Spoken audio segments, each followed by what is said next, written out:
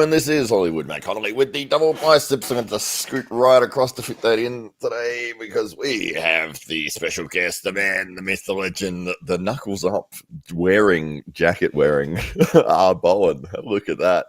There it is. It looks awesome. It's got your initials on it and everything. That's so cool. It does.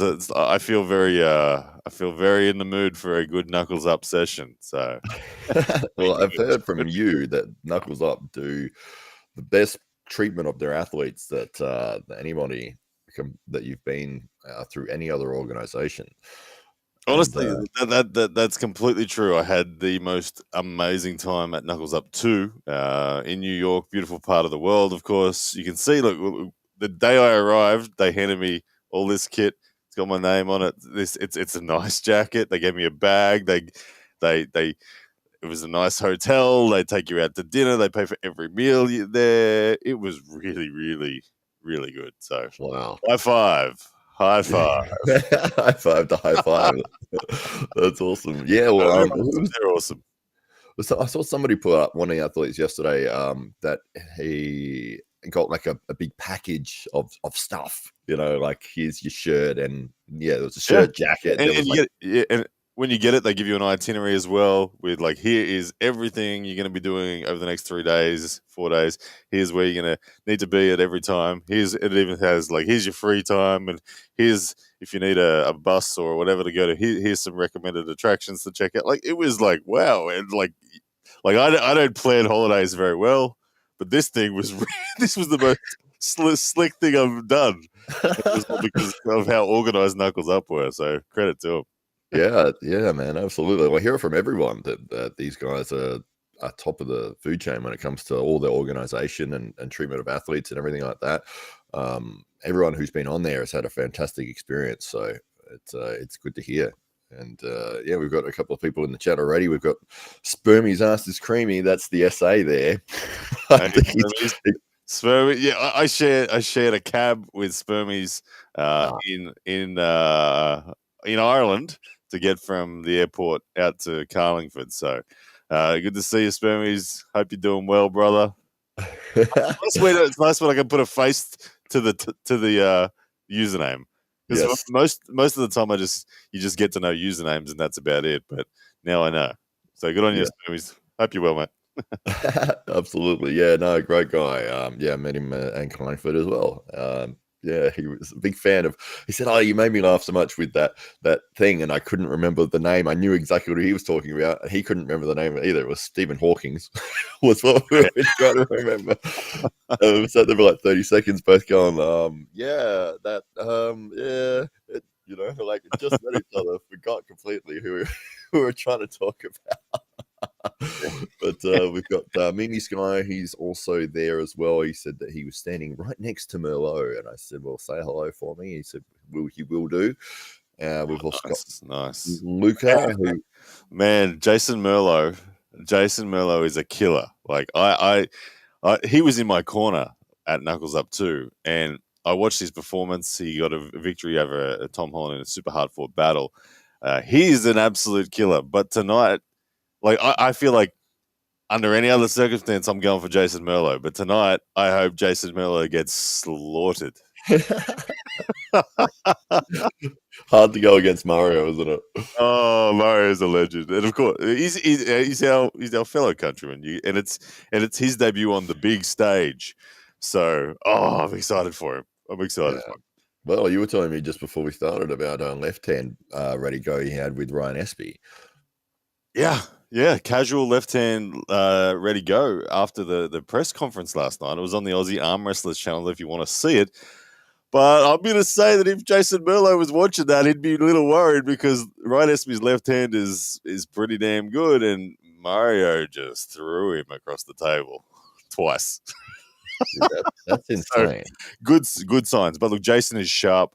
If there's anything about Jason, it's that dude has a really on point, sharp top roll. Like he's one of those guys that has, how like Mario's a pretty all round arm wrestler. Yeah, he's got a great hook, great top roll, all these things that his lanes are strong. But Jason has mega top roll. He's in that class of like his weapon, that one weapon that he possesses as his lead weapon, is monstrous. So I have no doubt Jason's top roll is better than Mario's, but Mario's all-round game, way better than Jason's all-round game. So it's super interesting. Yeah, as well as I'd give the power edge as well to Mario. I mean, he's the heavier guy coming from the heavyweight division. He did have to cut weight to get down to, I think, what did they agree on? 100 kilos? No, 95 kilos. 95, yeah. So Mario came down from 107 to 95 or something like that. So yeah, that's right.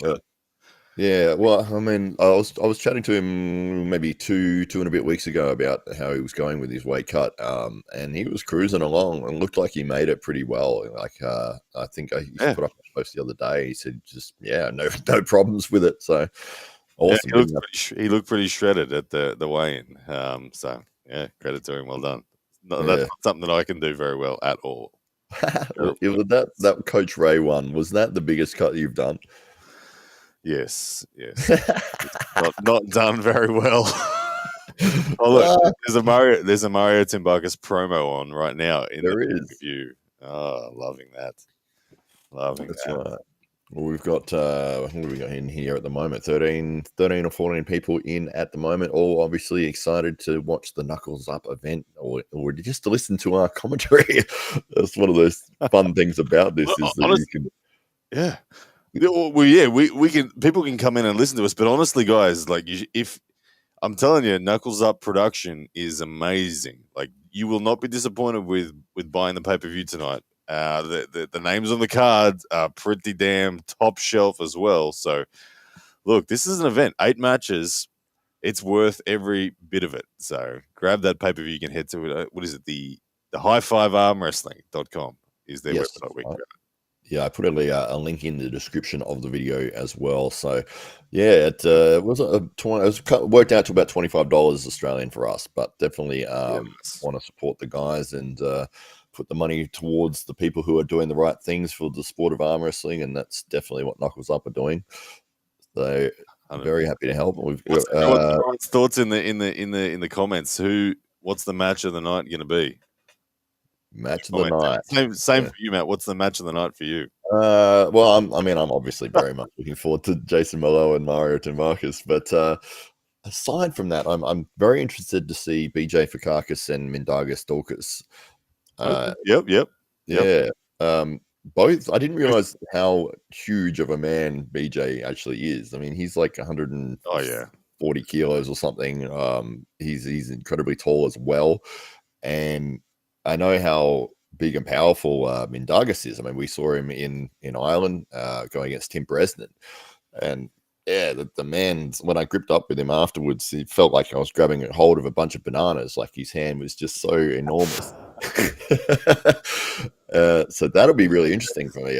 I'm surprised. That's like, we've just got the two super heavyweight powerhouses, both gigantic men, and they're just going to go sideways and see who's going to be able to get there. But that's probably one. Well, BJ, I haven't gripped him in a long time, but when I met him in 2018, and he was so strong. When I touched his hand, then I was like, oh my goodness, I'm glad I'm not in your weight category. And I watched him that day, and he only lost to Travis Bagent that day at this event that I was at, and I was super impressed by him.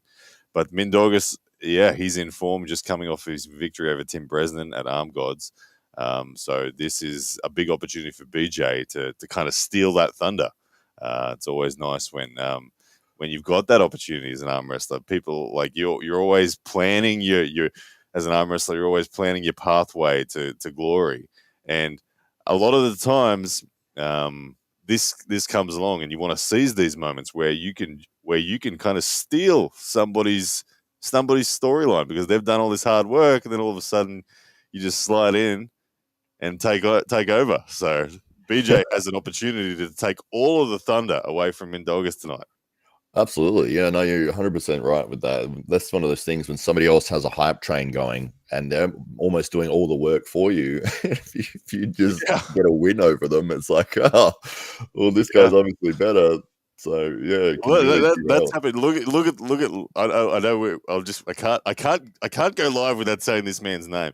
But you have a look at the queue of people internationally that all of a sudden want to pull Rickard Bornman right now. Like Yeah. everyone's like, "Oh, give me a go, give me a go on this dude." But it's like, yeah, because he's got the hype train. He's got that hype train going big time. But anyway, Oh, absolutely. And he's had pretty much everyone that we speak to is like, oh, I want to pull that Rickard Borman.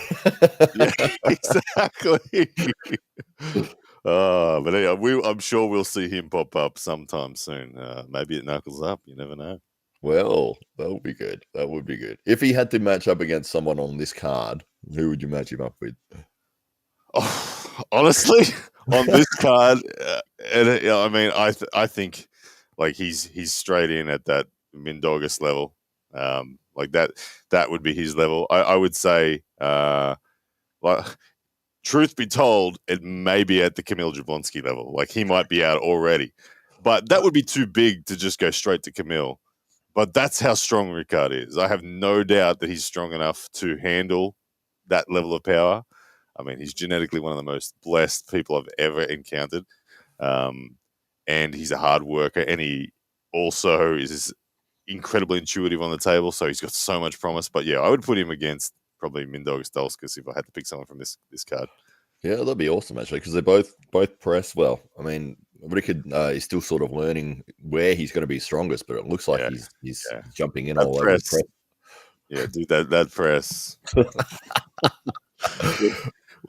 He gives you a bit of time. And then when he decides to pull the trigger on it, the side pressure, it's just like, what do you do with that?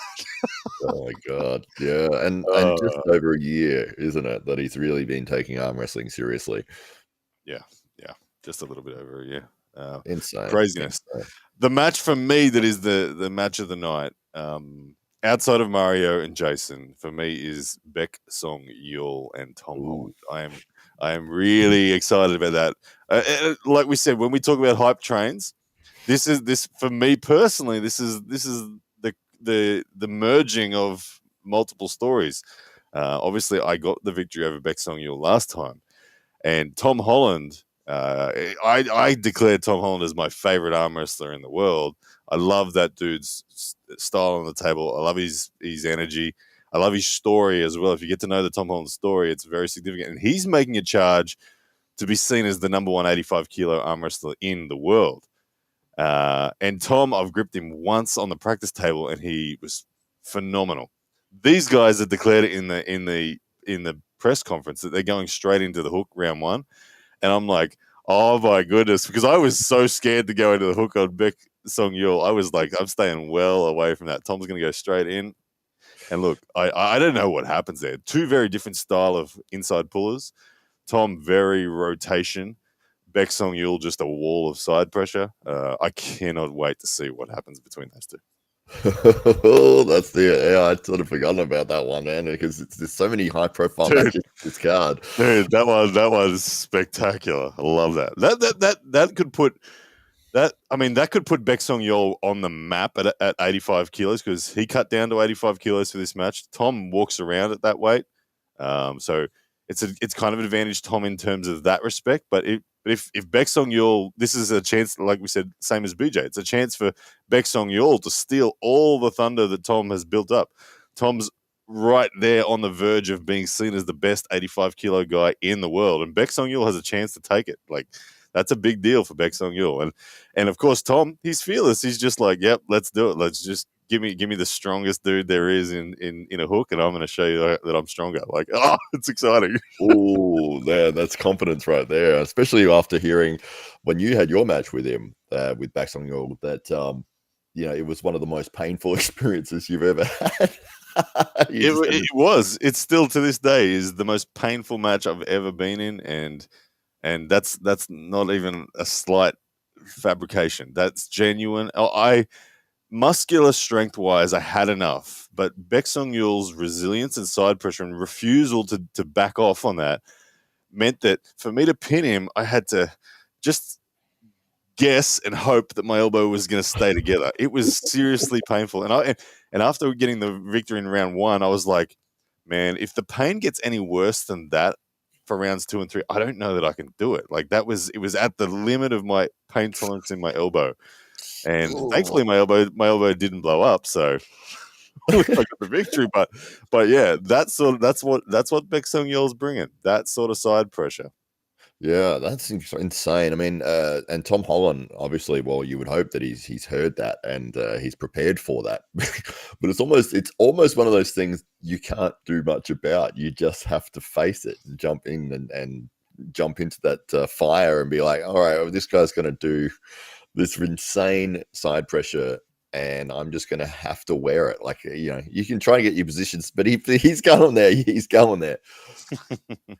Yeah, absolutely. Look, I said they're two very different styles of hookers, but which guy gets it into their lane when it comes to that hook style is going to be at a big advantage. Tom's going to try to hook the hand. He's not going to go bang arm on arm, get supinated. That's the Baek Yeol lane. He's going to try to keep it hand on hand, but inside and rotation. Where Baek Yeol just wants to literally get the base of his palm tied to Tom and just say, look, I don't actually care about any of this. Let's just do this. Like, he's Todd Hutchins kind of thing. Yes. It's Todd Hutchins in a hook. It is. Baek Yeol is like Todd Hutchins Mark II. Wow. Man, that's insane. You've been on the table with Todd before as well, haven't you? I have, yeah. I've trained with him a few times, both at his place, and he came to my place 2017 or something like that. He was stopped in at my place, so I've had the opportunity to train with him, and yeah, he's one of those dudes that just feels completely different to everyone else. I know every arm wrestler feels different, but Todd feels really different in terms of shape and style. It's like, whoa, why is that strong? He'll give you his wrist, and you think, okay, I'm fully connected to my top roll. You'll go to hit, and he'll giggle. he'll giggle. then he'll patch on the head and turn the side pressure on. Oh, that's awful. That's the exact lane that Baek Yeol does as well. It's just like, oh, my wrist is gone. So, what are you going to do? Oh, it's unbelievable. Rob Aberson's just asking if anything's wrong with the stream. I've had an Esteban as well, but no, it's all working fine for me. They're obviously running through their commercials pre-event while they get everything up and running. They won't go live until. I'm getting a little bit of lag on mine.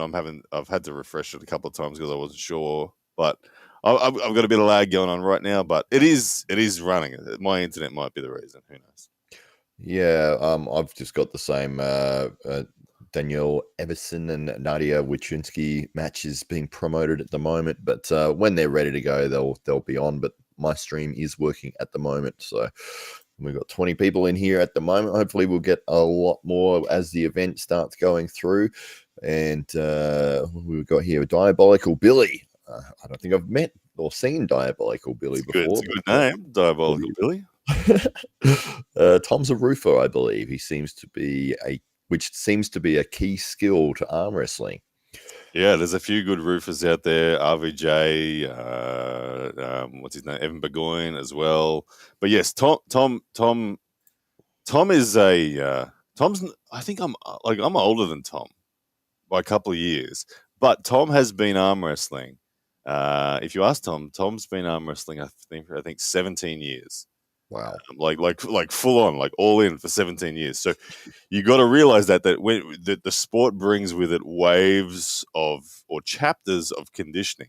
And that's one of the reasons why Tom is so good is he's at the 17-year version. Like I'm confident that by the time I'm at 17 years, my elbow is going to be way better than it is now. And that's why Tom, when he just goes into the center, you can't move the dude. His joints are so resilient. So Tom's a bit, and then he's a roofer too. So he's picking up heavy shingles and stuff like that all day. He's out in the sun. He's got a wicked tan. All those factors. Unlike me, I look like a ghost right now with these bright lights in my face. Not a roofer then, Ryan. not a roofer. Which camera? There we go. Look at that for bright lights. Terrible. The There we the are. night shift. Oh, there we That's are. Yeah. I need some of that Jerry Cadorette tan, whatever he does to get his tan. I need some of that. He is. Have you seen him lately? When he came on the show a couple of weeks ago for the Arm Wrestling Buzz show, he looked like Mr. Olympia. His arms were freaking enormous and lean. He looked like he's shredded. Yeah, he's looking powerful, man. Like his match coming up with Vitali is gonna be insane. Yeah. Well, I think that Jerry is like ready. I think Jerry, as you guys discussed on the Arm Wrestling Buzz, is it the Buzz? Yes. Yep. That he is. He just wants to go at Levan. At the end of the day, he just wants to go at Levan, and he's like, I think you said it, Matt. It was like, what do I have to do to get to Levan? Is it beat Vitali? Okay, let me beat Vitali. Let me just whatever. Just give it. He wants his shot, and I think he should get it. As you said, he should get it no matter what. Doesn't matter if he's not number 2 in the world officially. He should get it for the sake of arm wrestling and just getting to see what happens when that style meets the best in the world, Levan. But I think he'll get through Vitali. I think he'll smack Vitali, to be honest. Wow, there you go. You hit it. I think he will smack Vitali. I think Vitali is too tall. It'll be a detriment. It'll be so easy for Jerry to go under and get his full shoulder behind. Like, I don't think Vitali can move enough sideways before Jerry goes, huh. Like, and if Dave Chafee could hold up Vitali like this, then Jerry's gonna laugh. Jerry's got to be twice as good as Dave Chafee in this position. Yes. Like, you know what I mean? And like Dave didn't know how to bring it back from there. Jerry does. So even if Vitali hits Jerry to there, Jerry just go, oh, so what? Yeah, he's the master in that position, and yeah, you're exactly right. He doesn't even need to have his shoulder in line or anything. He's just gonna go like just all that power and years of doing that.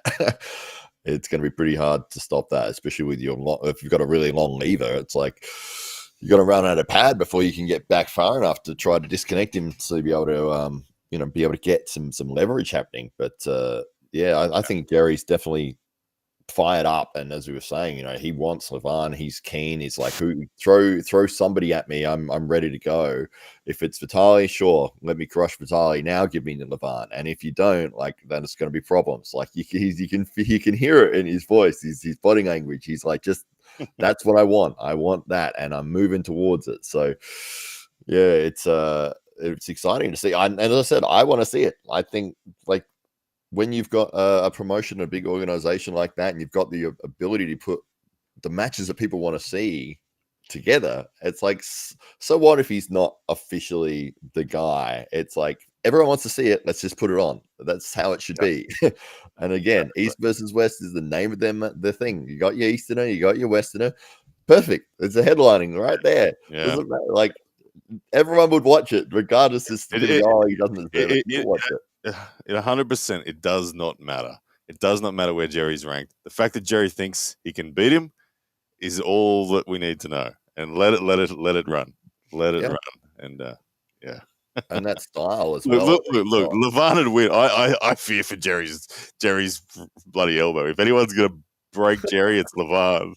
But the fact that he just says, I want to go, and obviously he sees what Hermes did, because Hermes got to stop and then was in that position, and Jerry's bloody mouth would have been watering watching that. He would have been licking his lips, going, "Oh, if that was me in that position, then I win." So he's obviously got belief, but I don't know that he has the back pressure that Hermes does to get enough bullets in Levan to get that stop. I think Levan just goes.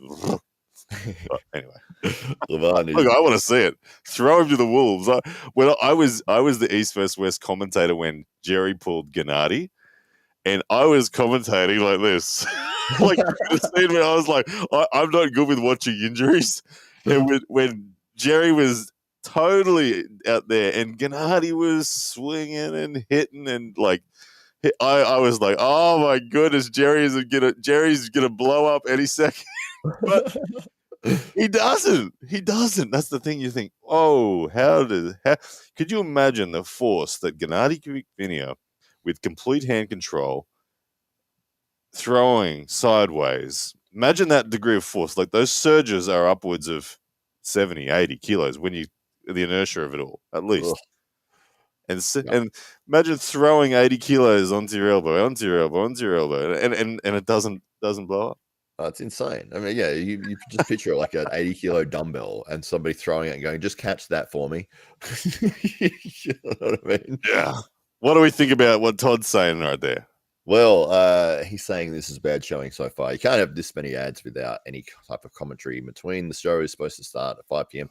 West time. Yeah, one of those things, Todd, with when you're running a promotion, running an organization, right up until the last minute before you're ready to go, things can happen that can delay you. Yeah. And it's like, okay, we know we've got a start time and we've got to get going and everything needs to happen. So we've got a pre-roll of ads. We're going to put that up so that people know that we're on and we're live and we're coming. Yeah. And I just got a direct message from Wilczynski, who is the man behind it, because I'm going to be doing a halftime show with them today. And he said, hey guys, just let your viewers know that we are almost ready, just a few more minutes. So there you go. From the man behind the Knuckles Up production. He says just a couple more minutes. So as you said, like we've done it. We've done it. AWE 2, when we were at the Adelaide Oval. I don't know how late we were, but I remember us running around like crazy at the very last minute when stuff just goes down. You're like, oh my goodness, what do you mean? What do you mean you can't log into the live stream or whatever? The stream key's not up or whatever. And that could be happening. Like I said, the pre-roll is their saving grace. Let's just put the pre-roll on whilst we sort this out. But look, stuff does go wrong. I know that they're in a new venue this time. They're in a brand new venue. They're in a big theater. So it should look good when it does go live. It should look really good. But yeah, that's probably what's going on. So I think the lesson learned for them is get a sexier pre-roll situation going on, as opposed to just the ad for the dentist and the Korean barbecue over and over and over again. No offense. No, I've eaten at that Korean barbecue. It's amazing. They take you there after the event. It's so delicious. And Baek Yeol was like throwing food out for us all and all this kind of stuff. But I think that's their lesson learned, is get something more interesting. Even if it was pre-match interviews that were recorded with the guys that are long form videos, like chuck on a 10-minute interview from Tom Holland or something like that. That would be far more interesting than the dentist. Even though the dentist is getting great value for his investment right now. Oh yeah, he's got everyone watching him now. But I don't know if people want to book him anymore. People are like, I don't want to see that dentist again. That's fantastic. Well, Colin Haney, arm wrestling, he says, love that you guys are doing the live commentary. Thanks. Well, no worries at all. We're excited to watch the Colin, hit that share button for us, Colin. We want to blow up this live stream if we can. Hit share, hit like. Obviously, you've already left the comments, so thank you very much for that. But the shares and likes are what get the algorithm pumping. So let's get as many people in here as we can. What do we got at the moment? 27 at the moment, which is going well. It's hopefully there's 27 likes on this, guys, as well. Please hit the like button. I should like my own video, actually. You should. Aussie Arm Wrestler's in the chat. Hey guys, small technical issue. Hopefully won't be too much longer. Thank you, Aussie Arm Wrestler. Yeah, we got the text from Wilczynski as well. But there you go, Aussie Arm Wrestler. He's MCing tonight over there in New Jersey. Oh, fantastic! The Aussie Arm Wrestler, the man with the most endurance in his vocal cords out of anyone I know. Absolutely, I've never seen a man be able to work a mic for as long as Jake Wood. Yes, he could talk underwater with a mouthful of marbles. That man. He's a talented dude. I got so much time for Jake when it comes to his actual skill set. He is so one of a kind in the sport. I don't like I remember I've been asked to MC events before, and I'm like, oh, yeah, okay. Like in Australia, I used to be like, yeah, I can do it. When Jake came along, I was like, oh, thank you so much, Jake. And then now Jake on the big stage, whether it's Knuckles Up, whether it's Arm Gods, whether it's King of the Table, whether it's AWE, his ability to MC is really, really spectacular. So he handles the pressure well. So well done, Jake. Yeah, he is awesome. Brother. He's one of the best, if not the best in the business at doing that sort of thing. And I think I've mentioned this several times, but when we had that over the top event in Queensland a few years ago, and he talked for like, I don't know, what it was, 14 hours straight, and was still just as lively at the end as he was at the beginning. Yeah, that's the thing, and that's the professional side of Jake, is that if you're listening in to Jake, or you're watching Jake in the room, you won't sense that he's tired at all. You won't. You'll never sense that he's tired. Look, you go and see Jake after the show, and he'll be a wreck. He'll be like, oh, like he's pushing hard. It's not that he actually is just going forever, but that shows that even when he's that tired, that he can still do it. So, oh, absolutely, on your Jake. He is good, and so he'll be MCing. Do we know, is he commentating as well? Do we know who's commentating their event? I think he's MCing and commentating, and he'll probably commentate with Wilczynski. And now at the halftime mark, which is after their fourth match, they are going to do a live show. So I will very briefly jump out of this stream, jump into a Zoom call with them. They're trialing out some new, hey, they're bringing in me. They're bringing in a guy from Korea, a guy from Japan as well, because I think that those matches will have happened, the Korea versus Japan. So Aussie and Espy are commentating. There you go, Ryan Espy and Aussie arm wrestler. So, I'll jump in a halftime show with them at that halfway mark. Then I'll be back here with Matt Connolly to watch all the exciting rant matches unfold. That's right. That's so cool. For the people that are watching here, and then it's all of a sudden you're on the screen on the actual pay-per-view. You jump back in. Yeah. I didn't even realize that. That will be funny. I'll go for, like you see, if they've got this screen and it open, I'm just going to migrate from this screen over to that screen.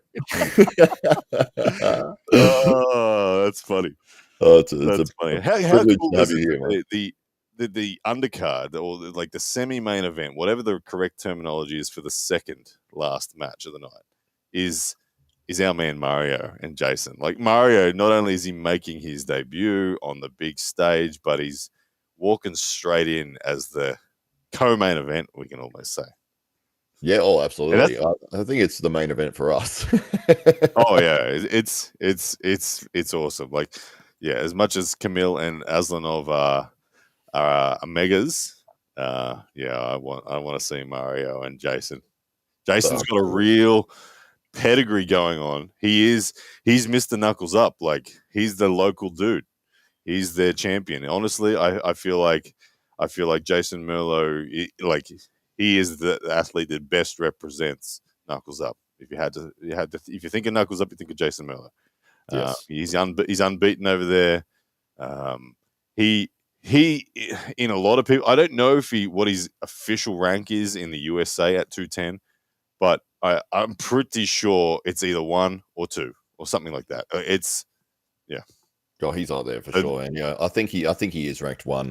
From what I've heard, he's the top guy at that weight class, which is why they wanted to have the match with Mario at a catch weight, because it's like, well, Jason's the smaller guy, Mario sitting in the heavyweight class. Mario's only sitting at 107 kilos. He could not easily. I mean, he did work for it, but if you're just in a weight class at like the bottom end of one, it makes more sense to go and sit at the top of the lower weight class than to sit at the bottom of the next one up, especially the heavyweight division. Yeah, exactly. Well, Mario's handled the weight cut really well. It's a big opportunity for him. As I can see a couple of guys in the chat, Crux is asking, has it started yet? No, all I'm seeing is ads. It hasn't started yet for me yet, Crux. I think but we have had word from both the Aussie arm wrestler and Will Blazinski, who is the owner of Knuckles Up, saying that they've had a few technical difficulties and they're only a few moments away. So sit tight. Yes, Diabolical Billy says Mario looked very thin, hard cut. Well, I don't know. You can look some people look okay. Mario looks fantastic in my eyes. He looked when at his weigh-in, he still looked good in the face, and that's to me the indicator that the cut has gone well. If I remember back to my face when I was weighing in for Coach Ray, I looked like I was I looked like I was stage 3 cancer on my way out. Like, that's what I look like. Yes. So Mario's face is still looking healthy, and so that to me is an indicator that he's done it well. And then he pinned Ryan Espy twice on left hand after the weigh-ins, just mucking around. So if he's pinning Espy, then Merlo. I haven't heard any comments from Merlo, but that must have worried him. Oh, absolutely. Yeah, I mean, Espy is no worried. joke. And like you said, I mean, his left hand is what he's been calling out Devin Lorat for his left hand matches and stuff. And it's like, oh, hang on a sec, Mario's pinning him here. Yeah, I know Ryan Espy's messaged me before expressing interest in taking on Matei Urarangi and things like that. So that's kind of where Ryan's level's at. The Diabolical Billy says that Ryan, you look like Tom Holland on a fat day. Oh man, I the problem is, Tom Holland. I look nothing like Tom Holland because he looks like a friggin' weapon. I look like some skinny fat version of like I said, stage 3 cancer. Me, I think that I did. My face looked gaunt. I was terrible in that. Like, I remember my process to get to weight, because I had to get to. I weighed in at 88 kilos. Right. And that was, I did how many months? I think I did 2 months of 1,000 calories a day in the lead up. It was 2 months of just 1,000 calories a day. Yeah. And then it was 3 days of no food, no water, and then plus 6 hours of sauna.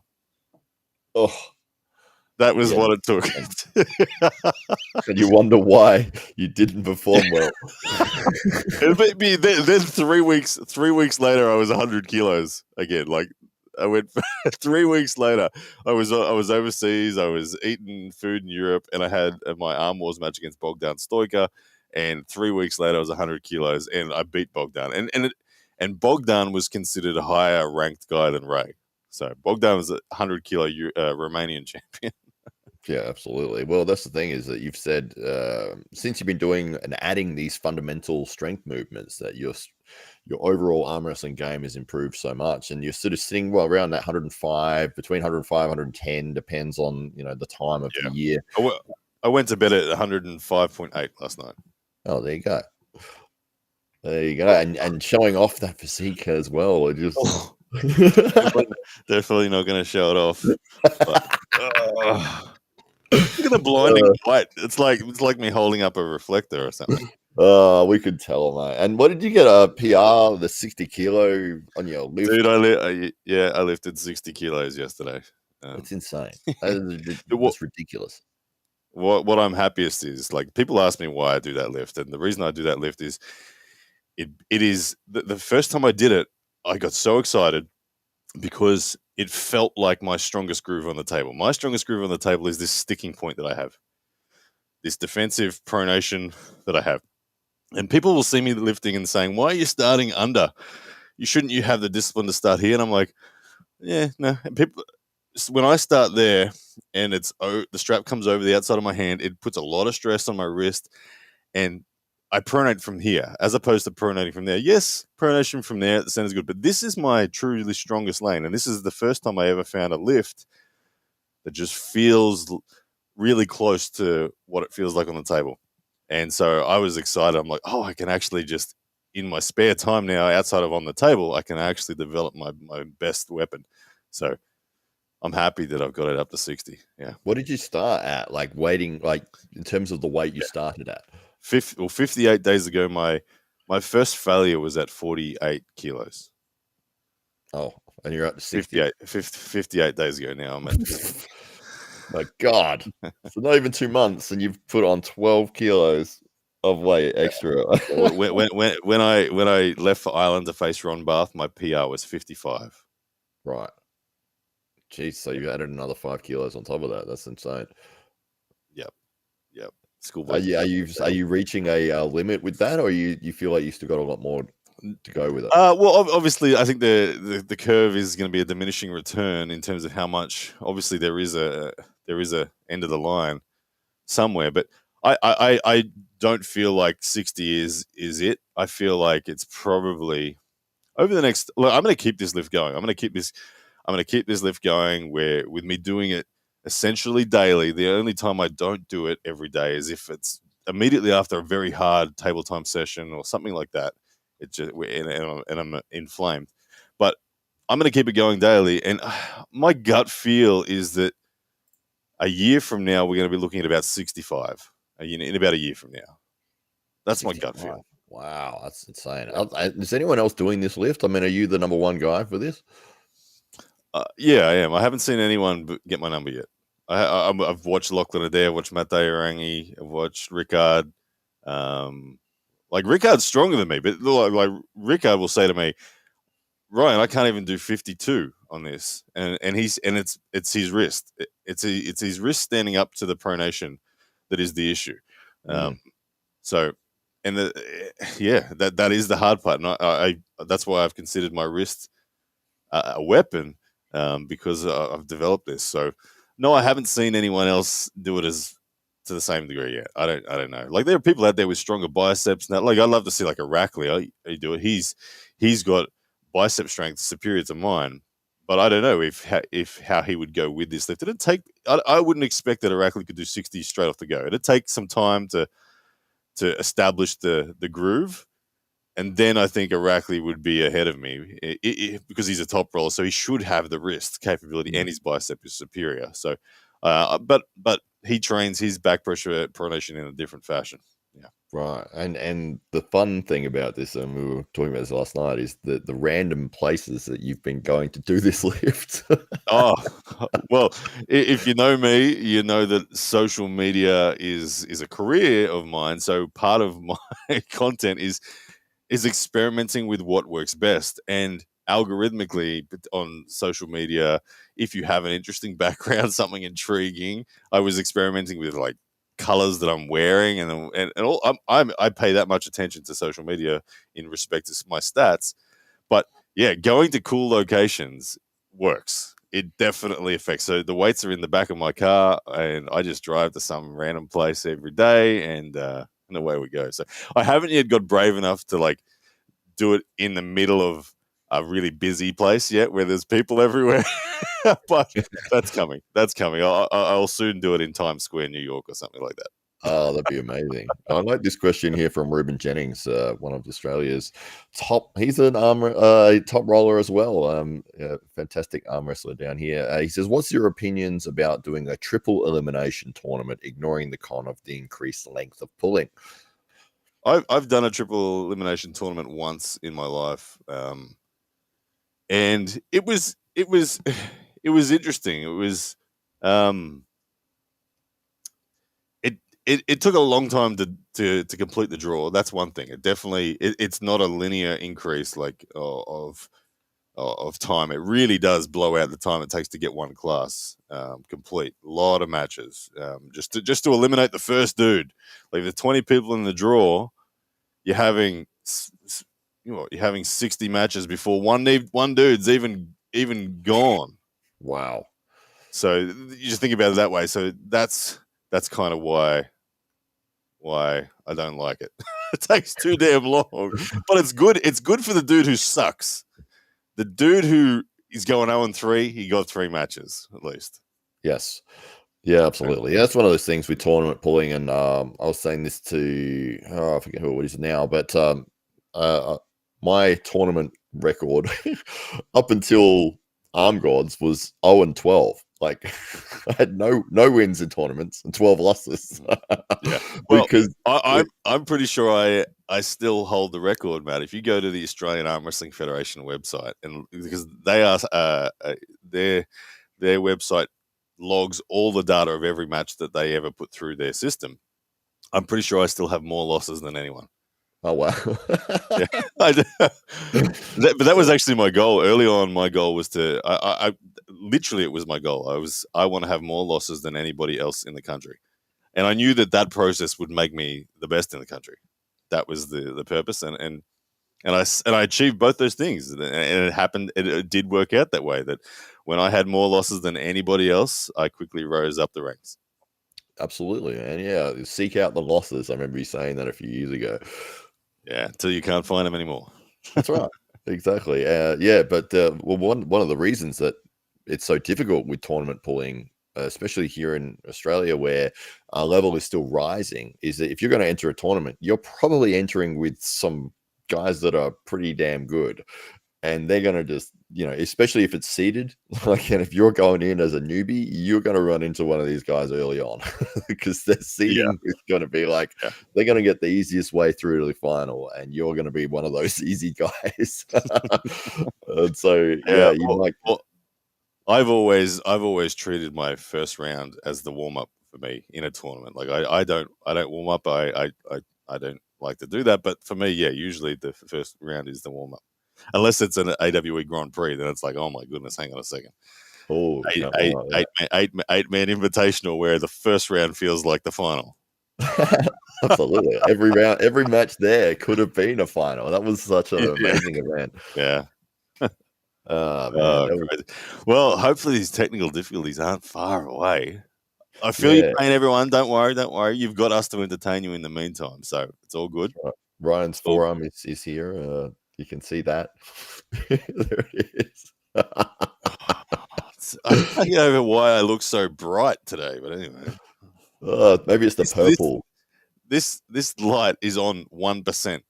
I have the dial digitally. You can set it. It's on 1%, so it's probably the camera setting. I don't know. But don't laugh, Matt. I'm melting. Oh God, that's amazing. When we go up to like 5%, you just disappear. Yeah, it'll be this white haze, and it look like like the nuclear bombs just being dropped, and when it comes back, it's just a burnt version of bacon on the seat or something like that. That's so good. Oh man, Phil Woody, you would have met Phil over in the UK. What a lovely guy. How are you, Phil? Good to see you, mate. It's running around crazily trying to put the event together, and that's probably what's happening at the moment for Knuckles Up. They are running a little bit behind, but they are still going ahead with everything, and they're just getting everything finalized. So it shouldn't be far away, guys. Just we have had word from both the Aussie arm wrestler and Wilczynski, so that's the MC and the owner of the High Five, saying it is on the way. They're just having a few technical difficulties. Sit tight. So, so we're watching. Just put it on mute and listen to us. That's all you need to do at the moment. So you know, that's it. Same ad. It's coming. Well, that is one of those things with getting ready. Even today, like with the stream, I wanted to get in early, make sure my camera was working, my microphone was working. I've had so many times when you're 5 minutes away from going live, and all of a sudden your camera just stops working. You're like, oh yeah. The echo comes in on the podcast or something like that, and you're like, where is this echo coming from? How can I get rid of it? What's going on? Yeah, I remember early days when I started dabbling in content creation in podcasts. Michael Todd, bless his soul. Michael Todd, such a good dude. I recorded like an hour-long conversation. Well, actually, I didn't record it. That was the problem. I just thought I recorded it, but I didn't. And Michael did it again, like without hesitation. We just back to back did it again, and I couldn't believe that he was willing to do it again. And the conversation was essentially 90% the same too. Like, wow. But thank you, Michael, still to this day, because I was nobody in the terms of influence. Like the amount of people that were going to watch that were very minuscule, and Michael gave me that time of day. So. And imagine that, the full circle now. Now I'm King's moving and having Michael Todd in my corner against Schoolboy. Oh, he's going to be in your corner. He is going to be in my corner. I'm doing everything possible, Matt, to get in the head of Schoolboy. I think having Michael Todd as my corner man. Look, if Khaled Jashel was there, I would have him in the corner as well. But it's going to be Michael Todd, and I just want Schoolboy to be so scared, so doubtful of his own ability to finish his match. He's got to pin me 4 times, Matt. Have you seen how bad that dude's endurance has been lately? I'm going to make him look. I'm going to make him look at his brother. That's my biggest goal. I'm going to keep, like, even if he's up 2-0, I'm going to say to him at the start next round, I'm going to make you look at your brother. I'm gonna make you look at your Ooh. brother. You ready? I'm gonna plant as many seeds of doubt. Like this dude's big. He's strong. He's 6'5". He's 130 kilos. He should crush me, Matt. He should crush me. But he's not gonna. He's not gonna. He's gonna start imploding somewhere around round 2, 3. Watch for the look over the shoulder to his brother because he's shitting himself all of a sudden. And you're going to be pointing out, I told you, I knew it. There it is. It's all over, ladies and gentlemen. And I think Michael Todd is a factor in that. I think he will be a factor. Yeah, absolutely. Well, I was saying this on the other week, but I don't think Schoolboy has won a match in when he's lost a round. If he loses a round, he loses a match. Yeah, it's like that. It's like that. He doesn't have an ability to really adjust. Like no. Herman Stevens. He lost one round to Herman Stevens, and then he won. But don't ruin my analogy, Ryan. He was essentially flash pinning Herman, and he kind of he stuffed up. He tried a top roll, and Herman outrose him and flashed him. So I think that Schoolboy is completely scared of his own ability to top roll. Though he's lost all confidence in his top roll. He's not going to try to top roll me, Matt. He's going to so desperately try to get into a hook, and that just means that look, my rise is real nasty. It's really nasty at the moment. Like it's as nasty as it's ever been. So he's setting the hook. He'll get it just because he's a big, tall dude. He can reach a mile. He'll get it. But he won't get it with rotation. He's going to get it with having to do that. Oh, we're on, ladies and gentlemen. Hey, there he is. Jake Ward. He won, Jags. Here we go. We got it. We're there. Have you got sound on yours? I've muted it, but hang on. I've muted it and I'm not hearing it. I am not hearing sound. I might let Wilczynski know. I can see Jake. I can see that he's talking, but I can't hear him. No sound coming through.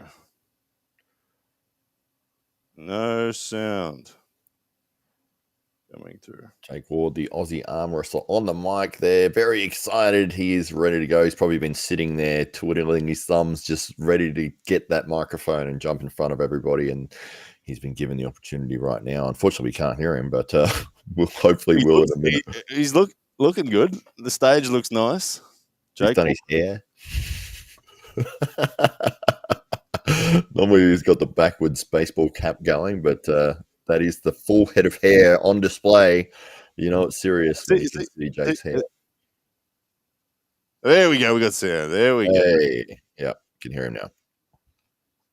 Beautiful. Yeah, it looks like Jake must have been to Turkey or something to get some of those hair bloody plugs. He's looking like Shane Warne, isn't he?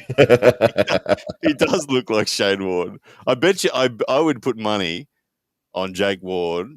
Jake Ward. Look, it's already happening. Jake Ward. On Jake Ward being able to bowl a solid leggy too. He's a sportsman, like at heart. Like he grew up, he knows everything about cricket. He knows everything about footy. He knows everything about wrestling. He knows like he's a true sports fan. And every kid in Australia grew up doing this. Yes. Like their apple at lunchtime. Oh yeah. We make one side shining. He could bowl a mean leggy.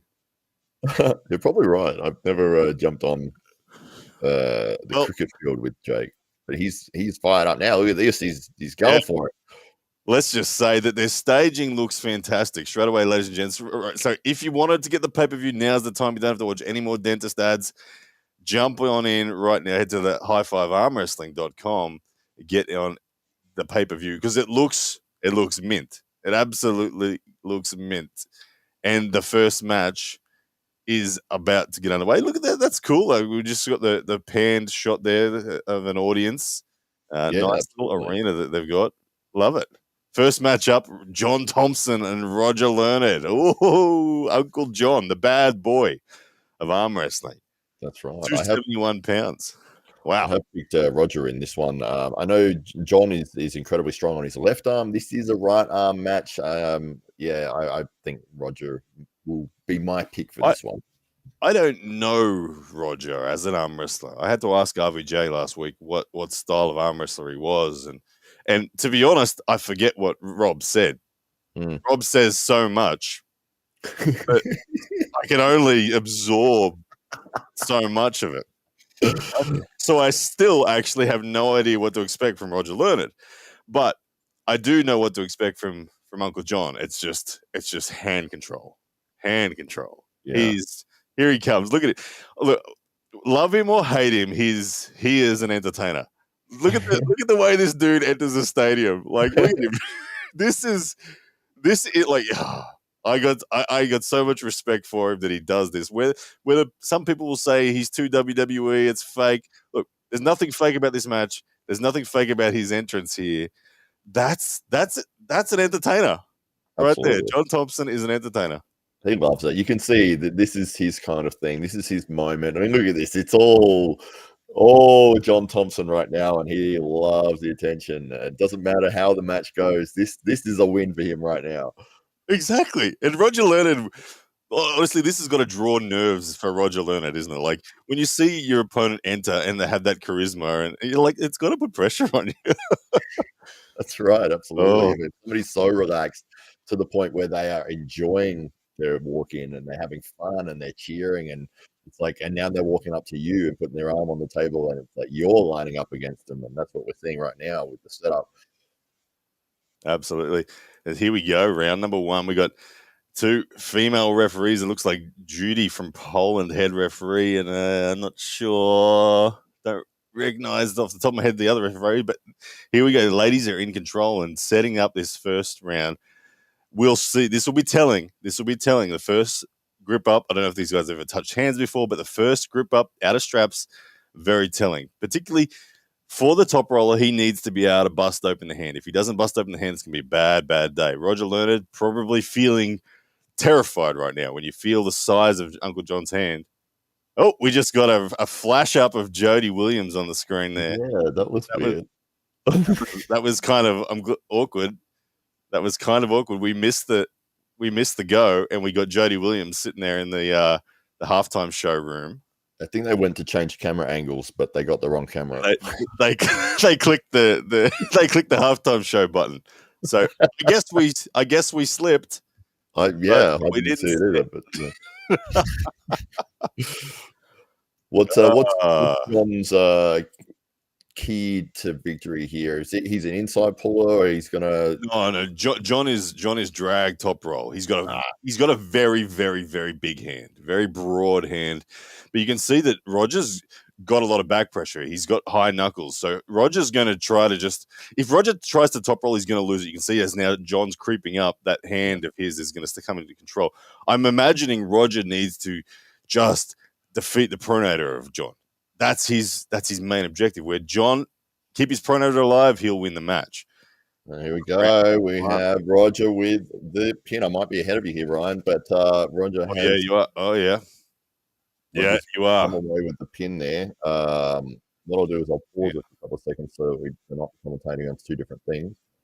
Beautiful. Yeah, that was great knuckles up pressure. Like, that was really what it was. It was that he had enough back pressure to just stay flat. He didn't pronate. He didn't cup.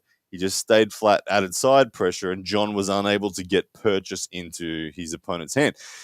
Top roll v top roll that was in that round, but buckle side was on Uncle John, so that was the more difficult side. So next round, we'll see an adjustment, no doubt. But great start there, Roger Learnard, 1-0. Yeah, I mean, that went pretty much ideally for him and didn't expend too much energy.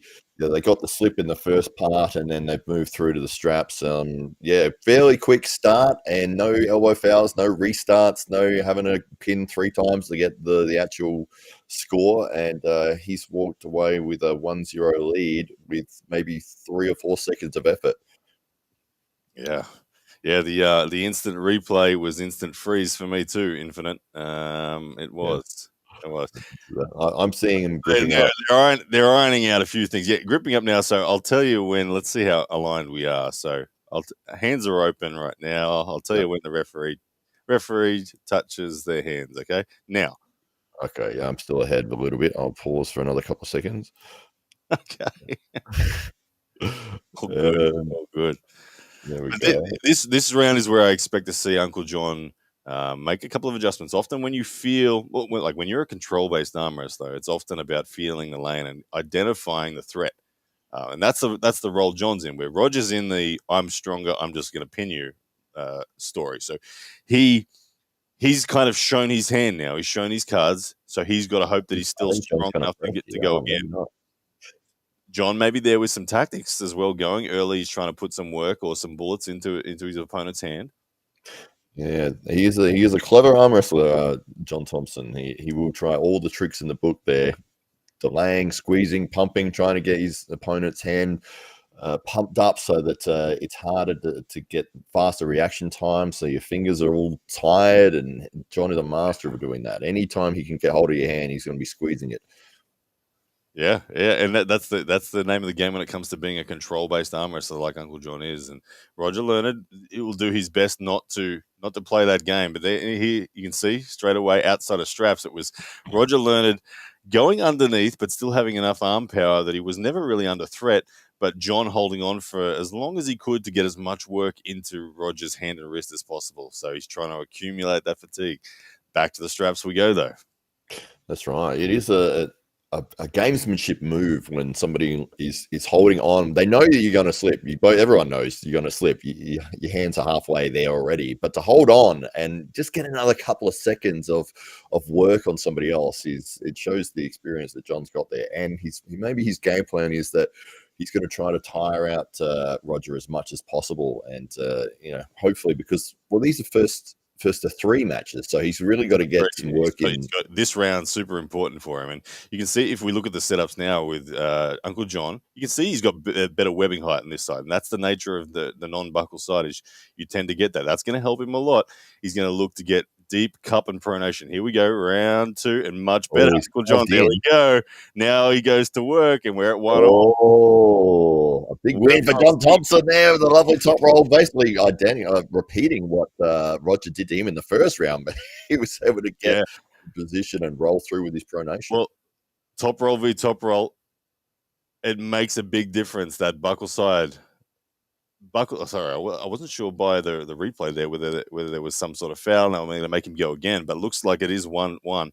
But yeah, that buckle side factor is important. And now at 1-1, John now goes to the difficult side. Is Roger going to just do the same thing? Are we just going to test it again to see who's stronger with that advantage? Or is the fatigue starting to accumulate? Because don't get me wrong, it's going to be harder now for Uncle John to take that hand control that he just did. Roger has the opportunity to get the pin now, and Roger has drawn the good side of the table for the entire match. Given that it is only first to 3, he has the advantage. Absolutely, yeah. You can see he's at the table. He's waiting for John. He was annoyed, I think, by the. You could see on that start there that John did sort of carve in and cup a little early, which wasn't called by the referee. Maybe Roger's a bit frustrated by that. He just wanted to go straight again, and instantly, as soon as the round was over, he's on the other side of the table saying, "Let's get fired up, go one more time." If you have a look at Roger's stance right now, he's going to try to set the hook round 3 out of straps here. It looks like he's considering shooting forward, although he is floating back to sort of top roll pressure again. He's in 2 minds, is what I'm seeing here. I think that he's starting to sense that hand control is going to fade if he continues with that same game, but I think right now you're going to see him ultimately slip. He did test the waters coming forward there in that initial posture that he gave, but as John has muscled up, it does look like Roger is going to return to the dump slip, but we'll see what happens at the go there. Referee's just straightening them out now. That's right, and we'll see if Johnny's going to hold on and try to get work into Roger's arm again if they do slip. Here we go. Start, and then it looks like they are going to slip, but again, John holding on for a couple of extra seconds before Roger getting away with it there. But we're going to move into the straps. Yeah. Now it'll be interesting to see what Roger Learnard comes with here. You can say, okay, so he's doing almost the Dallas Langston setup now, where he separates. Well, this is made more famous by John Brzenk. The hips away from the table, triceps side, head down, strap setup. That's a very sneaky posture setup. People think it's because he's tired. It's not because he's tired. It's a sneaky way of getting extra webbing height. That's what it is. You can make your arms slightly taller when you can adopt that posture. So it's a very, very good tactic there for Roger Learnard. That was what was going on. If you missed it, he's not tired. he's going for pronation height. But here we go. This one will be interesting. Buckle side for John. I suspect the hand control is going to be very even. John's hand does look enormous there. You can see that in the grip, and they're getting straightened out. Gonna find the center, and we will find out. We're 1-1 at the moment, kind of straps. Oh, it is. This is the buckle factor. Yeah, every pin has happened on that real side. factor. John unable to get any purchase into the top roll on the buckle side. Interesting stuff, and that'll give Roger a lot of confidence. But look, so if you're now in Uncle John's camp, I'm saying, if I'm in his corner, I'm saying to him, dude, look, you're going to take hand control this side. You're on the good side of the strap. When you take it, don't pin him. Do not pin him. Like bust that dude's wrist up. Play with it. Like, don't finish it. Yes, it's going to fatigue your arm a bit, but that's okay. Take his wrist, blow it open, and then talk to him. Get in his head. Make him doubt that he can do that 5th round. Yeah, that's a good strategy. That's one of those things, isn't it? With when you start to get fatigue, that's where fatigue makes cowards out of men. And if John can get that position and then just sort of sit in that and make Roger use the rest of his match's worth of energy going into that last round, he's got a massive advantage. Yeah, absolutely. So right now, it's like Roger's definitely feeling good. He definitely would be feeling confirmed that he can get this match. There would have been doubt for him after round 2, but now he's feeling good again. But so he sees this round as a very interesting round. For if you're in Roger's position, you're not sure. Do you go for the victory right now, or do you just cruise through, save some energy for when you got the good side of the buckle? That's the dilemma Roger's facing. Yeah, I think if he loses his hand, he'd almost have to pin himself, because I don't think John's going to do it. There we go. John with the hand control once again. The slip happens. Yeah, another couple seconds left there. Outside of straps, it's all been John with the hand control, but not enough arm power in the control to actually take Roger across the side of the table. But here we go. This is the most important moment of the match right here. What happens in this round will determine who wins the match. That's right. If you're Roger, what are you doing? Are you going to give it up, or are you going to try to get the win? I'm trying for half a second. If my hand stays with me, I'll rev the engine and go for the pin. But if my hand goes, no, I'm utterly letting it go, based on what it feels like on the other side of the strap. So crazy how much impact the buckle cut side can make. Yeah, and here we go. Now the referee's getting them set. They're looking good to go. Roger's looking strong, like he's going to have a go. And there we go. Oh, this is perfect. Oh. Perfect for Uncle John. Uncle John. That's pin. We got a pin called. We got a pin. It's 2-2. Buckle side is the theme. Now, interestingly, Roger almost got enough hand control. He actually did take it sideways, but as he went, he lost his wrist. And then, interestingly, I did see there was a temptation for him to go into a King's move defense as well. Again, I think Uncle John's missed the opportunity there, because going into this 5th round, I'm not liking Uncle John's chances based on the fatigue levels and how significant this buckle side advantage has been. Right now, if I'm Uncle John, what I'm doing is getting the loosest strap in the history of straps. I'm saying strap. Yeah, yes. I'm creating space. I'm saying to the ref, it's too tight. What are you doing that for? What do you do? Like that has to happen. If they get tied to each other, like nice and tight, it's all over. It's Roger Learnard's. Oh, he needs you in the corner, right? He does. I don't someone yell out to him, please. Loose strap. A loose strap is a very, very big deal if you're the guy who wins hand control out of the strap. And so far, that's all Uncle John. So he needs to seek that. But look, Uncle John might try to just hold on here. That might be what he'll do. He might just say, not even let you get to the straps. Here we go. Round number 5. This is the moment. Oh, what have we got? Full start? No. Referee's setting him up again. Just both reprimanding both athletes there for. I do like that they haven't had any fouls at all. It's been amazing. We're seeing starts and we're seeing finishes. It's so different. Yeah.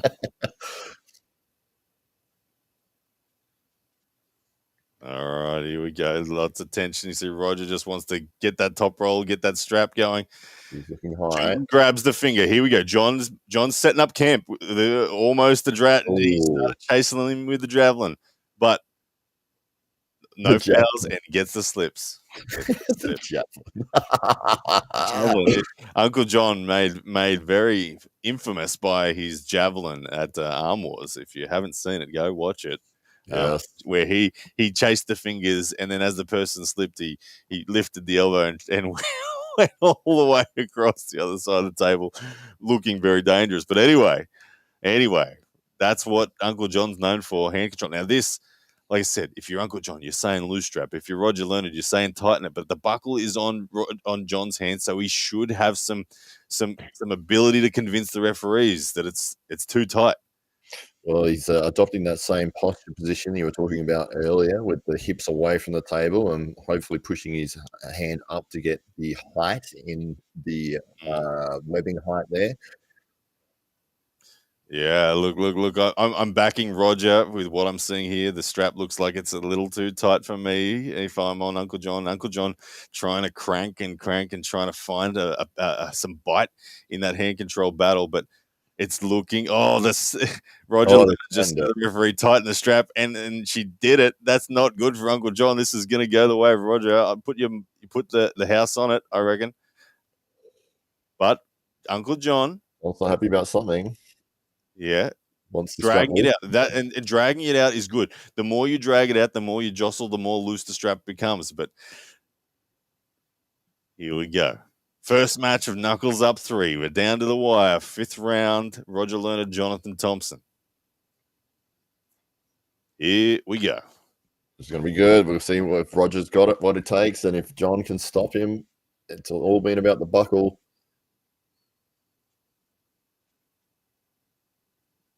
Moments away. Hands being closed. Oh, wow. A flash pin from Roger, but early start? Oh, it's a win. They are gonna. Well, I thought she was gonna say no win, but no. Well, Roger Learnard with a flash pin, 3-2 victory over Jonathan Thompson there in the first round match up here in Knuckles Up 3. He's very excited. Not sure what the referees were telling him at the end there, but he definitely got the pin, and he's talking with the host of. Is that Will? That's Will there? Yeah, that's Will. That's the man. That's the man. I wish I had a teleport then, just to quickly teleport over and say, loosen the damn strap, John.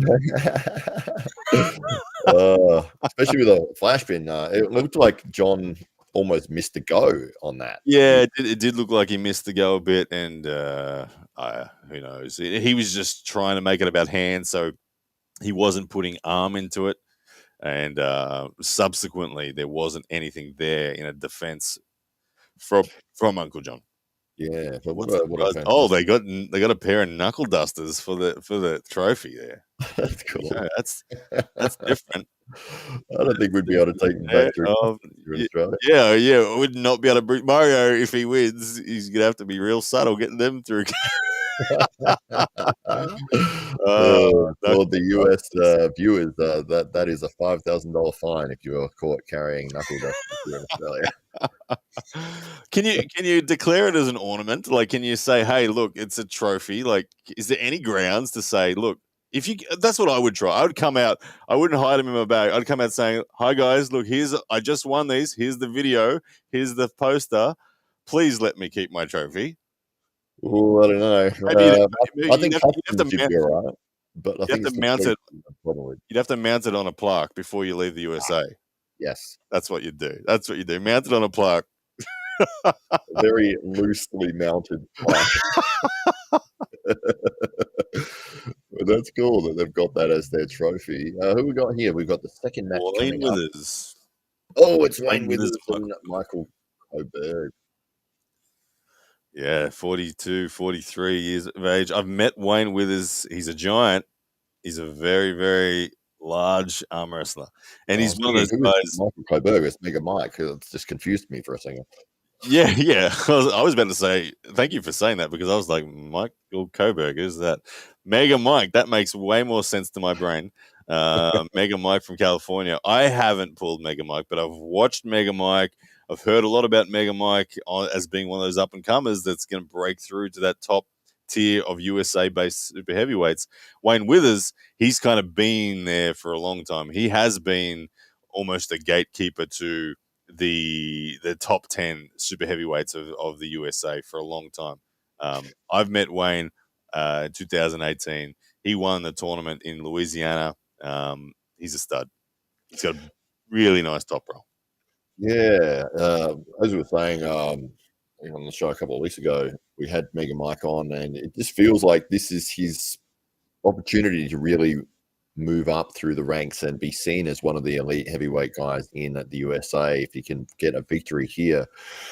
So this is his opportunity. I know he's been training very, very hard, and he wants to move up to those upper levels in the heavyweight division in America for sure. This is how he's going to do it. He's got to step up to the table against Wayne Withers and come away. It is first of three.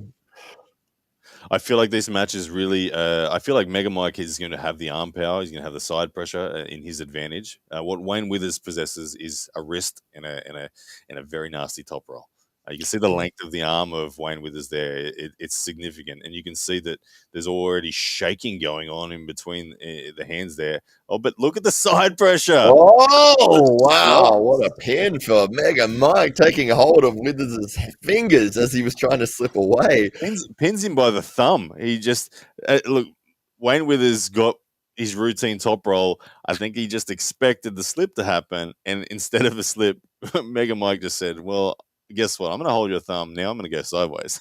Wow, that was insane. I don't think I've seen a pin like that ever, where somebody's just pinned somebody else's thumb, especially like that loosely. I was expecting a slip for sure. And look, that was a really significant victory for Mike because that was on the buckle side. So now Wayne Withers swaps around, and I expect Wayne Withers to hit with a bit more intent in this one and probably get to the strap. But it's now going to be the buckle side for Wayne Withers. So he's lost that advantage that he had of starting on the good side by just being a little too casual there in that opening exchange. But great arm wrestling there from Mega Mike, taking that 1-0 lead. I expect Wayne Withers to just give some more aggression into the top roll this time and probably get away. Yeah, well, it was an interesting grip that he took as well. Like he looked like instead of sort of clamping right around Mega Mike's hand, he was sort of like this, and that's why he was shaking. Like he was squeezing just right in here. It worked against him, unfortunately. Yeah, right here. Still not right around his hand. Have a look at that. And number 2, it's the exact same story. Oh, wow. Well, we have to call Mega Mike the Vice or something. Yeah, he is clamping down and not letting go of Wayne with his thumb. Wow. That's impressive. That's not easy to do, ladies and gentlemen. As I said, I don't think I've ever seen that happen. He's done it twice in a row.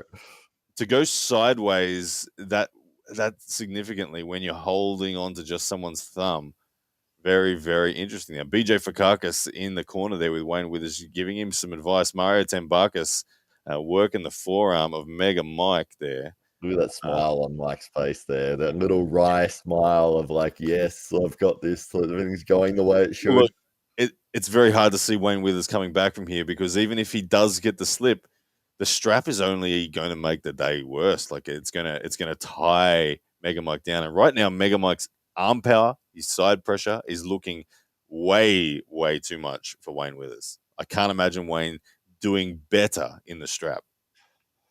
Yeah, it's interesting, this inability to sort of slip to get away. I think it's surprising everyone in the room and Wayne Withers the most because in those positions, nearly every single time your hands are coming apart, but not with Mega Mike. He is gripping hold of your thumb and taking it with him. Yeah, Wayne needs to add a little bit of cup.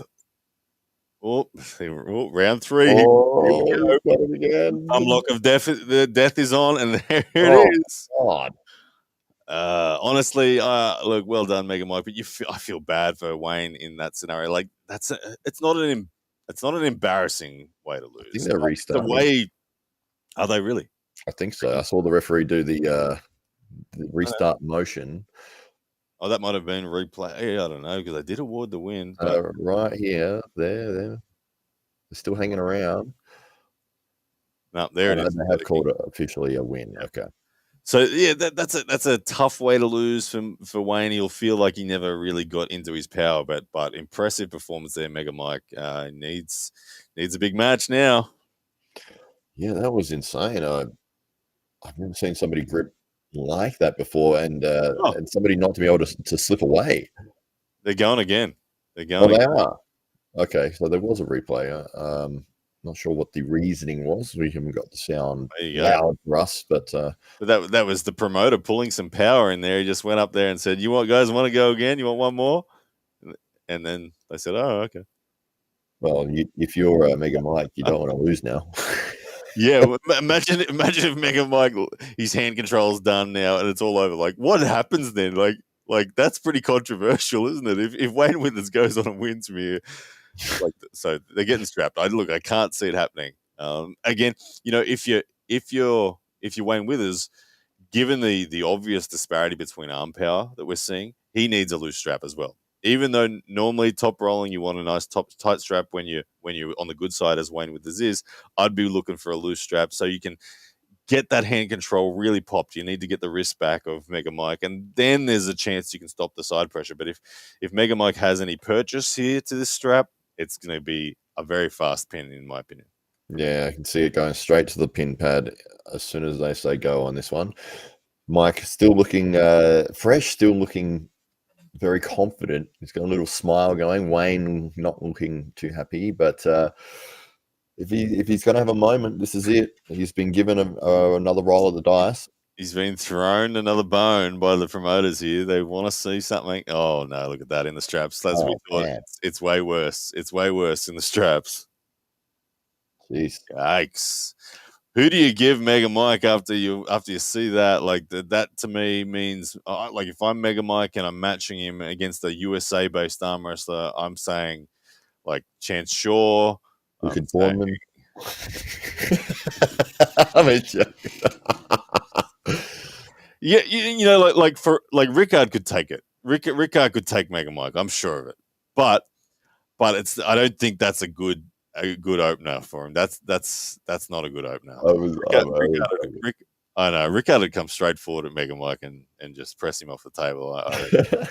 Like even what I see that he does to Lachlan Adair and Mateo Rangi. But anyway, tonight it is Mega Mike's moment. I'd like to see him up against maybe the winner of Mindagus and BJ later That's tonight. what I was thinking, actually. Yeah, I think that would be the logical next step, especially if they're in the same promotion. You've got two giant men that will be on the card later tonight facing off. And BJ is also in the corner for Wayne Withers, so maybe he can potentially get some revenge. You've always got that backstory there as well.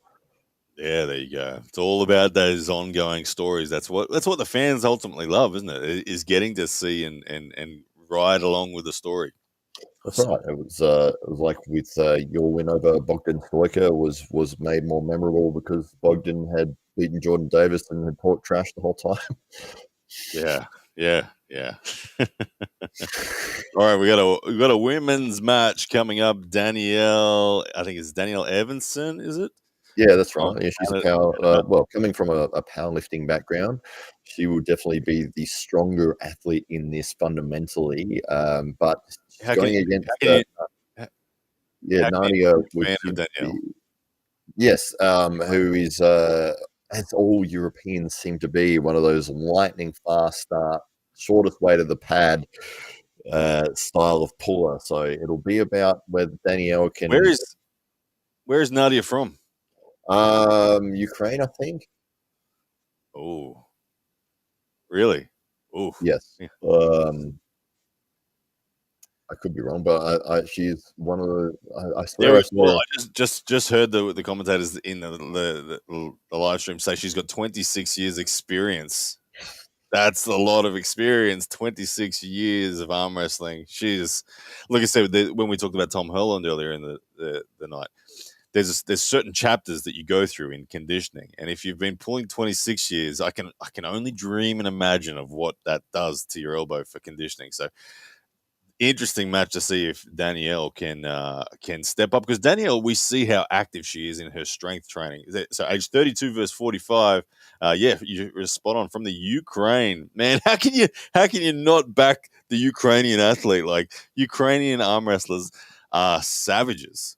Like, man, Andriy Pushkar, that's what Rustam Babayev, like, all these names start jumping out at me. Oleg Petrenko.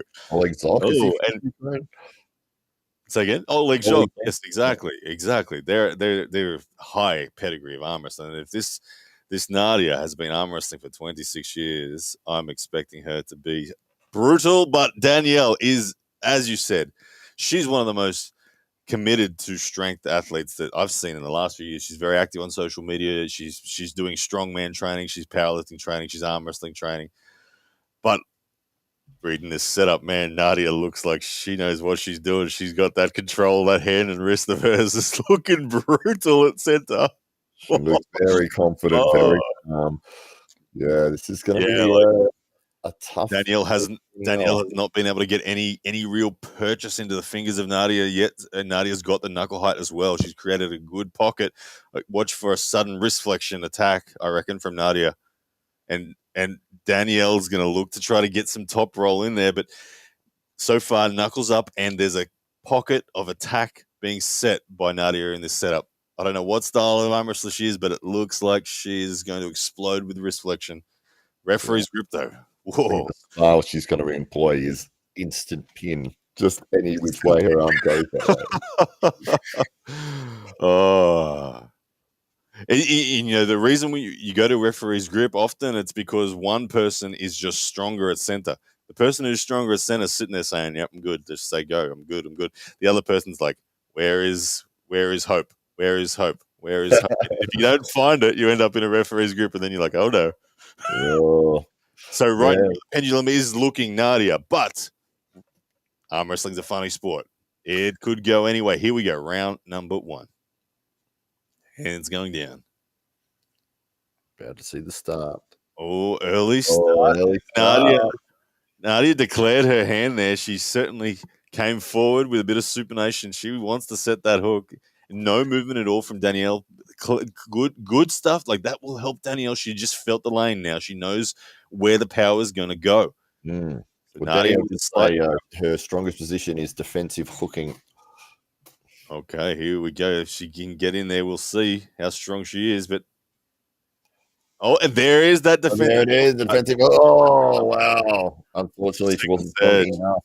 The momentum got through, but she did slow her down. She stopped her for a second. Look, it's the hand control. It's the depth of that wrist flexion off the go that Nadia was just able to curl fully in. Like, her wrist was bent to 90 degrees. And when someone's wrist is bent 90 degrees, their dragging becomes strong. It separated Danielle, and her rotation was completely gone. As we look at the replay now, I'm not sure if they'll slow it down, but it was just wrist flexion off the go. Beautiful dominance of rotation. Big celebration there from Nadia.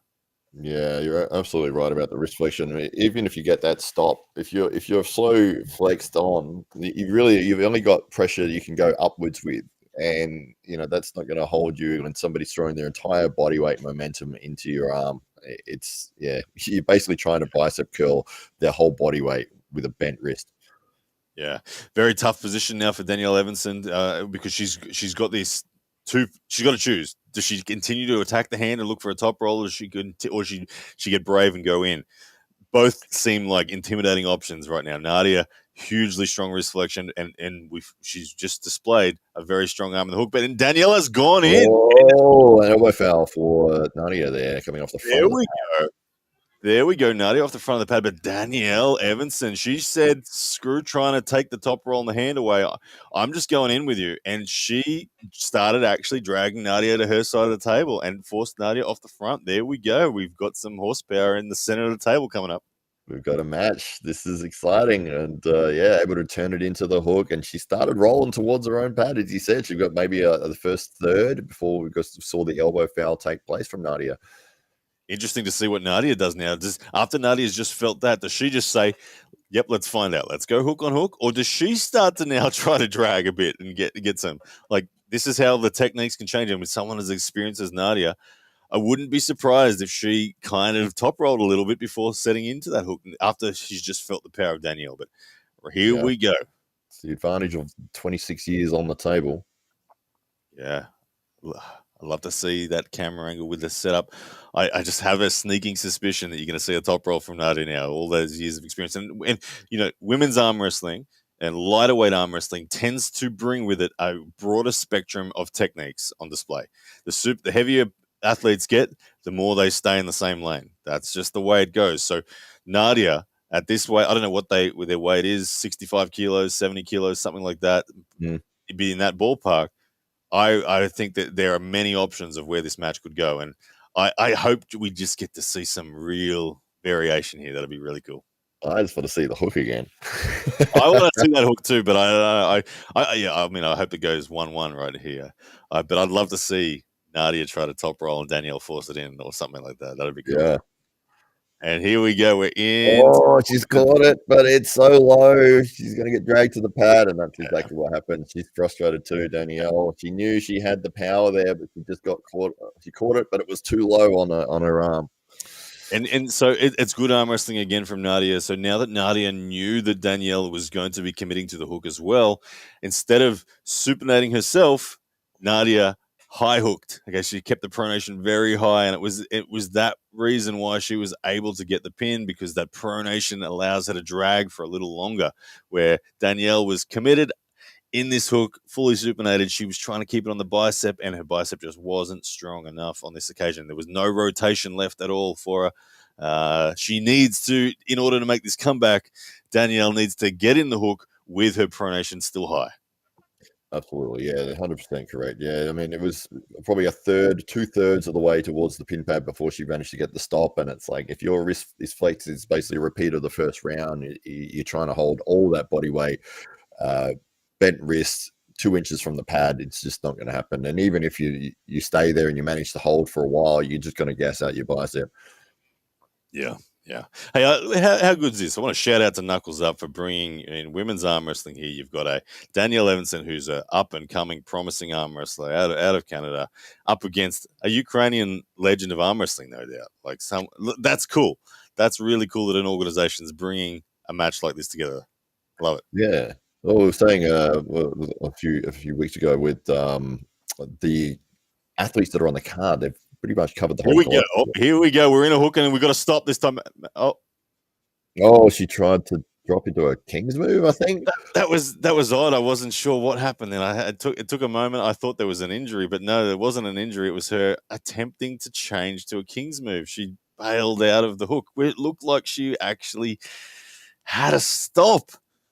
Better than all the other rounds, but let's have a look at the replay. She goes into the hook one more time. Danielle Evenson does her best effort, but let's see if she makes the decision. Like, it looked pretty decent to stop, and then she's attempted to go to the King's move, and right, and big celebrations there from Nadia. Well done. The experience comes through. The 20. It's hard. How do you beat 27 years of training or something? Yeah, absolutely. Great win, and as you said, I mean, great to see the women getting the big stage and coming from Canada and from the Ukraine to be facing off against each other. And we were saying before, with this card is really gone around the globe in terms of the athletes that they've chosen to represent here. You've got Japan's number one taking on Korea's number one. You've got that's up next, I think, too. Oh, fantastic! Yeah. You got Australia's Mario. It's all over the place, all over the world, and high level. Like I said, I didn't know Nadia's story, but as soon as I realized that she's 27 years in, she's Ukrainian. I was like, oh, hang on a second, what? 27 years in Ukrainian? She gonna be good. She gonna be real good. You got your money, and you're like, yes, I'm Nadia. Thank you. We got 300 pounds of Japanese samurai sumo wrestler arm wrestling coming out here. I've never seen this gentleman pull before, but this guy's massive. 300 pounds. Japan's number one. Current 300 number one. Yeah. He's deceptively big, this guy. I've never watched him pull before, but when I saw him weigh in and I saw him stand next to Jake Ward, I thought, whoa, he's very, very solid. He's not bulky in any particular way, but he's scaled up. He's just a scaled up dude, thick everywhere. Very, very impressive looking arm wrestler. And now we've got the number one super heavyweight from Korea coming out as well. So what a match. Japan v Korea, their biggest, best warriors stepping to the table. Love it. Who's your picky? I mean, if you haven't seen the Japanese guy, you'd probably have to go with your. I haven't seen the Japanese guy. I have watched the Korean guy pull. He's a good top roller. He's strong across the board. He's got victory. He beat people like Brad Grundy. So there you go. 34 years old, 295 pounds for the Japanese, and I missed it. Man, they're fast on those stats. Yeah, that was quick. you got enough time to read about 3 things out of the 20 that are there to read. 295 pounds for the Japanese guy, which is 134 kilos. Yeah, solid dude. Here we go. Japan v South Korea. This is a cool match. Like I said, knuckles up. Hats off to you guys for bringing together such cool moments in the sport that we wouldn't get to see otherwise. And on the big stage too, I love it. Right now, let's have a look at the styles. So the Japanese guy, he is setting like as if he wants to press to me. He's very tall on the elbow. Very tall, very, very Andrei Pushkar. Oh, but hand control belongs to Korea. Wow, look at that. So the Japanese arm wrestler set really tall and actually just threw directly sideways. Very Andrei Pushkar in terms of the lane that he was looking. But as he went sideways, he left his hand behind. Yes, Korean arm wrestler just went, boom, popped it. Oh, you're absolutely correct. Yeah, his body went and his hand stayed behind. And Baek Yeol said, "Oh, all I have to beat now is just your hand and your arm." This is not Baek Yeol. Sorry, I got the name wrong, but don't get me wrong. Like, this was one of the big debates that anyway. I'm sure this will come up when Schoolboy and I face. Schoolboy was saying this guy's number one in South Korea. I was saying Baek Yeol's number one in South Korea. Okay, it was this big debate on who's actually number one in South Korea, this guy or Baek Yeol. This guy's the super heavyweight number one. Baek Yeol's 100 kilo number one. Last time they faced, Baek Yeol beat this dude. So I was like, well, dude, last time they faced, he beat this dude. But anyway, this guy is technically in Korean ranks number one. I don't know why. Baek Yeol beat him last time. But anyway, he is the number one super heavyweight. Let's see what the Japanese arm wrestler Toshiyuki Shishido. Let's see if he can adjust. But right now, Ji-Hyun Min, complete height dominance. And this time off to the strap, but elbow foul called on Toshiyuki. Toshiyuki. I like Japanese names. They sound cool. Yeah, absolutely. Especially when you add the the Toshiyuki Shishido. Shishido. The Iron Chef style. Yeah. Tonight is Iron Chef. The secret ingredient is arm wrestling. Love it. I want to go to Japan. I really want to go to Japan and arm wrestle. I really do. Their arm sumo events. Here we go. So that was the top roll from Toshiyuki getting away this time. Commits to the top roll, gets it away. Round one, I think he just was overconfident. He tried to just say, "Look, I'm just going to boss you," and it backfired. Now he's respected the hand control of Ji-Hyun Min, and they will be strapped together. But I'm liking what Ji-Hyun Min's bringing so far. He's looking solid. I haven't seen any dents really put into his game yet. Oh, that's right. Yeah, that's one of those things that it's kind of smart to do it as well from Shishido's point of view. Like if you're strong enough to just blast through somebody, yeah, we'll do it. If it doesn't work out, well, you still got, it's a first to 3, so you still have other rounds that you can play around with. But you will be down 1-0. I guess you've gone the glass cannon approach there with that first round, and if you get the pin, yeah. But otherwise, you are now coming from behind, you've got to really work your way back into the match. That's what he's doing here. He's in the strap, and he does look like he's in a press position. I mean, obviously, it's still the setup, but I think he's just a side pressure puller. Like he sets like a press, but that's exactly what Andrei Pushka used to do. He used to set super high, super tall, and then just throw sideways. But you can see Ji Hyun Min has complete hand control for height. Like looking at the webbing height, Ji Hyun Min's pronation looks like it's not only dominant, it looks like he's already got the victory in this strap setup. I can't see anything but a flop press coming from Toshiyuki. I completely agree. Yeah. And there we go. There goes the hand control. Toshiyuki with some side pressure, though. Wow. Oh, and he gets it with side pressure here.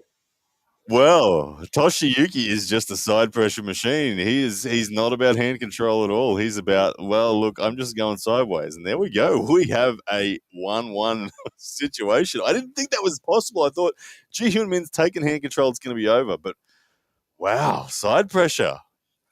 Yeah, that hit. I thought it was over with that first hit as well. I thought there's no way back from that position, but he just drove through it, brought it back to the center, and then one more drive through to get the pin. That was very much like Schoolboy against Leonidas in round 1.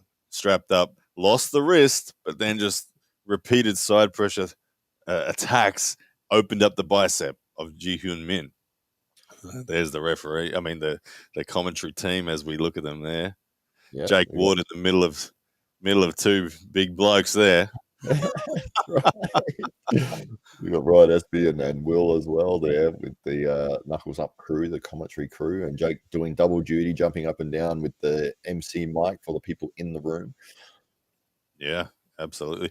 Look, one apiece here. This is a super interesting match right now. Toshiyuki doesn't seem too worried about losing a bit of hand, and he didn't lose that much hand in that last one. So the risk for him is if he loses his hand and he gets turned palm up, then he can't access that side pressure. But he did lose his hand, but not to a huge amount of degree here. So Ji Hyun Min, very interesting now, has the buckle side, which is going to make it harder for him. He's got to really think about this. Toshiyuki is a flat hand puller. He just wants to go sideways. So if Ji Hyun Min can't top roll Toshiyuki, which he may be struggling, there will be the option of forcing a deep hook as well. It looks like Toshiyuki just wants to stay flat and go sideways. So he will be vulnerable to either the top roll or a deep set hook.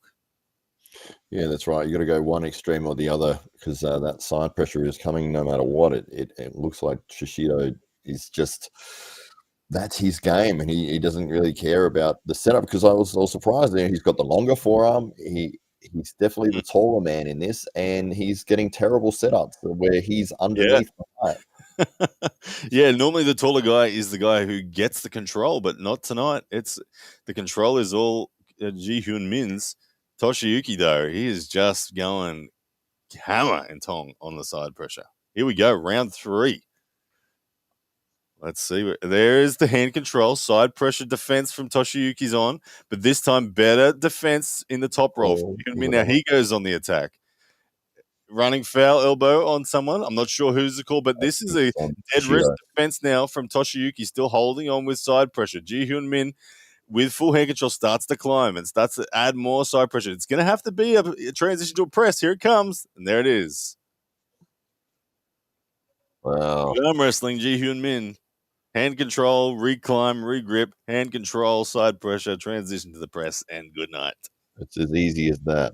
Yeah, he did that on the hard side of the strap too, so that will give him a lot of confidence now up 2-1 that he can get this victory in the next round. He'll seek to finish the match. He won't expect it or want it to draw out to a 5th round. He'll be looking to get the victory in this next one. Toshiyuki back against the wall. We've got to see more commitment in the side pressure. He's very surge sort of style, isn't he? He is, yeah, that's right. And like you said, when you went against Ron Barth, it was a relentless side pressure. He needs to adopt something like that because people can time those surges and just hit in between it, and that's pretty much what happened here. Yeah, each time he relaxed or retreated from his surge, he lost more and more hand control, and eventually it was Ji-Hyun Min who just was able to actually go on the offense as a result. So, yeah, you're spot on. He's got to do what Todd Hutchins does, isn't it? Like Todd is the best example in the world of when he loses his wrist. If he doesn't pin someone, he just stays. He never retreats. He just stays, and it takes. I mean, it takes a lot of courage to stay sometimes as well. It's a lot of it's an invitation to go into some deep lactic acid, which I know you love, Matt Connolly. Yeah. Well, when we had that moment where you said, I'll see if I can make you quit at your place, and I had no idea we went for, what was it, 36 minutes or something? We just said to stop because it was going for too long. It was never going to end. No, well, it was. I think you were getting a phone call from a CEO of something or another, and you're like, There we "Actually, are. Someone save me. you were pretending to be asleep and everything halfway through." But yeah, I to was like, me, that was like, but I thought it was about 5 or 6 minutes. I couldn't believe it was 36. But yeah, crazy stuff. But here we go, round number 4 now. Ji-Hyun Min up 2-1 with the opportunity to finish the match right here. He's got the good side of the buckle. if you're Toshiyuki. Toshiyuki, what are you going to be doing here? Well, I haven't seen much other than side pressure from him. So it's just I would just be going sideways and keeping my foot on that accelerator as opposed to backing off. I feel like that's his best chance, but because he can't win hand control so far, and it's looking like this one is going to be much the same as again. Ji-Hyun Min, great setup as we wait for the start. So beneath the hand there, Toshiyuki. Yep, and Yeah, there it here we is, go. the start. But look, side pressure from Toshiyuki. Oh, There's the pin. elbow foul. No. Toshiyuki levels it up. You know, he is better buckle side. Toshiyuki is 100% better on the buckle side. He's getting more purchase on the bottom of his hand and able to, when he throws sideways, he has this little dragging twist at the bottom, and that dragging twist has opened up the arm of Ji-Hyun Min. And interestingly, it's happened buckle side for Toshiyuki, where when he's on what is normally perceived as the good side of the strap, he hasn't had that ability. That's right. Yeah, it was an interesting round there because the way that he was throwing himself sideways, and then that loop at the bottom of the pad, to me, it looked like he came off. But watching the replay, he did actually stay on there. But it's just, I was not expecting, because normally when you see side pressure hits, it's very just pure one direction. He's gone one direction, and then when he's felt the resistance and the stop coming, he's like opened his elbow in this loopy kind of movement to get that extra pressure. Yeah, crazy stuff. Interesting stuff. I don't know who to pick now. Like, I still feel I feel like it's Ji-Hyun Min's match to take. It just makes sense to me that the guy who's winning hand control, whose pins are looking much more clinical, will take it. But Toshiyuki has surprised me twice that even though it's messy, he's still got the horsepower and the side pressure to get through. So I don't know. This could go either way right now. Well, you got to pick somebody. Look. Based on what I've seen so far, I'm picking Ji-Hyun Min because I haven't seen Toshiyuki get the same purchase on this side of the strap, which is strange. Strange that that's the case, but that's what we've seen from the 4 rounds so far. So I'm going Ji-Hyun Min in a similar fashion. Top roll, get hand control, transitional press, gets the victory. Yeah, I Right agree now, with you. Toshiyuki needs to just go hard and go early. Yeah, I think Shishido only has one path to victory, and I think that Ji-Hyun Min has several. So yeah, Toshiyuki's he's just gonna throw sideways. I mean, that's what it's gonna be about. Whether or not Ji-Hyun Min can actually do anything about it is up to him to get the victory here. But we know both guys' game plans, and it's just gonna be who's gonna be able to execute it better. Yeah, right. Here we go. It's hiring them straight together. So agreeing to go straight to straps. Wow, No mucking around. is that a good move? Big South Korea.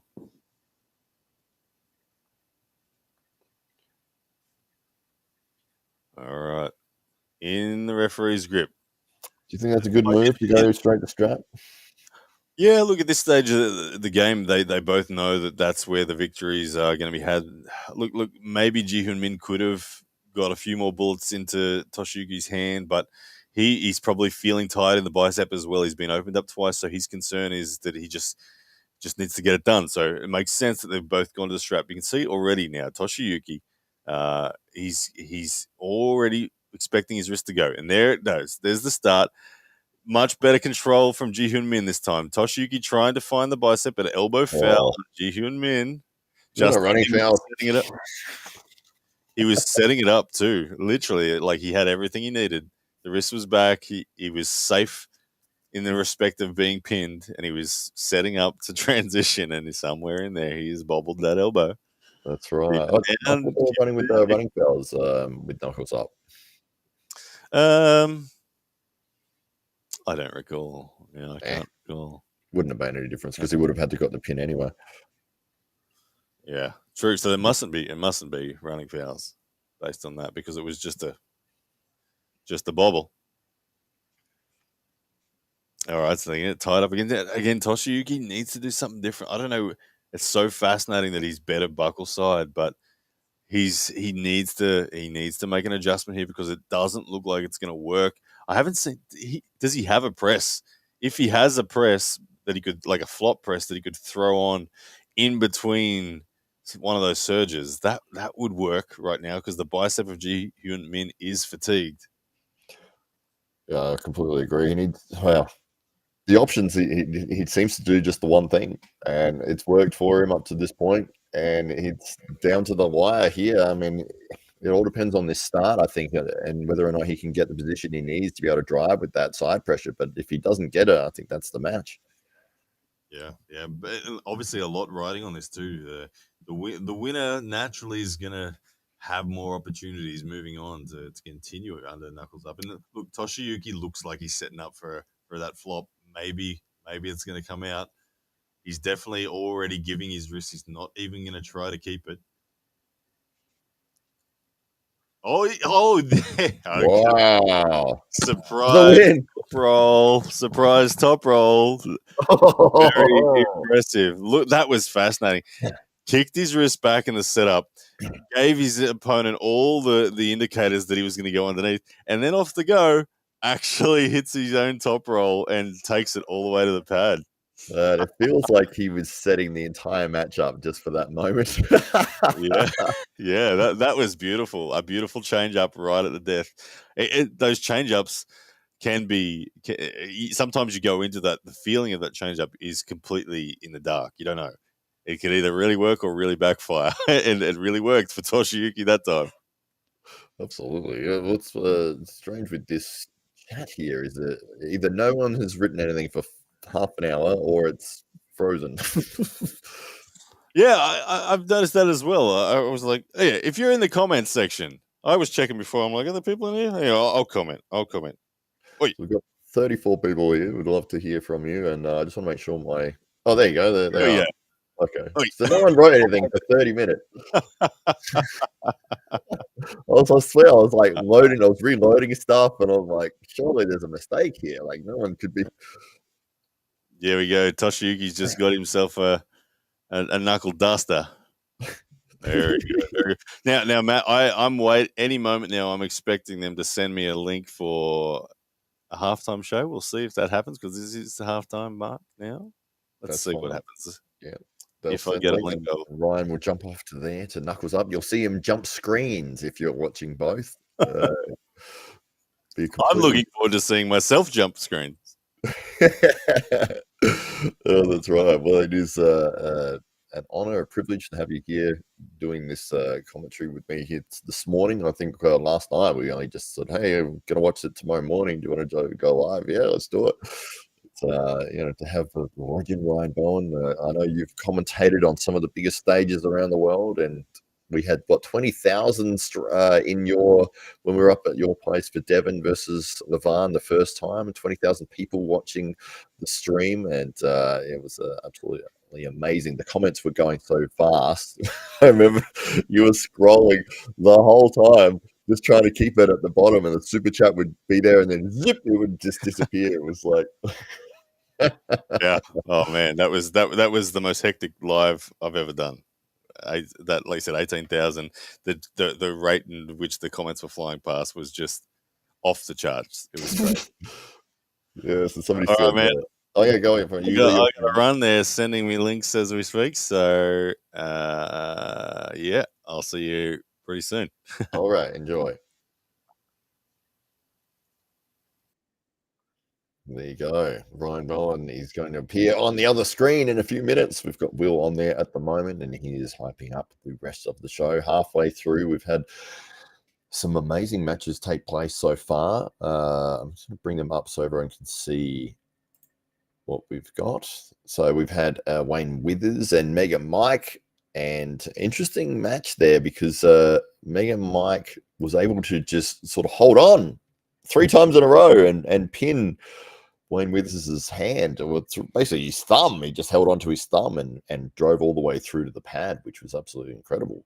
Let me bring this up so you can see the actual card here. So yeah, Wayne Withers, Mega Mike. We've seen that. We've seen Roger Learnard, and he took on Jonathan Thompson on the right arm. Another match that went back and forth. It was really the story of the match was the buckle side.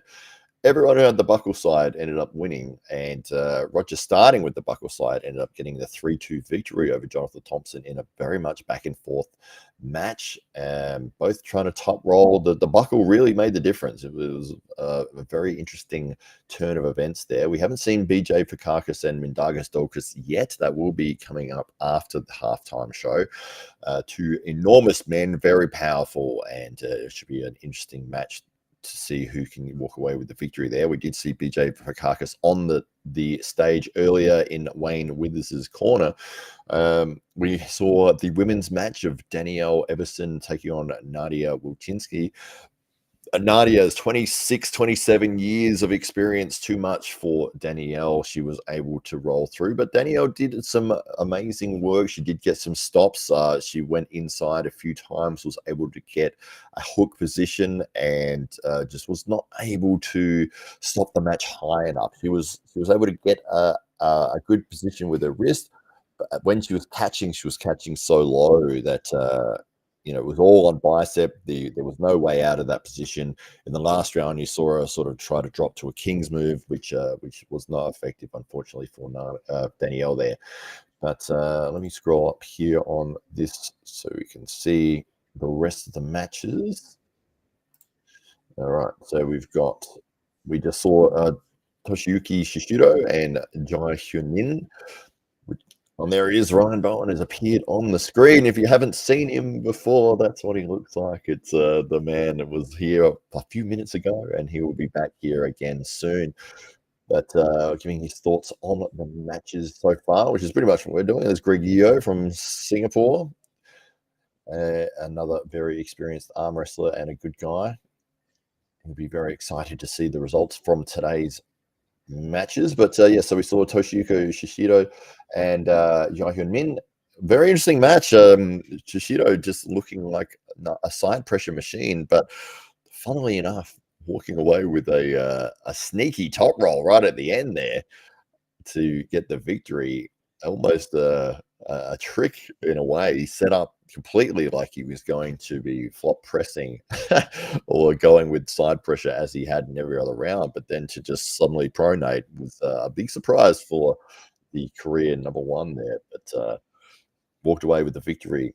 So we've still got matches to come, which is going to be incredible. The second half of this Knuckles Up 3 card, and the match we were talking about before, the heavyweights, the BJ Fokkakis and Mindagus Dalkas, both humongous guys, and that will be an absolute war. I hope they've reinforced that table. These guys are huge men, very powerful, so that will be an exciting match. Super heavyweight matches usually are quite exciting. And then we've got Jason Merlo, and he is taking on Australia's Mario Tambakis. Cannot wait to see that. Mario coming down in weight, down to the 95 kilo or 215 pound agreed upon catch weight to face Jason Merlo.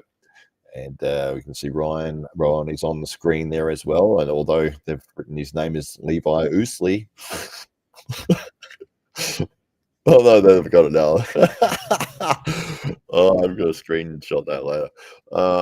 Yes, Ryan Bowen is on screen explaining the side pressure stuff we were just talking about there. We've still got these other matches we'll go through here. So Tom Holland from the UK will be taking on Baek Yeol. I know a lot of people are very excited about that match. It's going to be a lot of fun to see that. To see whether Baek Yeol's side pressure, it seems to be a lot of side pressure stuff going on tonight. But Tom Holland being a bit of a technical wizard here, whether or not he can keep Baek Yeol out of those side pressure positions and get the victory will be the story of that match. We've also got the main event, which is Kamil Jablonski and Aslanov. So that'll be the main event. Both guys at the top of the food chain in the heavyweight division, and that should be an absolutely incredible match up there. So, what are you guys thinking of the overall Knuckles Up production so far? We've got 33 people in here. It's great to have everyone here and have a bit of a community going that we can sort of chat back and forth while we're watching this event. Anyone that's had some thoughts on any of the matches that have happened or any of the ones that are coming up? I'd love to hear from you and get your thoughts on what was taking place so far. Do you think this card and the production, any thoughts on that? How do you feel that the stage is looking, the lighting, the uniforms? What do we think of the knuckle duster trophies? Anything like that is welcome to be chatted about. But yes, I'll talk about the knuckle duster trophy because it's a little different, isn't it? It's nice that they've got something different to the traditional stuff, but it is kind of strange that this tiny little knuckle duster is what they're holding up as the big trophy.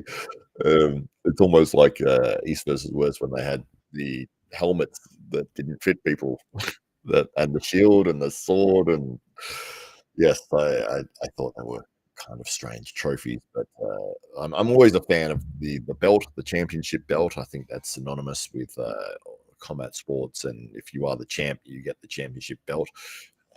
You've got your traditional cup trophies and stuff like that, but I don't think anything is as synonymous for combat as a belt. But yeah, the knuckle dusters.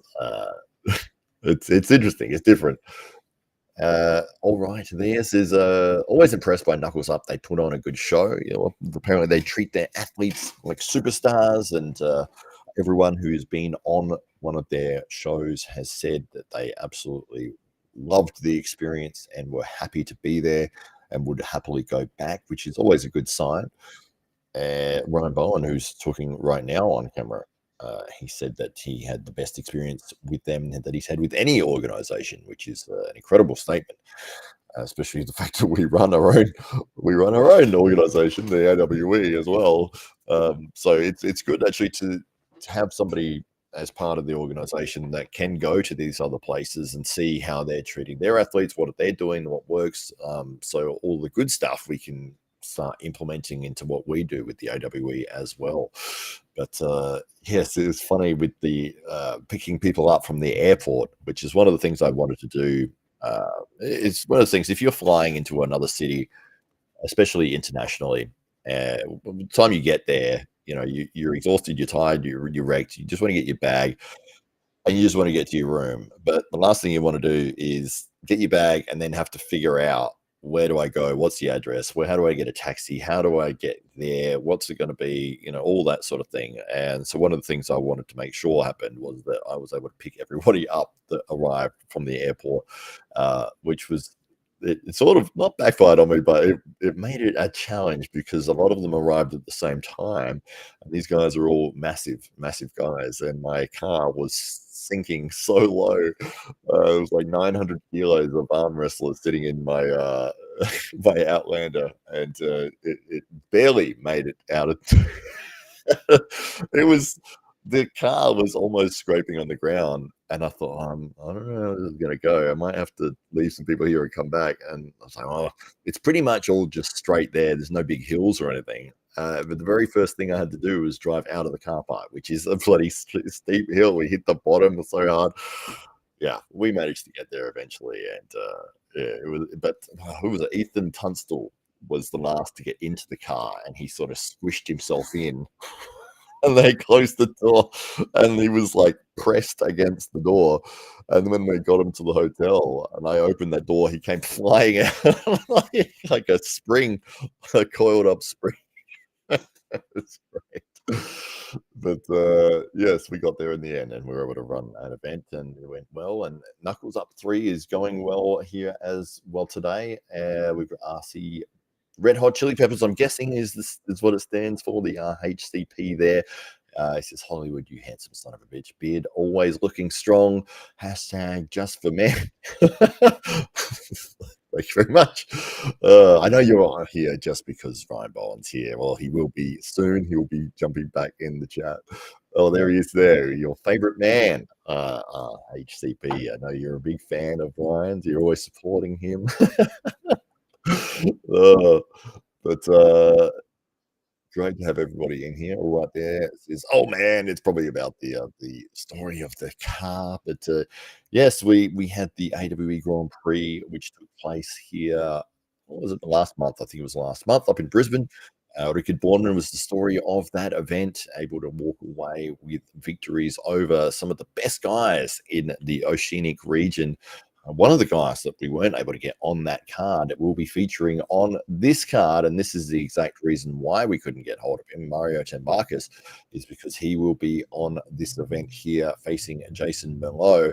So yes, it'll be interesting to see how Mario goes. I hope that he gets the victory. He's been training very hard, and this will probably be I'd say maybe the biggest platform for him in terms of his career. So to get a win over an amazing puller like Jason Merlo will really sort of catapult him into the talking points of some of the elite guys that you want to see on your cards.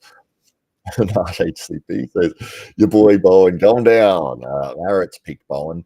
Devon is the ultimate caller. He thinks it'll be 4-2 for Frat Boy, aka Schoolboy.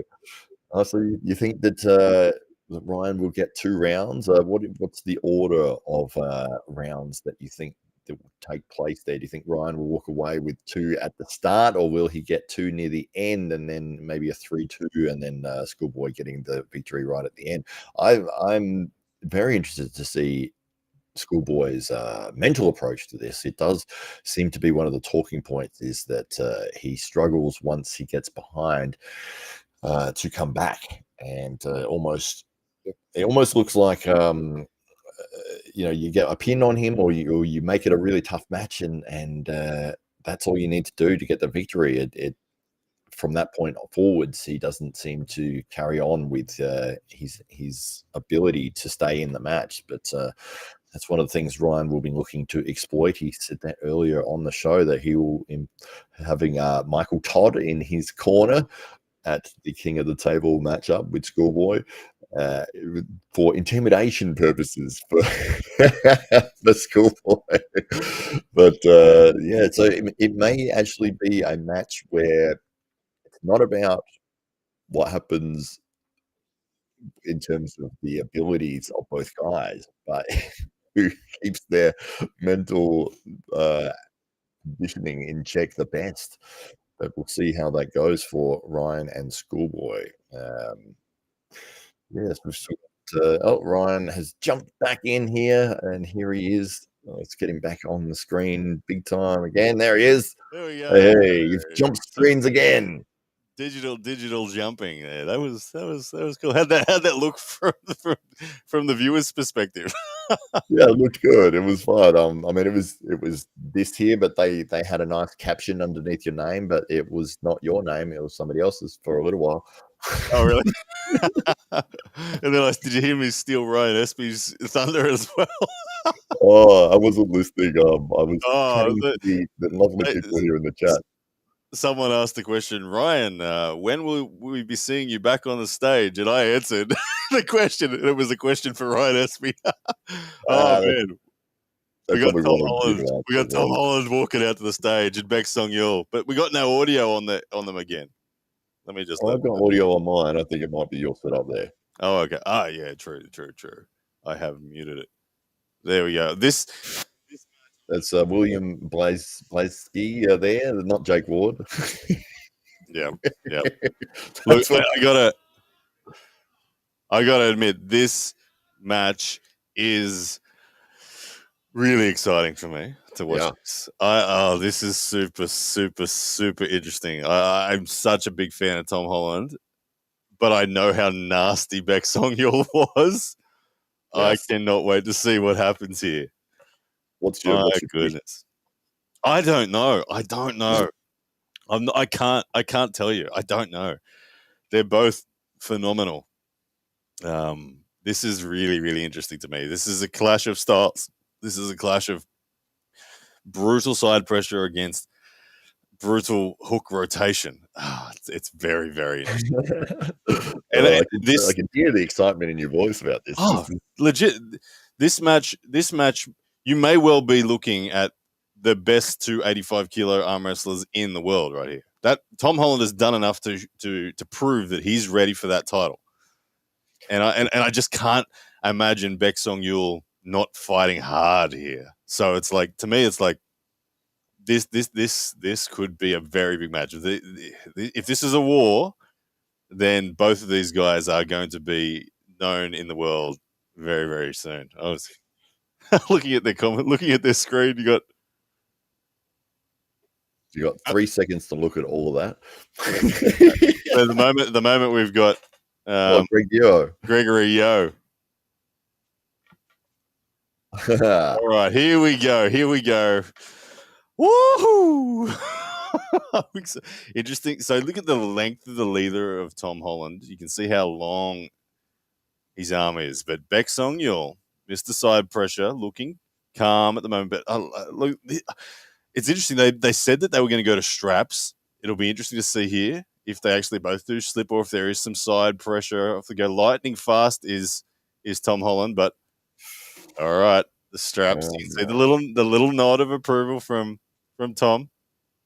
Okay, they're calling an elbow foul on something, but no, they're going to the strap. Okay, so buckle side on Baek Yeol, but in the hook, it doesn't seem to matter as much. Oh, I'm literally nervous. I'm nervous to see what happens here. I'm so excited. Well, they're in the strap, round one. You're about to see it. Tom Holland and Baek Yeol. Oh, Baek Yeol, one of Ryan's former opponents, so the most painful match that you've had in your life. Expect Tom Holland to high hook.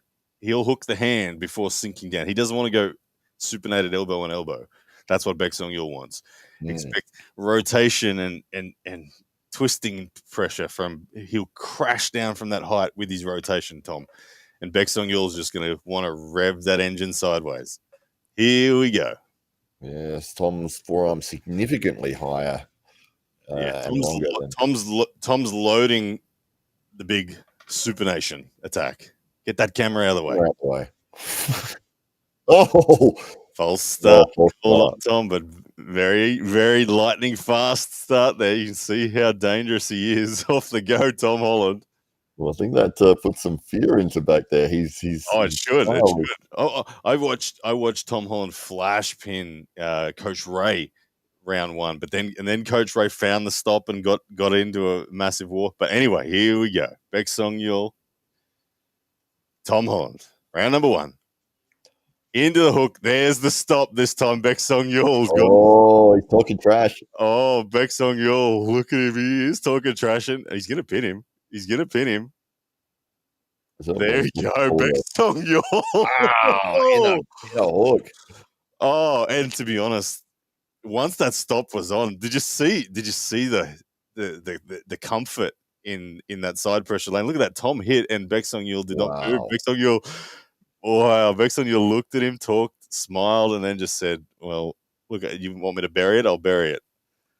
That dude has side pressure, man. That dude has side pressure. I told people, pound for pound, this man was the most significant side pressure I've felt. Yeah, that was incredible. Tom hit with everything he had and didn't move an inch. Yeah, it just went boof. Well, if you're Tom Holland, do you play the ego side of it and try to get through on the hook, or do you go, okay, look, you're stronger there, I admit it. Yeah, like Tom's got to recognize now that he's not going to beat Baek Yeol in a hook. He's got to. He's either got a really high hook, he's got to stay tall. I mean, he has to go through the hand now in some way, shape, or form. Whether it's a top roll or whether it's. But look, the explosivity of Tom is still dangerous. We saw that early start. He could get a flash pin. The flash pin is still an option for him if he goes through the hand for sure. But Baek Yeol, wow, what a start! I believe he just stopped him like that. It was insane. Yeah, Tom hunting flash pins now, but Baek Yeol has so much freaking side pressure that it doesn't matter what happens to his hand. He just says, "You're not pinning it." Just It is weird, isn't it? It's like his arm just stays there and his hand just does whatever it likes. It doesn't matter. Goodness me, Baek Yeol. Tom, interesting position for Tom to be in now. Tom's got to think about what he's got to go to work technically here. Yeah, I feel like he has to take the risk. Does he go for the flash? If it doesn't work, he's immediately going to have to transition to either a top roll or press. Doesn't want to go inside again. That's not a good move.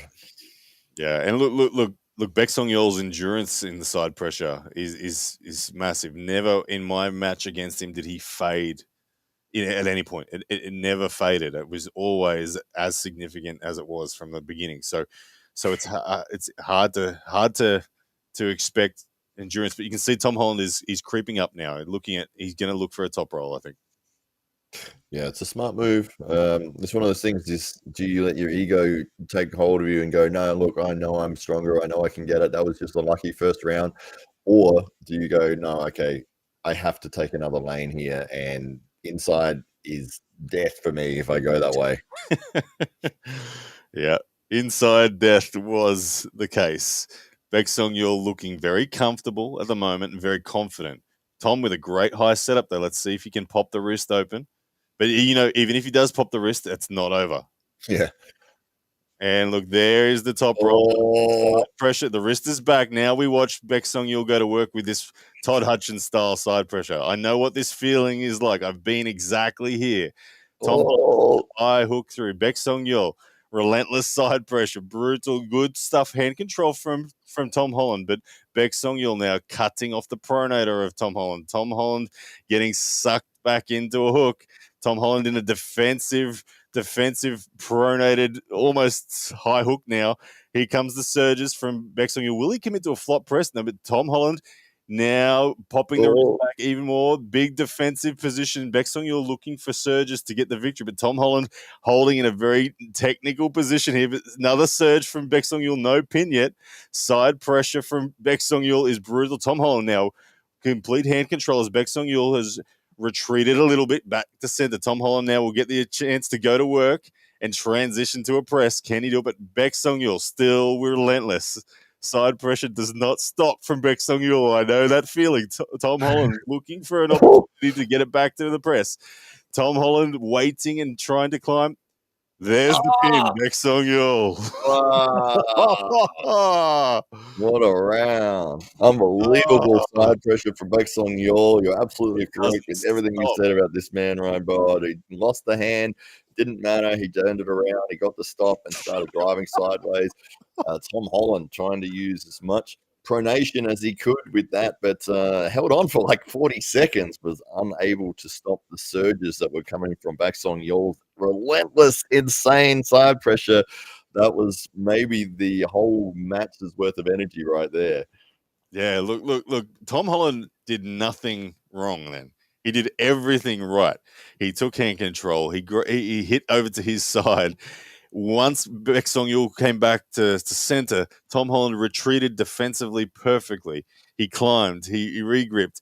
But the one thing that Tom was never able to do, and this is pure credit to Baek Yeol, is Tom, despite having all that hand control, could never get the match back to his side of center. And that's the thing. When you can't get it to your side of center, the accumulation of fatigue through your bicep builds up. And Baek Yeol is relentless with his side pressure. You can't wait for him to gas. It doesn't happen. It's such a strange and unique technique that he has there, with the ability to do that. You know, how many other people are really hitting with that much side pressure apart from the dude is Todd Hutchins Mark II. He's Todd Hutchins Mark II. Like, this is exactly the characteristics that Todd possesses. You think that Todd's lost his hand. You think that he's going to be taken back to center, but he just stays there, and you can't move him out. 2-0 Baek Yeol. But right now, like your arm wrestler brain says, okay, Baek Yeol's hand will be taken. We you can see that surely, like normally, when someone's like this and someone's like that, the dude like this with his wrist back accumulates fatigue faster. So your arm wrestler brain says advantage Tom Holland based on that last round. But here we go. Tom holding on outside of straps. Good play. Will they award it or will they say slip? Let's have a look. Oh, it's a slip under. Oh. And they're going to say that because I actually agree that Tom Holland, although the level was low, it wasn't a slip under the duress of the surge from Tom. It was a stop, and then the slip was under the duress of a press from Baek Yeol. Had it have been a slip under the duress of Tom's surge, it would have been a losing position slip. Yeah, I agree. Do they have a appeal system? They do. There we go. They're going to the appeal right now. Oh, I think the correct call was made. I don't think the referees are going to change this opinion. Like, ultimately, it's still going to be their call. No one else is going to step in now and overrule the referees. It's going to be the referees that just review it and make a decision. So I feel like they made the right one. Have a look at the build of Baek Yeol there. Look at this. Look at the forearm and the chunkiness of that forearm. Yeah, he's blowing up on the right. His right was like twice the size of his left at the moment, and for good reason. That last round was absolutely insane. The longest round of the night, probably coming in around a minute and 60 seconds of absolute war, and him in a side pressure position for probably 58 seconds of that. Yeah. Yeah. Brutal stuff. Tom Holland it was a good move from Tom Holland to go for the pin out of straps to not just allow the slip. Tom, with that long lever, has that opportunity for control, and he's at that point where he's blowing through the hand of Baek Yeol. It's not an issue, especially outside of straps. So interesting tactics here. But I think I would be very surprised if the referees changed their call. Yeah. So if Tom gets that hand position, he comes over to his side of the table. Does he need to transition to a press there? Can he win from that top roll position? Well, the last round showed that he can't top roll. He can't top roll to the pad and outlast Baek Yeol. So I believe, yes, he does have to transition to a press, as I did. I couldn't just get to the pad either. I had to transition to a press. So he does need to do that. Can he do it? We'll find out soon. But Baek Yeol, if he gets tied to Tom Holland in this round, it's going to be a big advantage, Baek Yeol. Yeah, that's right. Well, we'll see what the call is. I mean, if he gets a pin call for him, Tom Holland. There was definitely no pin. But I think Tom's hunting for a slip in losing position. I think that's what I meant. Yeah. So if he does, I mean, that would be a 2-1 situation. But at the moment, Tom Holland being down 2-0, he needs to win 3 rounds. I think he's probably the one who's been working harder in this. Beck probably isn't going to be that phased by the call either way. If he loses this round on that call, he'll just say, okay, he'll slip harder next time. Like, he probably didn't expect Tom to do what he just did. So it's a bit of a surprise factor. But I think if he's now expecting Tom to try to pin him out of straps, Beck will be much more aggressive in getting to the straps. So I don't think he's that worried because he's just ready to. This man's endurance is amazing. Got to give him credit. He's in a prime position right now, 2-0, first to 3. So Tom Holland's got all the work to do here to be able to bring it back if he wants to win 3 in a row. And well, if he's lucky, he might get a call for him here, but he's still got 2 more rounds he'd have to get. I mean, we all want to see him strapped up again in that same sticky war position. I want to see, because look, there were, like I said, Tom Holland did everything right. He was in a position where the only thing he needed was Baek Yeol to retreat for half a second, and Tom would have been able to jump on something. But we haven't yet seen Baek Yeol take a backward step. This is a little strange. We've been watching this guy get his arm rubbed for like 3 minutes. Yeah. It's kind of funny. They're just sticking with this camera view the whole time. And look, let's just critique the method of having his arm rubbed there from Ji-Hyun Min. Looks like he's just tickling his forearm, as opposed to getting into it. Lachlan Adair, I tell you, he's a good corner man. If you want to get blood out of your hand, Lachlan Adair, he takes charge. None of this effleurage stuff that's going on. Well, I think he started with some aggressive moves, but this is the 3 or 4 minute mark. He's gassing himself. There'll be a lineup of people getting their arm rubbed. We've swapped to Tom. There we go. Hey, he's getting his arm rubbed as well. Mindagus in the corner there. Mindagus. Dominic Lawrence, good hello to you, sir. Nice to see you. Hey, Dominic. How are you, brother? You enjoying the card? What's everyone's thoughts on this call? Is it going to be slip in losing position, or is it going to be to the straps? It's a long review. A long review from the referees. Yeah, this is I don't know if this is good for Tom or for. Well, it's obviously good for Tom. I mean, his style is going to be more dependent on in terms of fatigue. Who's it good for? Like, yeah. Let's have a listen.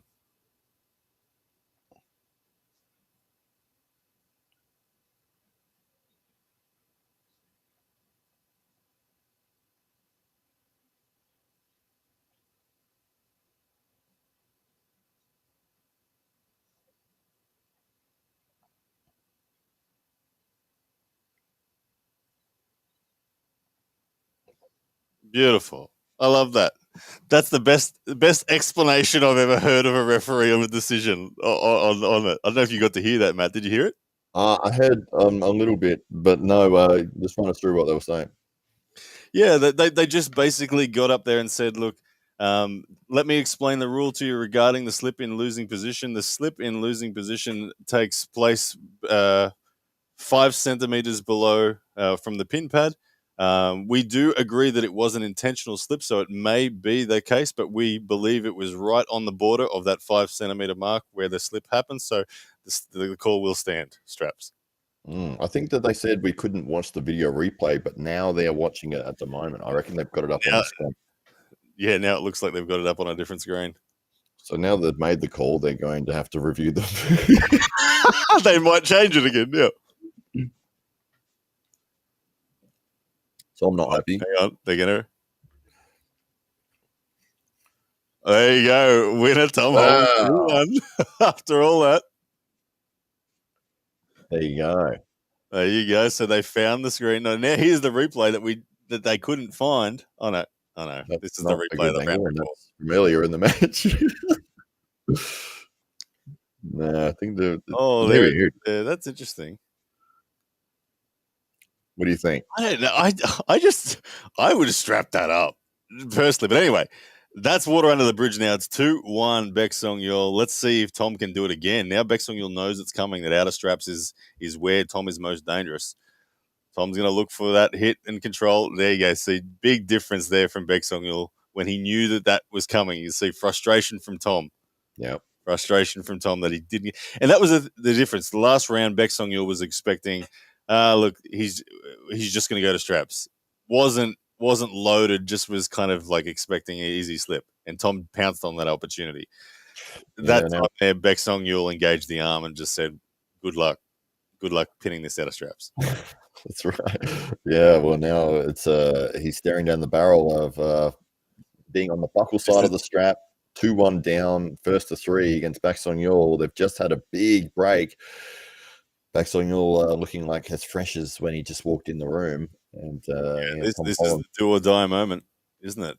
Tom If he Holland gets a has win to here, win. I'll be very interested to Yeah. see how the last round plays out if he manages to pull it off here. Well, look, we know the shape. It's top roll. It's gain access to your shoulder. You can't hesitate with Baek Sung-yeol. That first surge, Tom will take it his side of center on the first surge. He has to be able to have the courage to transition immediately to get his shoulder behind. That's the only way. Baek Sung-yeol's endurance otherwise is too good. Here we go. Yeah. Referee's about to start them. That's gone into a hook. Baek Sung-yeol's curled it in. Baek Sung-yeol's talking to Tom. He's looking at Tom, and then he's just surged, didn't pin him. He says, "Yeah, it's not looking good if you're a Tom Holland fan." Wow, Baek Sung-yeol. Take a bow. Dude, Baek Sung-yeol is good. He's really good. That was a good win, absolutely. Turning it into the hook immediately, talking trash on his way to the pad. Couple of surges, and Tom Holland unfortunately unable to get the win there. Oh, wow. Look at that. Like I said, Tom Holland at Arm Gods beat the WAF silver medalist at 85 kilos. Now, Baek Sung-yeol's just done a job on Tom Holland. That's impressive. And where do we put him now in the under 85 kilos? I just want to, let's have a listen to what he says.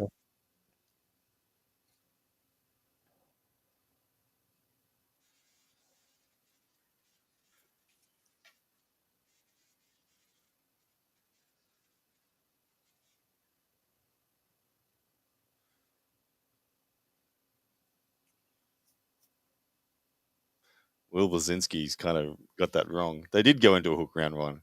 Yeah. Will said, "I thought you were going to..." Lucha's comment. Yeah, that was great. Yeah, let me bring it up. Lucha, I was so excited for that match. That match was one of the most anticipated matches for me that I can imagine. Well, yeah, I mean, you couldn't pick a winner beforehand. What are your thoughts about that after? Hang on. He's about to say who he wants for Knuckles Up 4.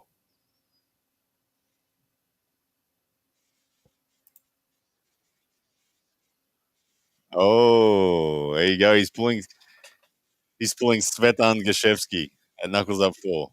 Oh. He gets a guitar? Oh, that's cool.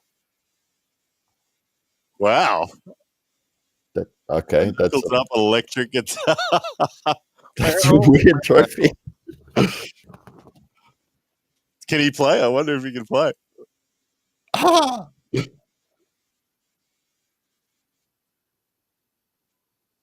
Nice. There you go. Well, he's confirmed Knuckles Up 4 up against Svetan Gashevsky, who's a master arm wrestler, master top roller.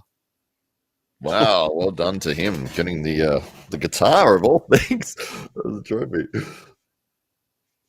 Absolutely. I think up next we got the BJ Fokkakis. Yes, BJ Fokkakis and Mindagus. Dalkas.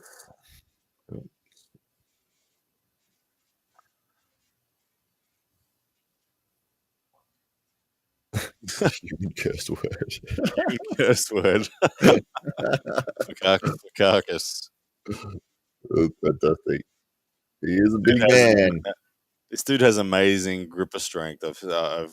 When you shake his hand, it's very like, oh, wow, okay. Your hand is solid. Yeah, the talk of this match seems to be the hand strength of Fakas versus Mindagus' arm power and just overall weight. Yeah, well, Mindagus has a very sweeping sort of side pressure drag.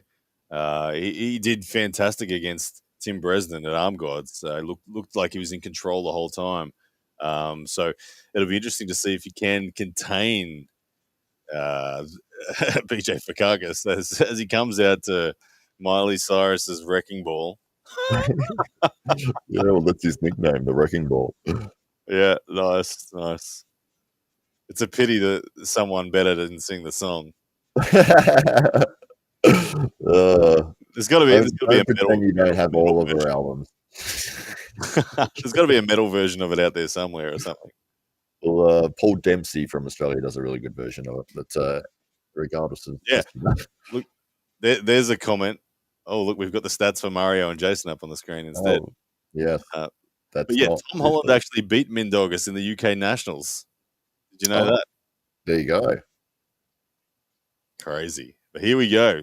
Oh, I'm excited for this one. They're set. These guys are going to not muck around, I think. It looks like they're just going to be easy to set up, and they're going to get straight into it. Referees are happy, and there it is. Mindagus just curled. Oh, look at the strength of Mindagus. He's driven it into the hook. Yeah. Mindagus' hand, like I said, his low hand turning in ability is really good. Wow, that's really good. He was in that position, and then he's just going, yep. It's like, oh. Man. Can you believe Tom Holland beat Mindagus? That's insane. There he is there, Tom Holland, just fresh off his match with Baek Yeol. Unfortunately, didn't get the guitar. But I wonder if was that a sponsored prize just for that match? Like someone must have said, "I want to sponsor that match." I don't, or are we going to see guitars and other musical instruments from here? I don't know. What would be the appropriate musical instrument for these two? Triangle, a bongo drum or something like that, with the big heads that they've got there. The only cool one that is the guitar. You can't bring out like a trumpet or something.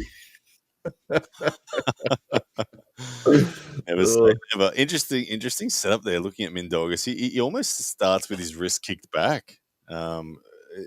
Yeah, that's right. It's fascinating from there that he set that hook so well. Let's see if that's what he does again. It's an odd setup though. BJ Fokkakis wants to get that back pressure and pronation away, but Mindagus, you can see how carved in he is with that wrist back. I think he almost trades a bit of his wrist to get that arm committed. And there it is. He's curled it in again. He does it so well. What an interesting strategy. But now this time BJ is met him at center. He said, "All right, I'm gonna fight. I'm not. You're just gonna roll down." And it's deep in the hook, but center at the moment is on the favorite of Mindagus, and the shoulder's coming. There it is. Yep.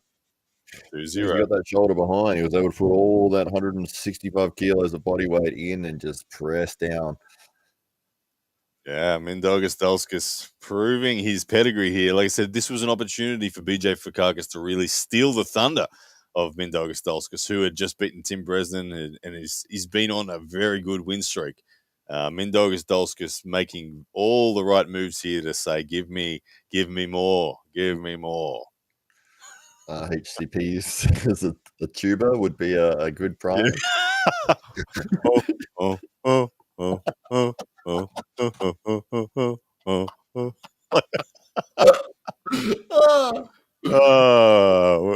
gotta poke fun at the heavyweights every now and then, haven't you?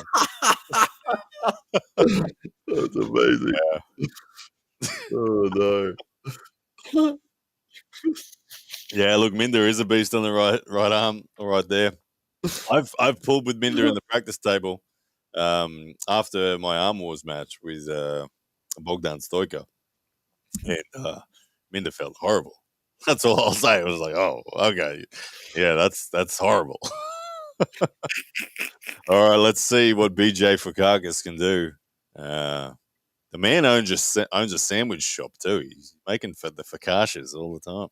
Oh, well, he's going to have to pull out something special here because he's down 2-0 in a 1-3 against Mindagus Dalkas, who's looking very confident. And there he is again with that press. He's running away with it. He's running away with it. Yeah, it started. It was cascading away there. Oh, they're going to redo it again. No, BJ says just no point. Yeah, fair enough. Yeah, when you know, don't you? When someone's just that much stronger than you, you're like, well, there's nothing else I could do. I tried everything, and it was getting worse for me. So I don't really want to go up there and get flashbanged again. Yeah, that's a good move. It was a sponsor gift, and he had no idea what a guitar was. What is this? He didn't know who I was either. Oh, really? Yeah.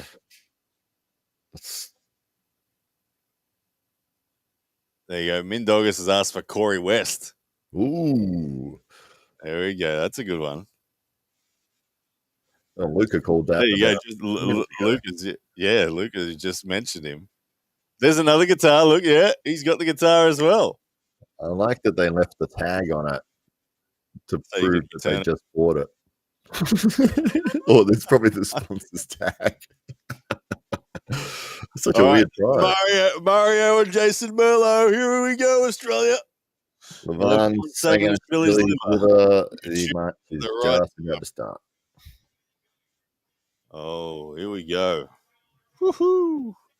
Mario is coming up. I wonder if he's nervous. Mario's debut. Big smile from Mario about when he comes down. Hard to. Well, it's got Jason being introduced first, but Mario, it's hard to actually see his face without a smile on it. I don't know. Well, I've never seen Mario nervous, so I don't know. Like because this is his debut, you got to expect that there will be nerves. You can see the hometown hero here, Jason Merlo. He's not nervous. This is his home court. He hasn't yet taken a loss under knuckles up. He's a killer. He's the number one arm wrestler in the USA at 210 pounds. He's a beast. Yeah, this will be an amazing match. Can't believe that we're about to watch it. Mario Tambakis all the way from Sydney Spartans in Australia. Super Mario. Watch this smile as he comes out. Jake Ward, the Aussie arm wrestler, doing the job as the MC. Here we go. Love it. Watching this intro is really cool. I just want to see his face, see what energy he's bringing. Yeah. There he is. He's high-fiving people as he's come down. It means looking business. Oh, he hasn't got the smile. Yeah, he's in the zone. I like it. He's got that get a job done vibe on. Let's get a job done. He's just hit the table and said, "Let's effing go." Oh, he was fired up. Here we go. My goodness me. Only 27 years old, Mario. He always looks older to me. I don't know. He's young. He's got so much upside still. All right. Big explosive top roll from Merlo up against the all-round strength. The hook strength, the top roll strength. Mario's got it all. Let's see where this one goes. You can see Mario trying to declare right off the go, I have got control of your pronator. Mario, will he try to set that hook out of straps? Big thing. If he can set that hook out of straps against Merlo, that's a big achievement right there. Merlo, one of the best top rollers in arm wrestling. Very explosive. Let's see where this one goes. But I love the confidence from Mario so far that he's setting high, he's setting deep and saying, deal with it.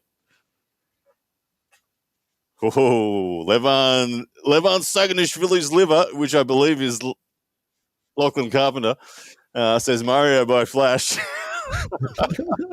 Buy the pay-per-view, Lachlan. I can't believe you didn't know it was on. Carpenter, obviously a very training partner with Mario Tambakis here in Australia in the Sydney Spartans Club. Both these guys are absolute dogs. Warriors should be a good matchup. Dogs obviously is an endearing term to this. Mario looking trim. Dogs going at it here. All right, here we go. Referee's grip.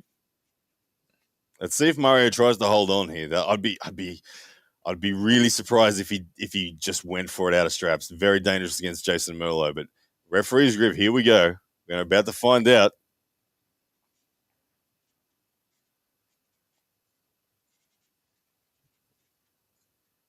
Jason's hand being closed now. Oh, the nervous tension. I can literally feel my heart. Here we go. And it's gone into the hook and Mario's side. Oh, it was looking Mario Tambakis fan, but he gets called a foul. But Mario Tambakis just turned in Jason Merlo out of straps. First surge got him to about this far from the pin, 2 inches from the pin, and then he elbow fouled off the back. But look, that's a settler, nervous settler there for Mario. Had he have just kept his elbow on there, the pin would have happened 2 seconds later. Merlo was out of position. Jason Merlo's just felt the power of Tambakis. A fantastic start for Mario there. Out of straps too. That's boss mode, honestly. I would never in a million years try to hold on to Merlo out of straps. Mario is bringing the heat with that hook. Looking good. Serious look on Mario's face there. Yeah, he means business. He means business. That beard is getting in the way of the ref's grip.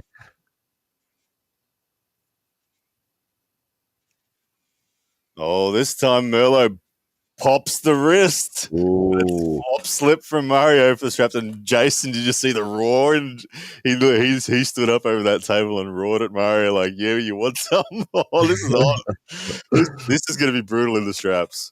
So look at that. Look at that. Both that's like a big show of power from both guys. The first one from Mario, the second one from Jason. This is a tight one.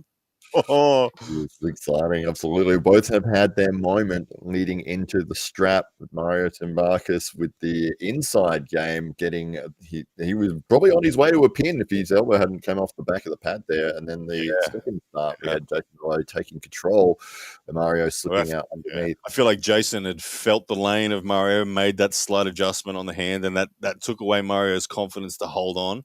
And maybe a little half-hearted commitment from Mario there, and Jason took full opportunity and busted the wrist back on Mario. Mario flop slipping. But now, the strap, they're tied together. Buckle side is on Mario, so slight advantage towards Jason Merlo here in that respect. Now, will Mario set the hook? Will Jason get the top roll? Here we go. Oh, nervous energy here. I do like Jason's setup. If I'm a top roller, I'm happy if I'm in that position that Jason's in. Mario looks slightly lower in the webbing department. Jason looking pretty confident. Mario looking a little uncertain. He is talking to the referees a bit. I don't think Mario likes the position he's in. No, he doesn't like the webbing hide, I don't think. But it's still round one. He's not sure yet, so he's going to run with it. But he is talking. Merlo, on the other hand, quiet as a mouse, ready to roll. Yeah, Mario's gripping low. He's going to look to try to set this hook. Here we go. Referee's grip going down. Jason Merlo close second. Oh, look on Jason Merlo. I think that Mario jumped so far forward. He gave up a lot of height to try to get that hook set. I feel like Mario actually would have come off the front of the pad there too if they hadn't noticed it. I didn't see it, but it just seemed like he reached so far over. But that was a great start from Jason Merlo, even though it was called an early start. I feel like Jason could have put the side pressure on there and got the pin. But we restart again. Early start called on Jason. Mario not comfortable in this strap. You can just see that there's no offensive drive coming from Mario. He's looking for a stop completely. Closing the hands of Jason at the moment. Mario going for a very low close on the previous setup. We'll see if that happens again. Mario gets the stop, though. It's in the hook. He's got control. It's still on Jason's side of center, but here comes the side pressure. Mario and getting the pin. Whoa. Mario Tambakis. Super Mario. What a pin. Oh, he's pointing out in the crowd. I don't know who he's pointing to, but he's happy. You can see. He's happy. He's doing Carpenter. I like what Mario's doing. He's not celebrating too hard too soon. It feels good to get that first boundary away. You know, like you shake off the dust, the nerves are gone. You know you can turn him in. You know that you can beat him in the side pressure department if it comes to it. But the one thing about someone like Jason Merlo is he has an ability to adjust just a couple of millimeters, and all of a sudden that explosive top roll becomes super dangerous again. So Mario remaining focused, understands what he's up against. Yeah, it's like he lost that first third because of the speed and the setup position that Jason had, but he was strong enough to get the stop. He held it for a couple of seconds, then drove back to the center with that power that he possesses, and then drove straight through to the pin pad with the second surge. So the power side obviously favoring Mario Tambakis here. The speed, it's definitely on Jason's side. In that round, at least, he was able to get that first third, but Mario wasn't happy with the setup, so possibly we'll see a different style of match coming into this second round. Yeah, absolutely. Yeah, and RHCP in the comments saying don't count out Merlo yet. Yeah, look, absolutely. Merlo is going to be dangerous right down to the death. We've seen in many of his matches, his last match, he went 3-2 victory over Tom Holland, and it was back and forth. So look, Jason Merlo is he's a craftsman here. He understands his weapons. He's felt what Mario's got on offer. He's going to look for hand control, and he's going to make subtle adjustments, I have no doubt. But Mario right now, you can see a high knuckles position. He's feeling a bit more confident. He's not gripping as low, but look for Mario to curl Jason Merlo in off the go. I think he's going to go aggressive this time, out of straps.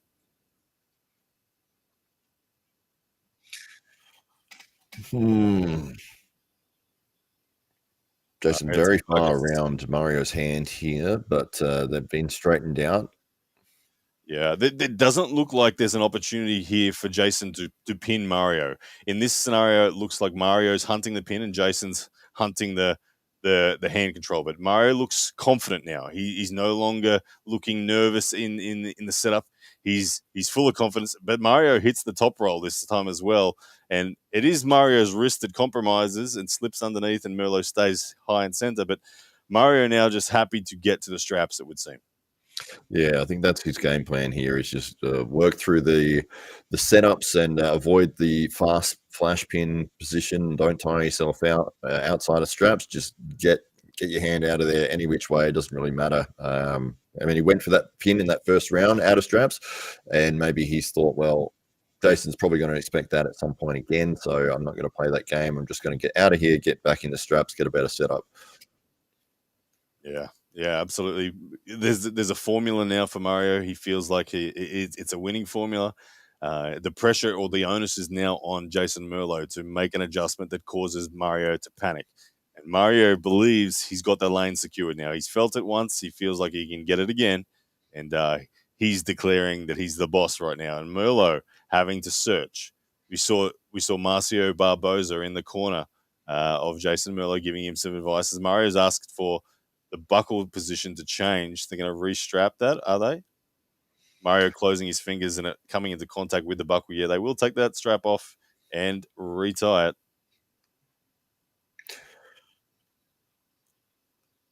Yeah, so a 1-0 lead for Mario Tambakis, the man from Australia, taking on the American Jason Merlo in his backyard. He is at knuckles up. This is his show, his place, his home. Mario's here to steal his thunder, and he's up 1-0 so far. Yeah, look, putting Australia on the map here is Mario Tambakis, adding to potentially, I don't want to get ahead of myself, but adding to the victories that Australians have been able to scalp. This would be a huge moment for Mario. I mean, it's already a huge moment, but if he gets a dominant victory here, it goes so far for Mario to get himself into yet again another big match. Yeah, that's right. This is how you break through to that elite level. And Jason Merlo on your list of scalps is a very, very highly sought after opponent and victory. Yeah, absolutely. Look, you can see a lot of talk from both guys. Mario, one thing about Mario's arm wrestling is he is super intuitive. I know from my experience with him that he's very aware of every single little movement that's going on in the setups. He protects little things. He doesn't let you get away with stuff. If he feels you wiggling, he'll cover your wiggle. Like he will always be aware to what's going on. And we're seeing that at the moment. As Merlo is searching for things, Mario is covering it all very well. Well, we're about to get the hands closed here. They're just getting the shoulder position set up. Can't quite see the hand position for both people. The referee slightly in the way there. Down ref in the way, but Mario looking with that deep grip again, but a high grip, but a deep grip. He's going to look to try to control the pronator to set the hook. He's already turning in. Round two. Jason complaining about the carve of Mario. There's the side pressure from Jason. Mario's curled it in, though. Here comes the side pressure from Mario, but elbow foul. God damn it. Elbow foul on Mario again. And it's the same style of elbow that fell. This time not off the back, but it's a mid-match bobble. It's a surge bobble. It's a surge bobble. Mario Tambakis just has to keep his elbow down, and he will get these victories. You can see he's not elbow off the front, but yeah, he is flirting very, very closely on that edge of elbow off the front. When he comes forward to turn in Jason Merlo, he is right on the edge of that pad. Referees would be watching it closely, no doubt. Yeah, well, this is the thing, is that Mario has stopped Jason's hit twice now and caught it and comfortably driven through it. So he probably is in a position where he doesn't need to do anything crazy. He doesn't need to do anything stupid. He just get the setup correct, make sure you get your stop and drive through and keep that elbow down, and you'll probably get your pin. And for Jason at the moment, you can see Jason's made the decision that, like, when you get turned in as a top roller, you have to make the decision: do you come in voluntarily and battle for rotation, or do you persist with trying to take the risk? You can see that Jason is persisting with trying to take the risk at the moment. He still backs his ultimate ace being his top roll, and he feels like the accumulated fatigue may eventually get to the point where he takes Mario's wrist. That's what he's hunting for at the moment, so that's what he is pursuing, and we'll see if he can get there. Mario, no doubt, would be getting some fatigue in that ability to supinate. That will be a factor over time. Which fatigues first, Mario's ability to curl in or Jason's bicep and pronation? Yeah, it's almost that Mario is getting that hook set, but he's sacrificing that first third, allowing Jason to take that center, but he gets the position he needs, gets the stop, and then drives through. We'll see if he does that same thing again for this restart off of this round 2. Yeah. I think he will. He's just got to watch those elbows. It is a 3-foul system here, so that he's not on complete thin ice yet, but he has to be careful with what he's doing, especially off the front of the pad in that first catch. That's where I think he's most risky. The rest should be easy enough for him to keep his elbow down. He's just got to remain disciplined. But here we go. Round number 2 about to start. Referee's grip. Closing Mario first, I think.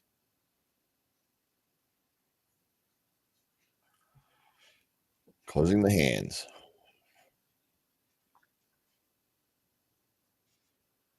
Oh, big elbow fell off. Oh, yeah. Yeah. Here we go. Now, this is the interesting thing. This is the problem for Mario. He's now in a position where he's like, I can keep my wrist, but I'm elbow fouling. If I keep my elbow on the pad, he's worried about that going. That's what's going on. He's got to either be willing to pull there, or he's got to scoop even lower and keep that elbow on the pad. But Drew 24, good to see you, brother. We're going well, man. We're Jason Merlo and Mario Tambakis at the moment. It's 1-0 Mario Tambakis, but it is real close. A lot of back and forths going on. Mario Tambakis on 2 fouls in round 2, 2 elbow fouls. It does seem like if Mario gets control, he has the horsepower, but at the moment it's just getting and taming the man that is Jason Merlo is the challenge so far for Mario Tambakis, as Jason is finding his lane with his top roll. Yeah, that's it. It does seem to be about this first little center battle and whether Mario can keep his elbow on the pad. I think if he keeps the elbow on the pad, he wins the match. But it's like that hit that. Does he win if his wrist goes back? That's the question. Yeah, that's a good point. I don't know. We haven't seen it take yet. Look, it's coming to that point where I'm not convinced that that's going to happen yet.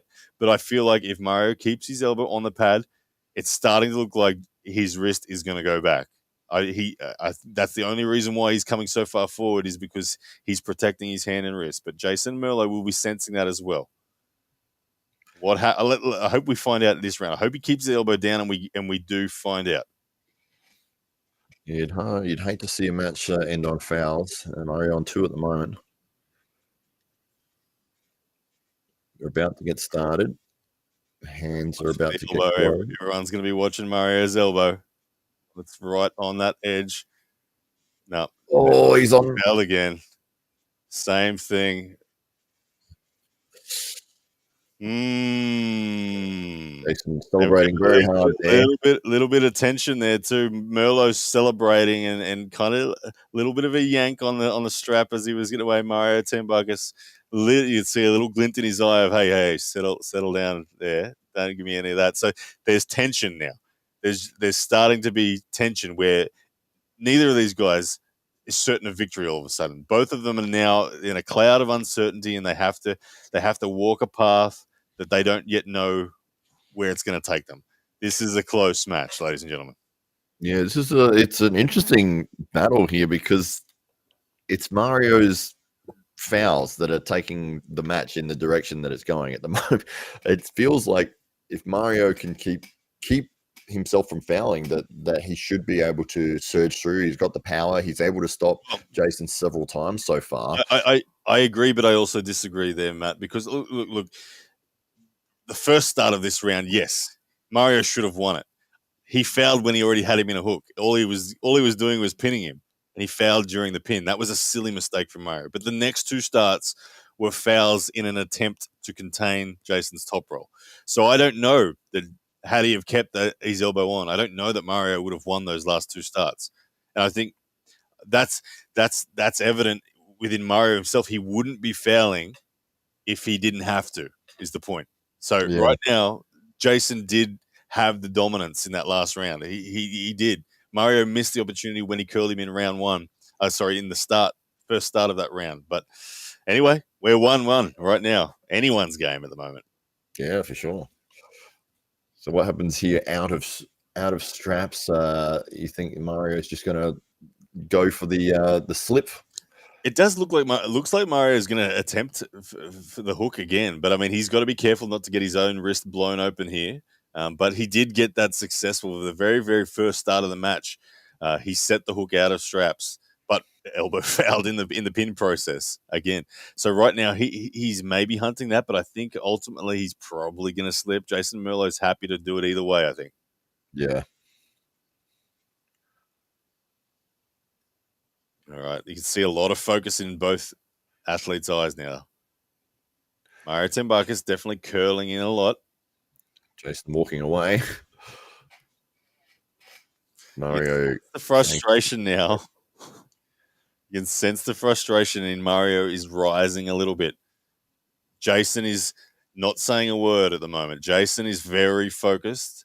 He believes that he can dictate some terms. Mario is saying, come on, just take a grip, take a grip. Mario obviously felt like he had something there, but Jason not having anything of it. Off to the ref script they go.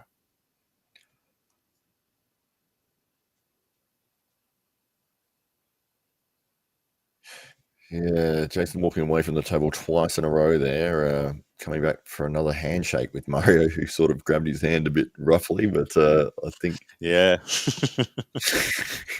I think, like I said, I think Mario's starting to get a little frustrated. Jason's sensing that, and he's leaning into it. He's not giving Mario anything that Mario wants right now.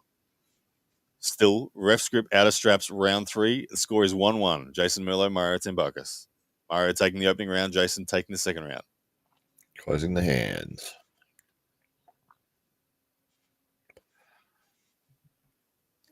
Oh, Mario, keep that elbow down.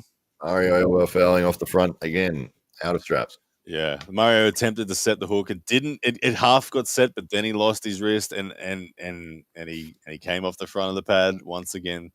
Look, I love Mario, but I gotta say, every single time I've ever faced Mario, you know what I say to the referees? Watch his elbow off the front. I say that to my referee every time because I know that's what he does. I'm always like, watch his elbow off the front. Watch his elbow off the front. So he's got world-class referees here. These two women have been. I've seen Judy referee Dave Chafee against Dimitri Trubin and people like that. Like this is world-class referees here. There's nothing that can be get away. There's cameras to replay. Mario has to remain disciplined here. He's going to slip to the straps in this one though. Jason holds on though. Mario in trouble. Now the elbow foul. Oh, Mario.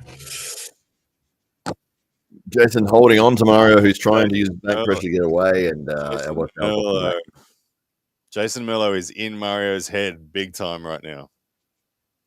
Does that go to strap, or is that outside of strap again? No, that's outside of strap again. 2 fouls. Jason holding onto the thumb of Mario, and Mario dragging off the back of the pad trying to slip. What Mario needs to do is he needs to trust his strength. He needs to go knuckles up and high. He needs to threaten inside, but then top roll through a post. That will get him the strap. Trust your strength. It's there. He's just nervous and frustrated at the moment. Jason is sensing all of this, and he's steering the ship incredibly well, Jason, not giving Mario an inch.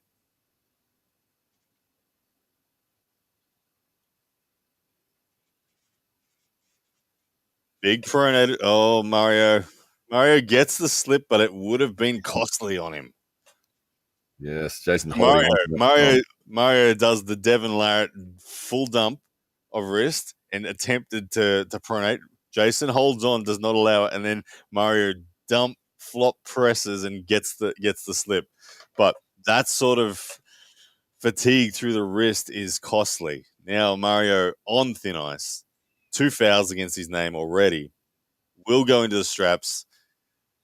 He has to keep it down, and he has to just be prepared to fight with his wrist back. Look, we've seen Baek Yeol do it.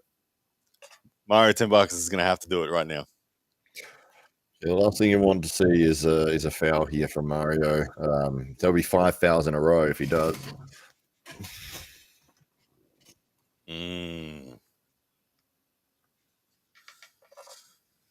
Yeah, you can see the body language of Jason Merlo, quite calm, confident, not saying a word. Mario Tambakis talking lots to the referees, positioning is changing, he's searching, he's not comfortable.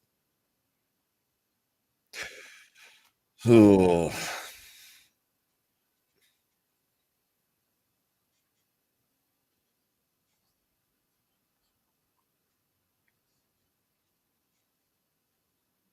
All right, strap is on, and Mario's asked for it nice and tight. You can see the referee really cranking down on that one. Mario says, can you make it tighter, please? He wants it as tight as possible. Obviously, the pronation of Jason Merlo is so threatening. Mario just wants – I think Mario's preparing for this right now. He's preparing for the wrist to go back and to dig in. I feel like that's his only lane right now. But Jason Merlo is looking like he's going to take the hand control. Mario has to keep the elbow on the pad. Yeah, that's the story of this round, especially. I mean, 2 fouls down for Mario, both out of straps. So this will be the first time in the strap for this round.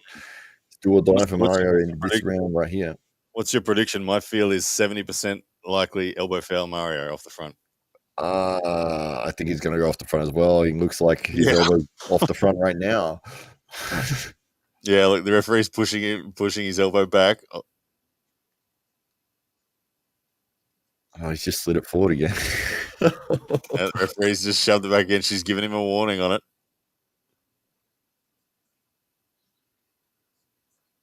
I think a big back pressure surge hit from Jason Merlo is going to happen. Oh, yeah, you can see Jason's energy is all back. He's got both feet forward. He's going to hit into this top roll. Wants to bust the wrist. Mario, very, very talkative with the ref. Doesn't want his thumb knuckle covered at all.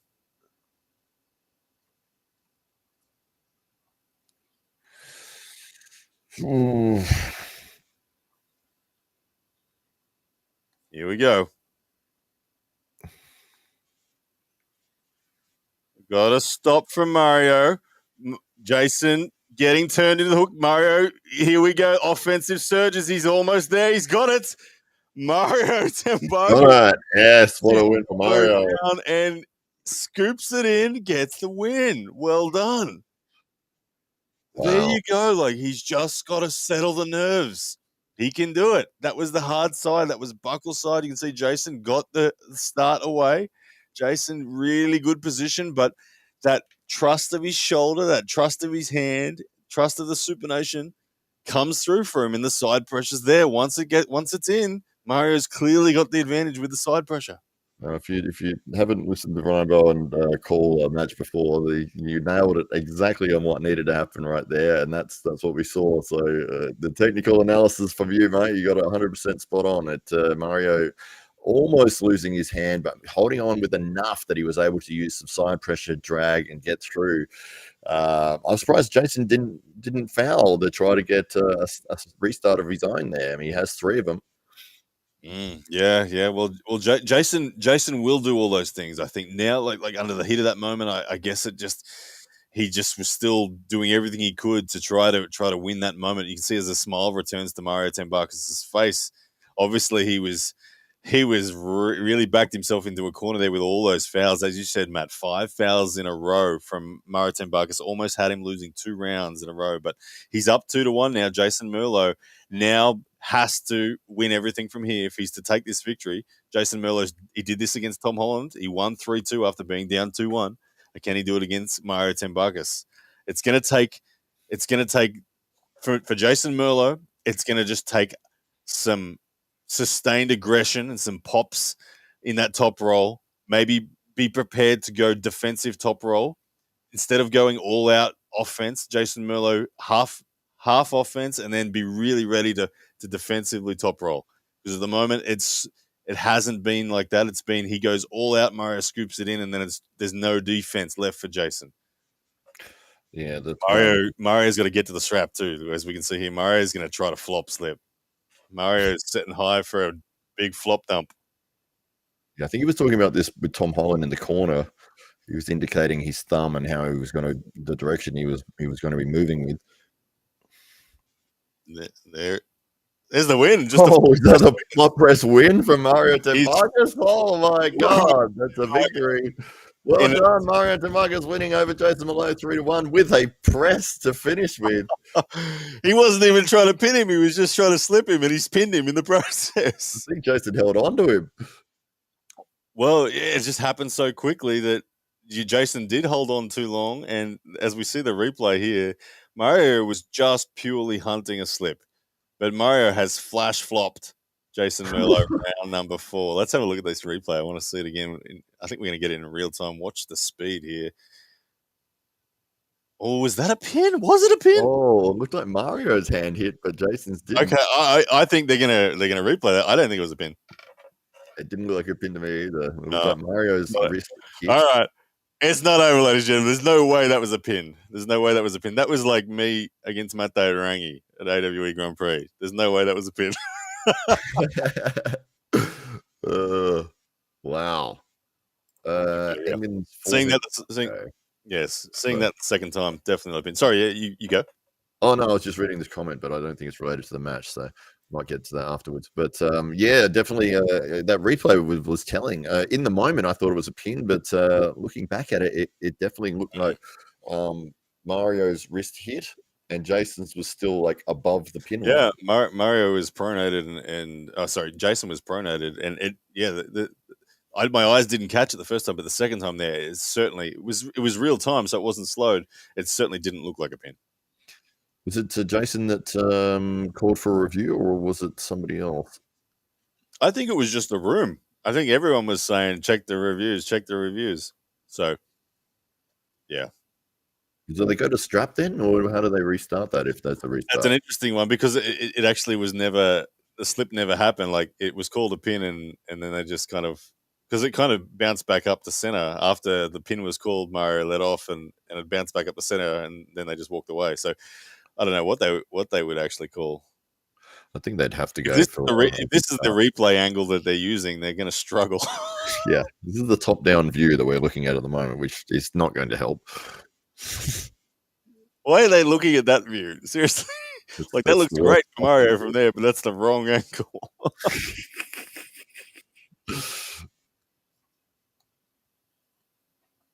Are they checking an elbow foul or something? I don't know. It's crazy. It's crazy that that's the angle that they're using for the replay. Why are they're checking pin height, and they've gone with the top down view, which okay. Just look at the angle that the main angle that we saw. You could see that it wasn't a pin. This is one of the things I liked about what we did with AWE with the replays, was that it was separate from the athletes. They couldn't just stand up there and argue with the referees. The referees, that's true. Yeah, the athletes shouldn't be arguing with the referees. They should be giving them complete privacy to go and review it. I'm pretty sure it's going to be a restart. Yeah. No, honestly, the view we saw, it wasn't a pin. I'd like to see it again in slow motion if we could, but it didn't appear to be a pin. It appeared to be about that far short of a pin. I agree. But like yeah, do they strap it up? Yeah, well, I think they'd have to, if they're going to Mario would want it strapped outside of straps. I feel like it would be outside of straps too. Yeah. Clever move from Mario Tambakis there, though. He's getting some rest, which is good for him, because it did look like he was worried about that accumulation of fatigue in his hand and wrist in setting that hook. So this will help him for sure. all the athletes currently looking at the video replay. I don't know which angle they're looking at because we can't see their screen, but the top-down view is not the one that you need to use. They obviously haven't got the replay up there yet. They're waiting for it because they'd have an answer by now. Bulk. Bobo's not happy. Raza. 2024, the Oceania shatters the box. Well, Mario is on the path, and we've already had Baek Yeol. Is he Oceania? Does Korea fit in that Oceania? Yeah, sure. Right? No, I think it. Does it? Like Oceania is not just Australia, New Zealand. It's that Pacific. Yeah, it goes north, but I don't know how far. Like I think Japan's Oceania. I think. Is it? I don't know. I'd be Asia. I gotta Google what. I think it's like Indonesia and Singapore. What does Oceania include?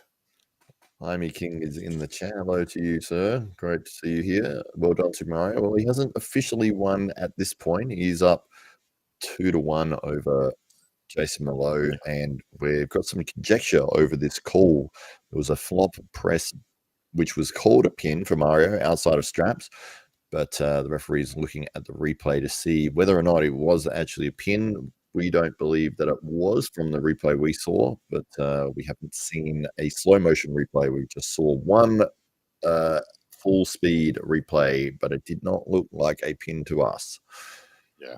So Oceania does not include those areas. Oceania, as you said, is kind of just Australia, New Zealand, and that sort of Polynesian, Micronesia area. Places like Papua New Guinea, Solomon Islands, Guam, all that's at Nauru, all those sort of places. But we can say Asia Pacific if we want to rope Baek Yeol in. We can say Asia Pacific. Yeah. Well, Toshiyuki. Did you hear Toshiyuki? I think that was his correct. Yeah. Toshiyuki. He's facing Matei Urangi Hetamoris next. Oh, knuckles up 4. Oh, is that what they said in the post? Oh, okay, great. In that after halftime show, yeah. There you go. That'll be a good match. Yeah. Side pressure of Toshiyuki up against Matei Urangi. Matei Urangi has that open arm stop that will be very hard to get through for Toshiyuki. Right. I like that match. 55-kilo man as well. Yeah, I like that for Matei Urangi. I'd like to see Mindagus go against Matei Urangi as well. It's already happened at Arm Wars. Oh, I missed that. I'm pretty sure it's public too. Mindagus beat him 3-1. Oh, wow. Mindagus is on a tear at the moment. Yeah. Oh! So tell us about your match with Schoolboy. Oh, he's going to have to break me if he's going to beat me, Matt. I think he's so worried. I think he's genuinely worried about his wrist. He's scared to top roll. He's lost confidence in his ability to maintain the high ground. So he's going to try to set a deep hook, and he's going to try to drag like this because he has a sore elbow. I believe he has a sore elbow. And because of his match against Leonidas, it has to be sore. So he's going to try to curl me in like this and just be too much. But when my wrist rise is going to make it hard for him to do that. So when he does that, he'll get it in. He'll force that hook. I know he will because he's that tall. He can reach that far. He's got a big hand. It's not going to be possible for me to utterly deny his hook. But I'll deny it in a sense of rotation. And then he's going to drive sideways and I'm going to go, and he's going to hit a wall. And he's gonna have to come forward and try to flop press me, and that's gonna blow his elbow up. Ron Barth couldn't finish me with a press. Ron Barth ended up forcing me to elbow foul in a position where I had to stop, even though it was losing position, elbow foul, so I lost.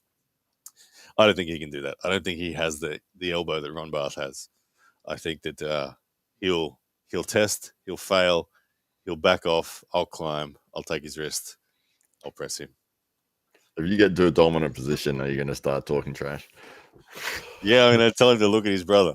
That is my line for this. Like my whole marketing campaign is built around two things. One is you have to break me to beat me. That's kind of like because I know that he's the stronger man. He's the bigger man. The flash pin is what I'm most cautious of. I've got to get into the match, but I'm trying to make him know that he has to actually break me to pin me. And then the other tagline is "Look at your brother."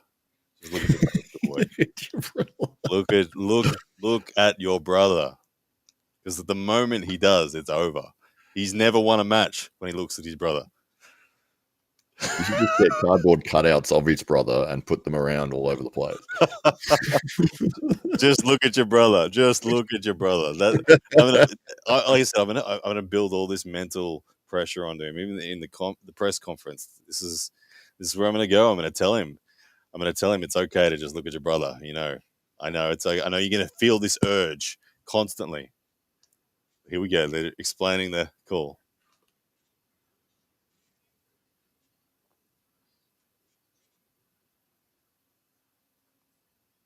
Going again. Restart. It's still live. Mario Tambakis, Jason Merlo. Does he flop press again? He will. He definitely will. He wants to get to the strap. Jason, like that's about 10 minutes rest for both of them now. So they've both got fresh sort of ability to hit now. So they've both got to be careful. They both have to be careful. But I think Mario is going to hunt that strap. He's just going to flop press. Jason, yeah, he's definitely flop pressing. Oh yeah, he's definitely flopping. Merlo's got to realize that's coming. He's got to hit aggressively as well. Oh, Mario almost changing to a top roll there last moment. He pushed his shoulder back so much.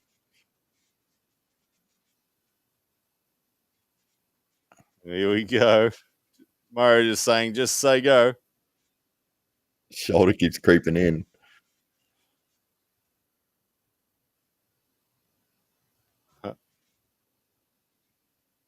Oh, he's gone for the flop press again, and that was close, man. Inches away. The fingers of Jason was super close to being pinned. Jason's got a worried look on his face here now as well. He should. Mario will have really liked that rest. I feel like that rest helped Mario more than it helped Jason, ultimately. And I feel like Jason's ability to Jason was accumulating a lot of fatigue in the Mario's hand, and Mario had lost confidence in his ability to keep it.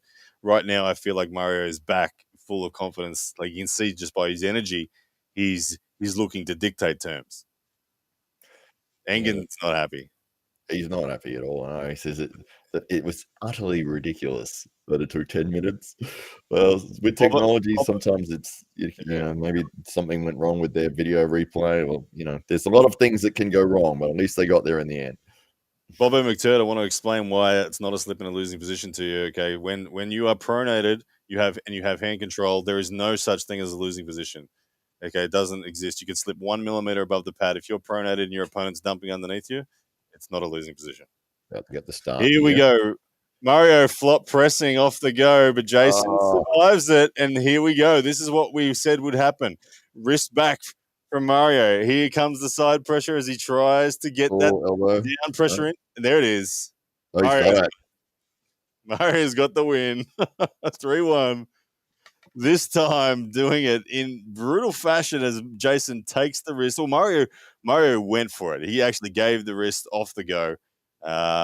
Jason has survived the surge, returned serve with his own top roll attack, and then Mario Tambakis gets all up in his grill and just shoves across and gets the pin. But impressive stuff. Replay looks good. Yeah, you had to hold on strong right there. Shades of backstrong Yeol right there. Losing the wrist, but going straight sideways. Brutal. Well done, Mario Tambakis. 3-1 victory over Jason Merlo. He is the guy to look for. Book him on your shows. We'll see what he has to say here. Let's have a listen to what he's got to say.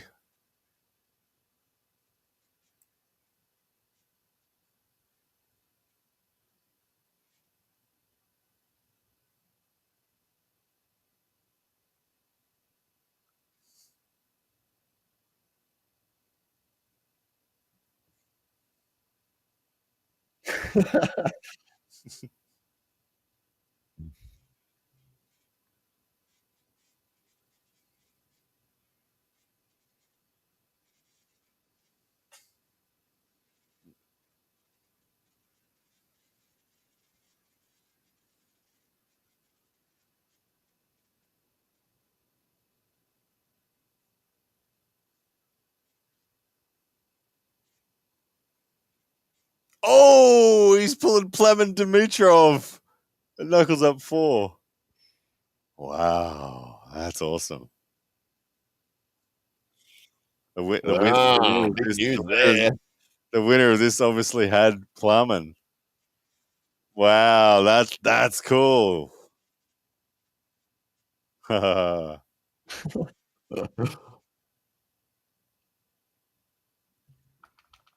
Congratulations to Mario Tambakis. Big win there. Jason Malone, huge, probably the biggest win of Mario's career, and on the biggest stage that he has stepped onto, all the way over in the USA at Knuckles Up 3. Yeah, that was cool. I'm just gonna. Here we go with Kamil Jablonski now coming out to play. He's someone who has made a home at Knuckles Up as well. All right, Engen forehead taco says, Jason actually lacked a ton of foundational strength. If he focused on getting strong, he'd be very tough at his weight due to the natural hand strength. Yeah, he does. I mean, he's one of those guys that has a ratio of greater hand strength to arm strength ratio than is typical, and that's why he's such a dangerous top roller, because he has that amazing ability to control the hand at the top. But yeah, Mario wins a 10-piece drum set. That would have been good luck taking that home on the plane. But no, he got a guitar, didn't he? Yeah. They did get a guitar, that's right. Captain Obvious says, thanks for the commentary, guys. Been out and about listening. Well, that's great. We're glad to have you here. Awesome stuff.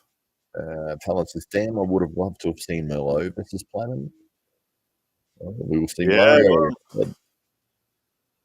Well, that Mario versus Plemen, that's like Plemen's another level of top roller. Like he's got he might have the same degree of offense as Jason, but he has an equivalent level and maybe more in defense as well. He's one of the best defensive top rollers. So that's a huge match. And Mario's going to have to stay at that weight now, because I'm sure that one's at 95 kilos again. He won't be able to go back to his super heavyweight numbers. He did look trim. It was definitely a difference in his face compared to what I've been used to. But he maintained his strength well. I got to give him credit for that. Got to give him credit. Yeah, well, that's it. Huge victory for Mario. We've got the main event here: Jablonski versus Aslanov. We've got the picture of Mega Mike up there instead of Aslanov, though. But it was Mega Mike with Aslanov stats. All right, here we go. Round number 1, Kamil Jablonski and Mirtaleh Aslanov of Azerbaijan. Aslanov just built like a truck, just thick everywhere. He's someone that has control, hand control, top roll, hook. I think he's got all those available to him. But we know what Kamil Jablonski is. He's a presser, and he's a presser, and he's a presser. Yeah, that's it. It's that one and done approach. You either can stop it or you can't. Honestly, it's the interesting setup so far. It looks like Mirtaleh is going to try to top roll, but you can see that the height is being dictated by Jablonski at the moment. As Mirtaleh now getting some height back up again. So Jablonski, when he comes up against someone who can take height off him, he just happily transitions to a flop press rather than a bone line press. But right now, Jablonski looks pretty calm. Mirtaleh talking to the referees, making sure he's got what he wants. He's going to try to top roll the hand and wrist of Kamil Jablonski, but watch for Jablonski just to commit like he does. Both huge guys, a lot of power coming down on that table. Jablonski actually looks like he's going to try to arm wrestle with fundamentals there. Like he almost looks like he's going to try to top roll. maybe it's just the camera angle, but but I've never seen Jablonski with as much energy going backwards as I saw just then. Maybe that's an indication that Mirtaleh, his threat is that high that Jablonski's saying, I'd prefer the strap before trying to press. Yeah, absolutely. Yeah. His shoulder was not lined up inches from his hand as you usually see with a setup. Yeah, exactly. He's normally right up in everyone's grill, but this looks like a top roll in Kamil Jablonski so far. Outside of straps, referee's grip.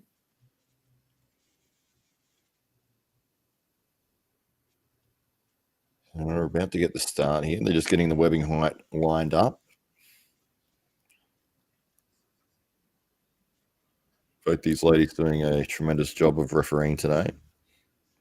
Yeah, world-class refereeing. I've loved tonight's refereeing, the way that they've paused and explained different moments in time on controversial calls was perfect. I love that.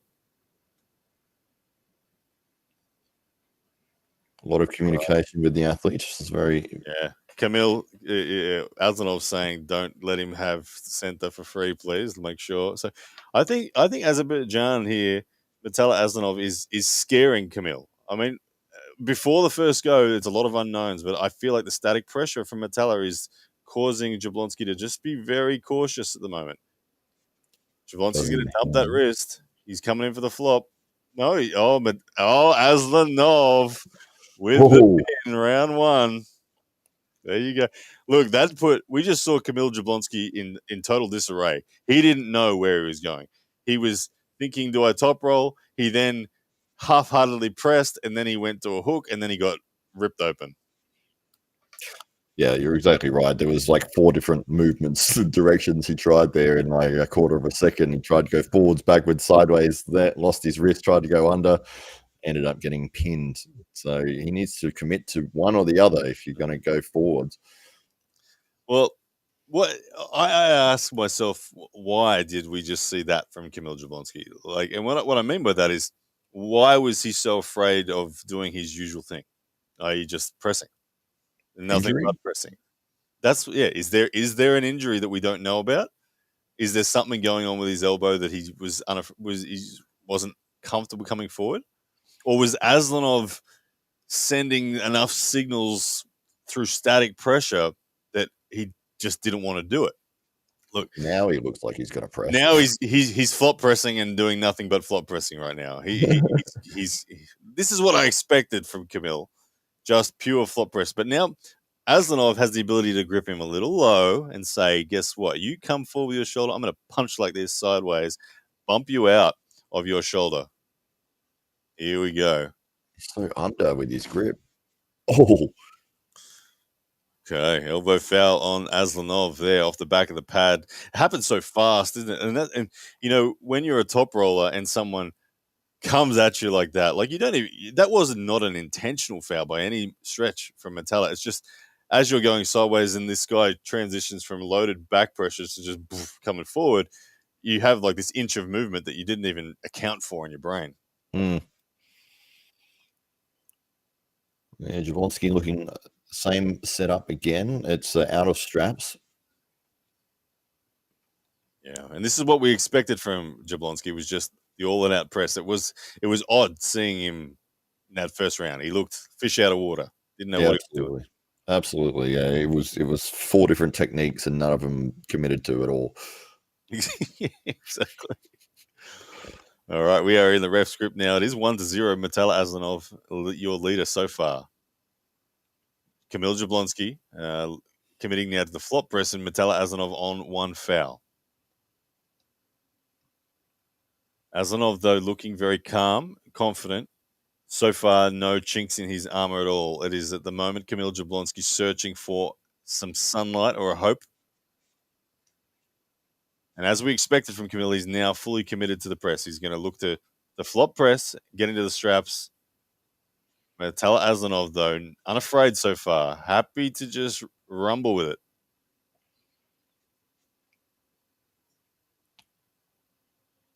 A lot of talking with the referee. Yeah, I think it's clever from Aslanov. he's sensing what's going on and he's not allowing it to happen. He's communicating well with the referees. Oh, he's caught it. Aslanov looks strong, doesn't he? Aslanov looks really strong. That was Kamil in that full flop press, and Aslanov's arm did not move down very far at all. It only went about 1 inch that way, and then he was looking like he was the stronger man. Be interesting to see how this plays out in straps. A flop press able to get the slip, but different story when you're strapped together.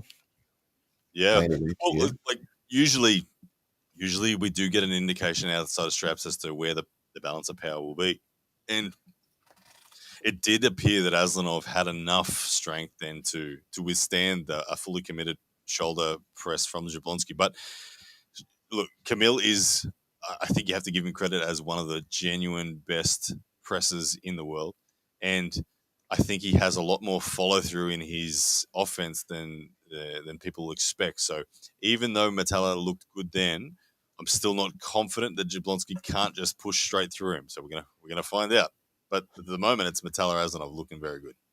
Yeah, I mean, that's the thing with the slip is that he might have felt, hey, it's half out. There's no point committing 100% effort here. It's just going to slip regardless. But he'll wait for the strap, and he's getting his opportunity right now. Yeah, very nice. Okay, so you can see that Kamil, he's committed to the flop. He's not going to try for the shoulder roll. Mirtaleh Aslanov's static pressure obviously is very intimidating. You can see, like I said, the dude is built. He's been on the podium at Zloty in the super heavyweights. He's from Azerbaijan.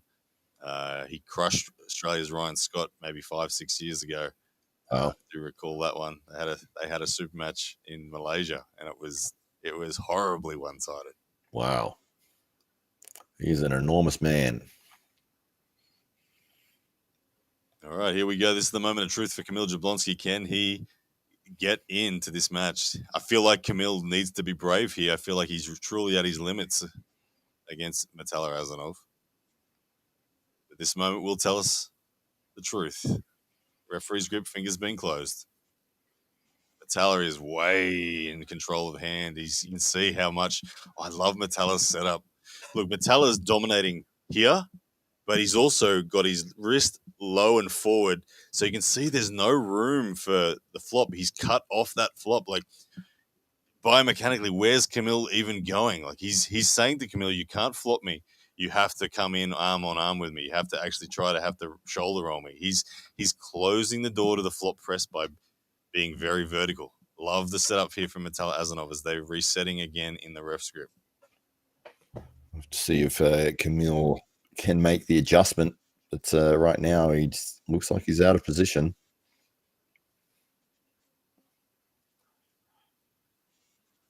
Oh, but there we go. Oh, whoa. Didn't matter. Here we go. Didn't matter. He's too strong. Kamil doing what Kamil does best, connecting and then pressing. 1-1. It's the thing when you're Aslanov and you got everything that you wanted in terms of that setup and you just got crushed to the pad. It's like you could see him putting his head down on the table like, oh, man, that was everything I had right there, and it just got blown through. Yeah. And look, that's what when we talk about the flop presses in the world, I think you have to say Kamil Jablonski is the best offensive flop presser there is. I don't think Jerry Cadorette has as much offensive force. I think Jerry Cadorette has better defensive flop capabilities. I haven't seen Jablonski have to defend back here and do what Jerry can do.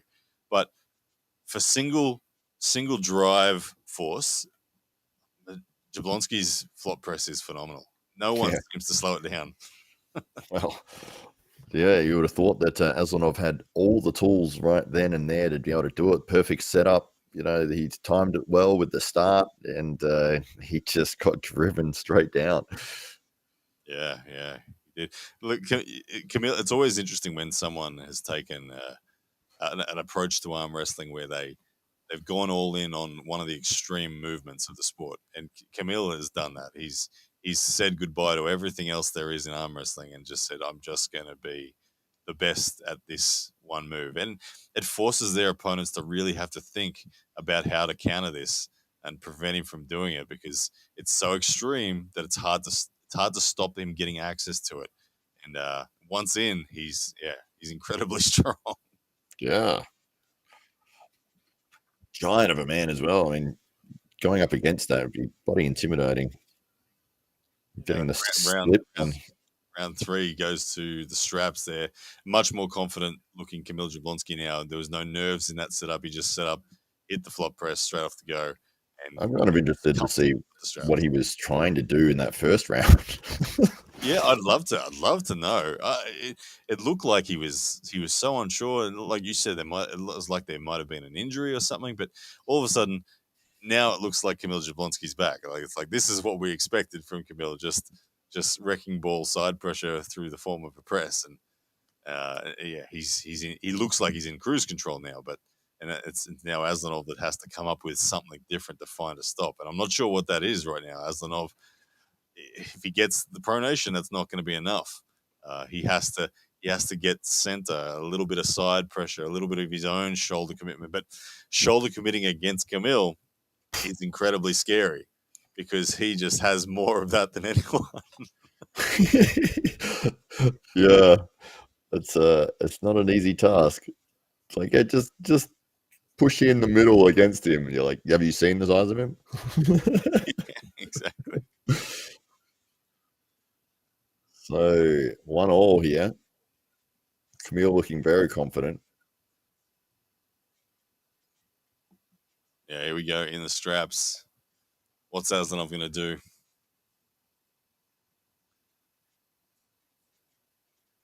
Yeah, I think the correct variation would be for Aslanov to actually try some down pressure and try to make Kamil at least have to shoulder roll as opposed to flop press. But look, Kamil has that just as good as he has a flop press. So it's probably not going to do any better, but it's a variation. But I think from what I'm seeing, it does look like Aslanov is going to ultimately still try to top roll here, and Kamil's just going to bury under with that bulldozer pressure that he's got.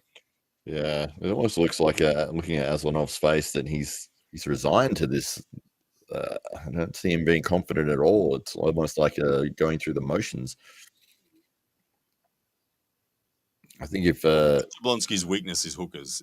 Yeah, he lost to Matyshenko, who's a very, very good hooker. He got destroyed by Matyshenko, but you put him against anyone else other than extreme hookers, he just crushes them, it would seem. So Aslanov getting warned there for curling in.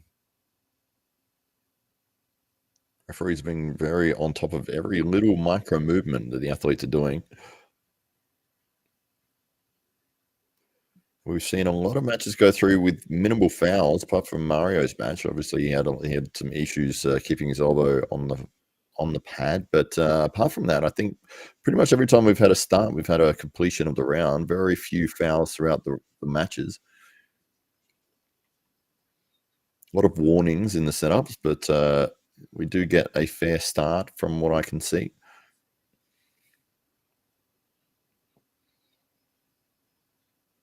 Here we go. Referee's grip. Hands being closed. Kamil first. Aslanov second.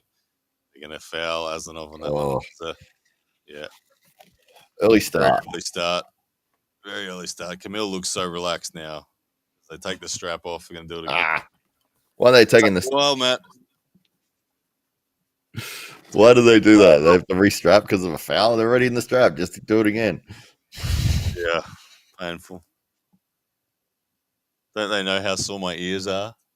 Achy my neck is. Yeah, you're a fan of the earmuff style, aren't you? With that, or is that just? Man, no, I do it out of. It's necessary. I haven't got the hardware set up to broadcast through a speaker what I'm hearing. It's only coming through these things, so I've got to wear it to hear what's going on, to hear you. Yeah. Fair. But I want to upgrade this studio. I'm not sure exactly what that looks like yet, but I think there's an upgrade in the future. Maybe a light that you can put on higher than 1%.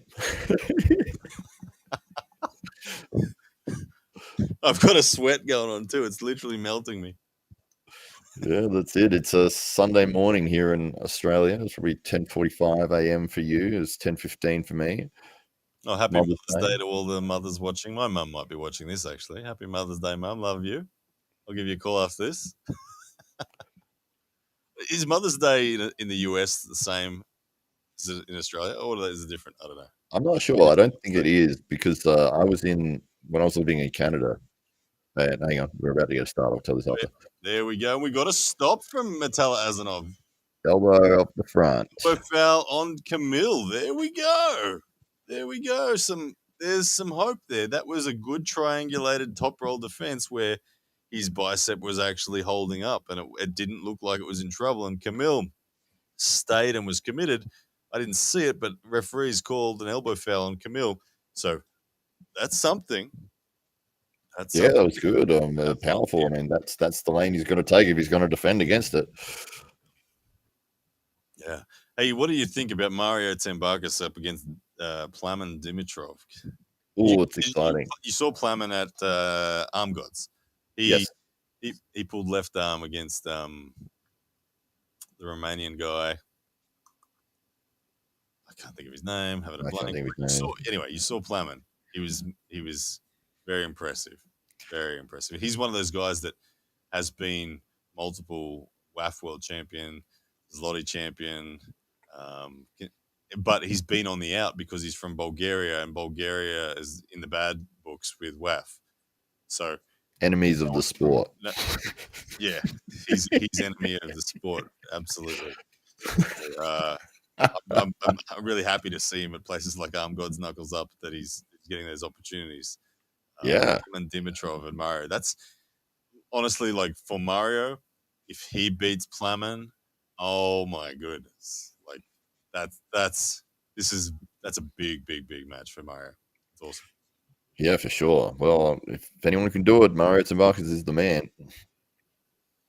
Well, yeah, he did a pretty good job on Jason today. He although he went through that period where he was tremendously nervous and he was almost his own worst enemy.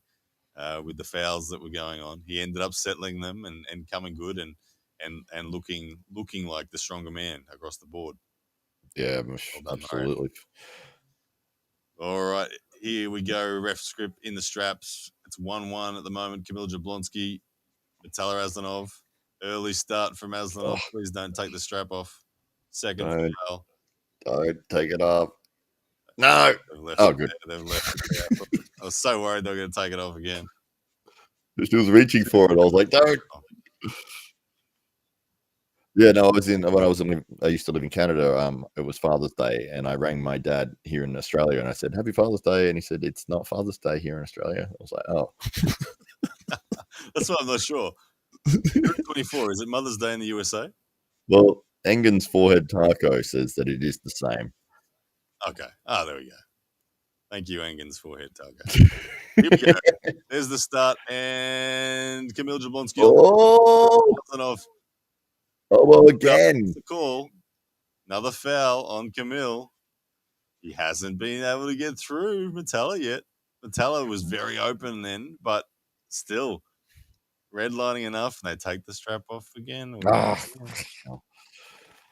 to wait another 5 minutes for this one. You watch Mirtaleh will foul on this one, and they'll take it off again. Why are they taking the strap off? It's a foul. It's just go again. They're just trying their best to increase my headache. Look, it's interesting. Okay, I'm curious. What are your thoughts on this as a main event? Like, you're an interesting guy in the UFC and things like that. Like typically speaking, the super heavyweights in arm wrestling are the most interesting. But as Mirtaleh gets a slapping, that looked pretty UFC like there as well. That slap would have knocked me out. What do you think of this as a main event? Should the super heavyweights default as the main event? Or no. Okay. No, definitely not. Your biggest names and your biggest draw, it doesn't matter what size they are. I mean, you look at something like McGregor, who was fighting at 145, and it's like, what is that, 60-something kilos, and he was packing out the places around the world. It's all about the personality and the charisma and the interest, because people will watch a boring fight if they like both guys, but they won't be happy that it was a boring match. And you've seen that with like Anderson Silva, for example, when he's had a lot of stinking, like boring matches, but then he's had matches where he knocks somebody out and it's spectacular. So you never really knew which way he was going to go. But this here, it's a long drawn out heavyweight battle and long setups, foul restarts. You got to admit it's a boring match, and I mean that in the best of senses. In just the technical aspects, it's very boring. It's set up, foul, set up, foul, and then when the match happens, it's over very quickly. It's not something that's drawing you in. And there's the flash flop from Kamil. He gets through this time, 2-1. Yeah. So, like an example that was, I don't know, 20 minutes for that, which ended up taking 1 second for Kamil to pin him in the end, finally.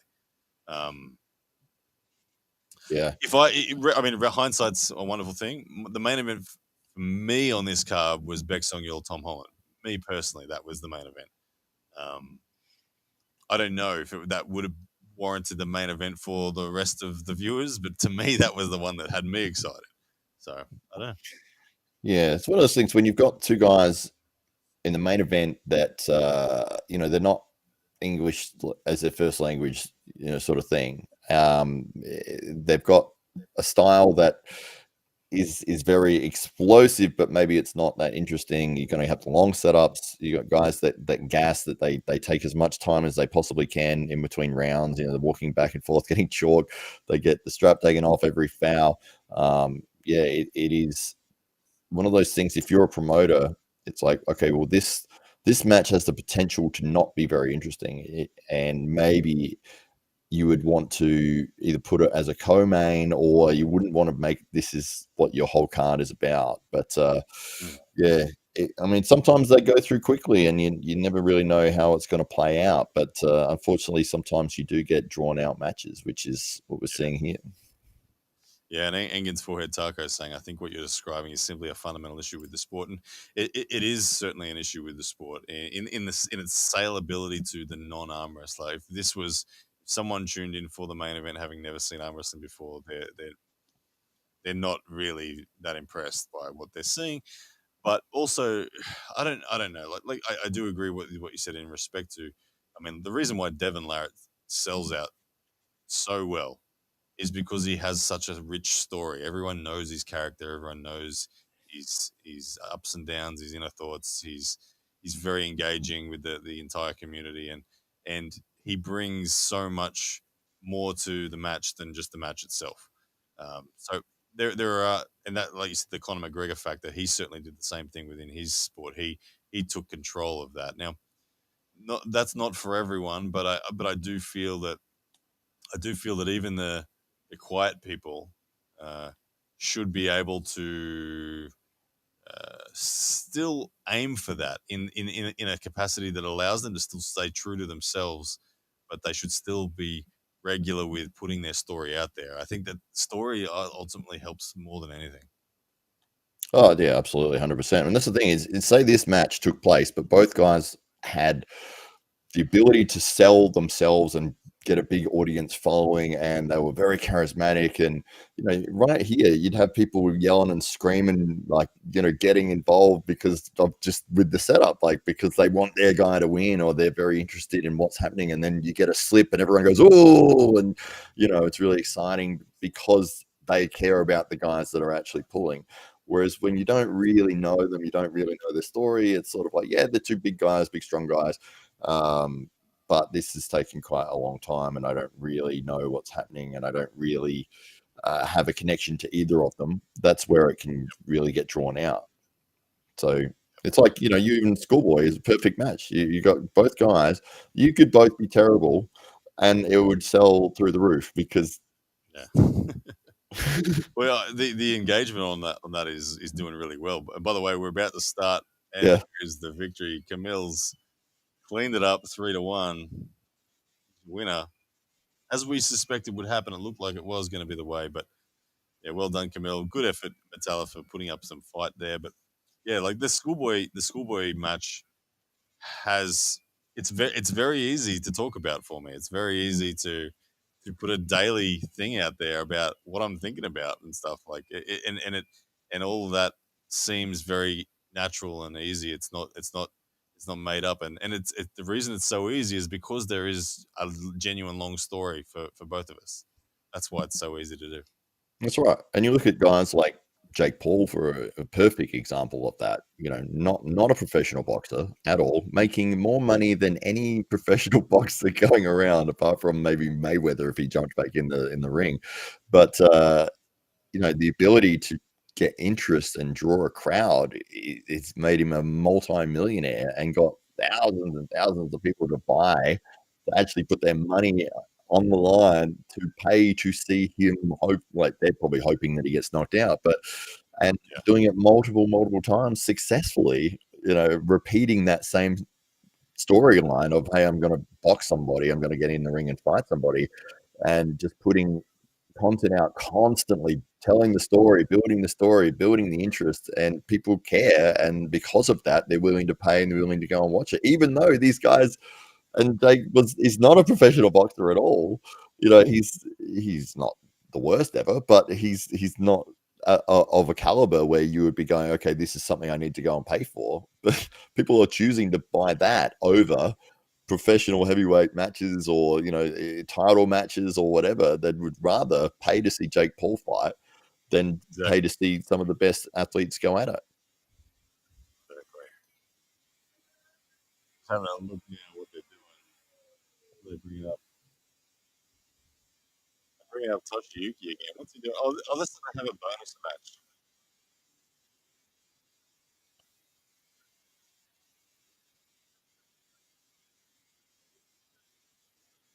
What's he call it?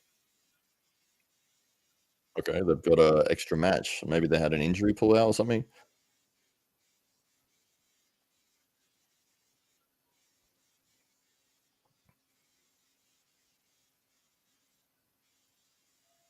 BJ Fakas up against Toshiyuki. First the two. So this is something that Knuckles Up did off the cuff on their first one, where they had a bonus match at the end, which the bonus match was something that they just randomly decided to do on the spot, but then they've looked to keep it and they let it be a people's choice or something like that as to what the match will be at the end of the night. So that's the history of that, as far as I'm aware. So look, this is interesting. I'm actually interested in seeing what happens in this match. Like Toshiyuki's side pressure was pretty impressive. BJ Fokkakis, oh, that was looking bad for Toshiyuki then. Yes, he was about to get drilled. Yeah. I mean, BJ got beaten without really taking any bullets, where Toshiyuki had a lot of bullets too. So the work on the arm now, it looks like Toshiyuki's going to try to flop slip. Oh, they're going to call Oh, that a it's got to be a loss. Come on. What were they giving him there? A warning or something? Start on BJ again, but BJ's got this all over him. He's all over him. Now Toshiyuki's going so low. BJ is going to press him. He's cutting off his flop press. BJ is just going lower down with him. Yeah. Oh, way too strong. Way too strong. BJ just cracking the wrist back and just getting the pin. No hard work for him there. Yeah, well, yeah. So now we know. I actually don't need. I don't need another round at all. Like in these bonus matches here right now, like I would, if I was the promoter, I'd say, all right, strap it up one more, but let's. There's no point in having a long drawn out attempted slip battle at this point in the night. But interesting in some respects. But like I said, ultimately, um, yeah, the strong edits thing that Drew 24 mentioned, I do agree that I like to watch an edited, like that's what we do at AWE. We edit, but we edit very fast and we edit just the match. We don't edit theatrics and I struggle with the Arm Wars model as well when it comes to my own attention span. I struggle with it, especially when they don't have any story prior. They actually deliberately hide that because they don't want you to know. So I find it difficult as BJ rips him across the table. I find it difficult to want to keep on watching. The video itself alone is not enough for me to do it. Like for me to watch a video, I straight away, I straight away, my brain went to Asian television. You know how Asian television, they have these crazy shows where they do extreme obstacle courses or weird stuff like stuff. As a kid, that got me. I loved it. And it was never that I knew the story of the competitor. It was that this is some whack crazy stuff. And also, but they would sell each dude, like when I tune in, it'd be like, this guy is a kung fu master of 25 years, and you're like, whoa, a kung fu master. Okay, and so the story wasn't about the individual. The story was the kung fu master, and I'm filling in the blanks myself with what that story is. Kung fu master up against some American powerlifter or something like that. And so straight away, I'd make assumptions on their backstories, which worked. So it's interesting, all the different options out there. Arm wrestling doesn't have that so much. So we do need athletes to have to make an effort to put their own story out there, because it's very hard through the production alone to create story. Yeah, I agree with that. Yeah, that's the thing is, you can try to sell somebody as much as you possibly can, but then if they get on the camera and there's nothing there, it's like, oh, well, there goes all the wind out of your sail. Yeah, I think they're about to announce the AWE 4. I mean,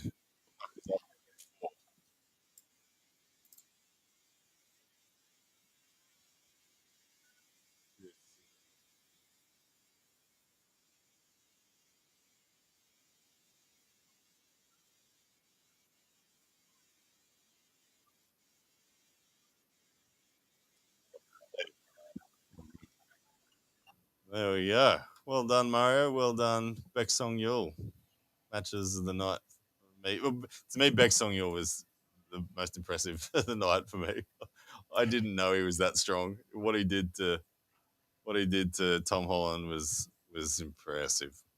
Yeah, absolutely. Yeah, no, I mean, Tom was probably the favorite going into that, but I think Tom was.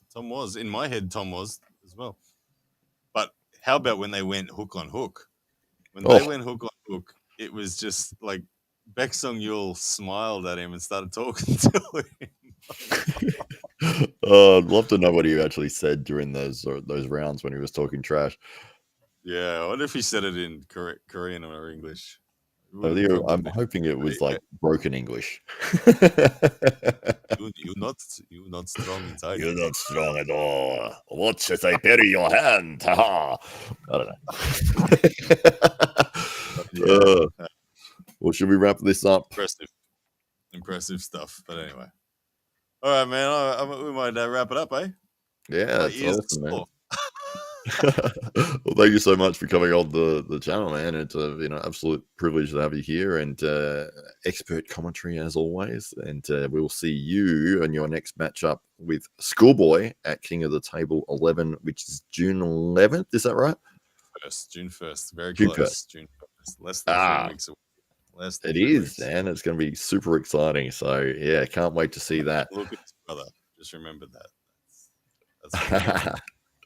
That's it. All right, no worries. Well, thanks again, mate. We'll end it there. Thank you, everyone in the chat that has enjoyed watching us, and we had a great time as well.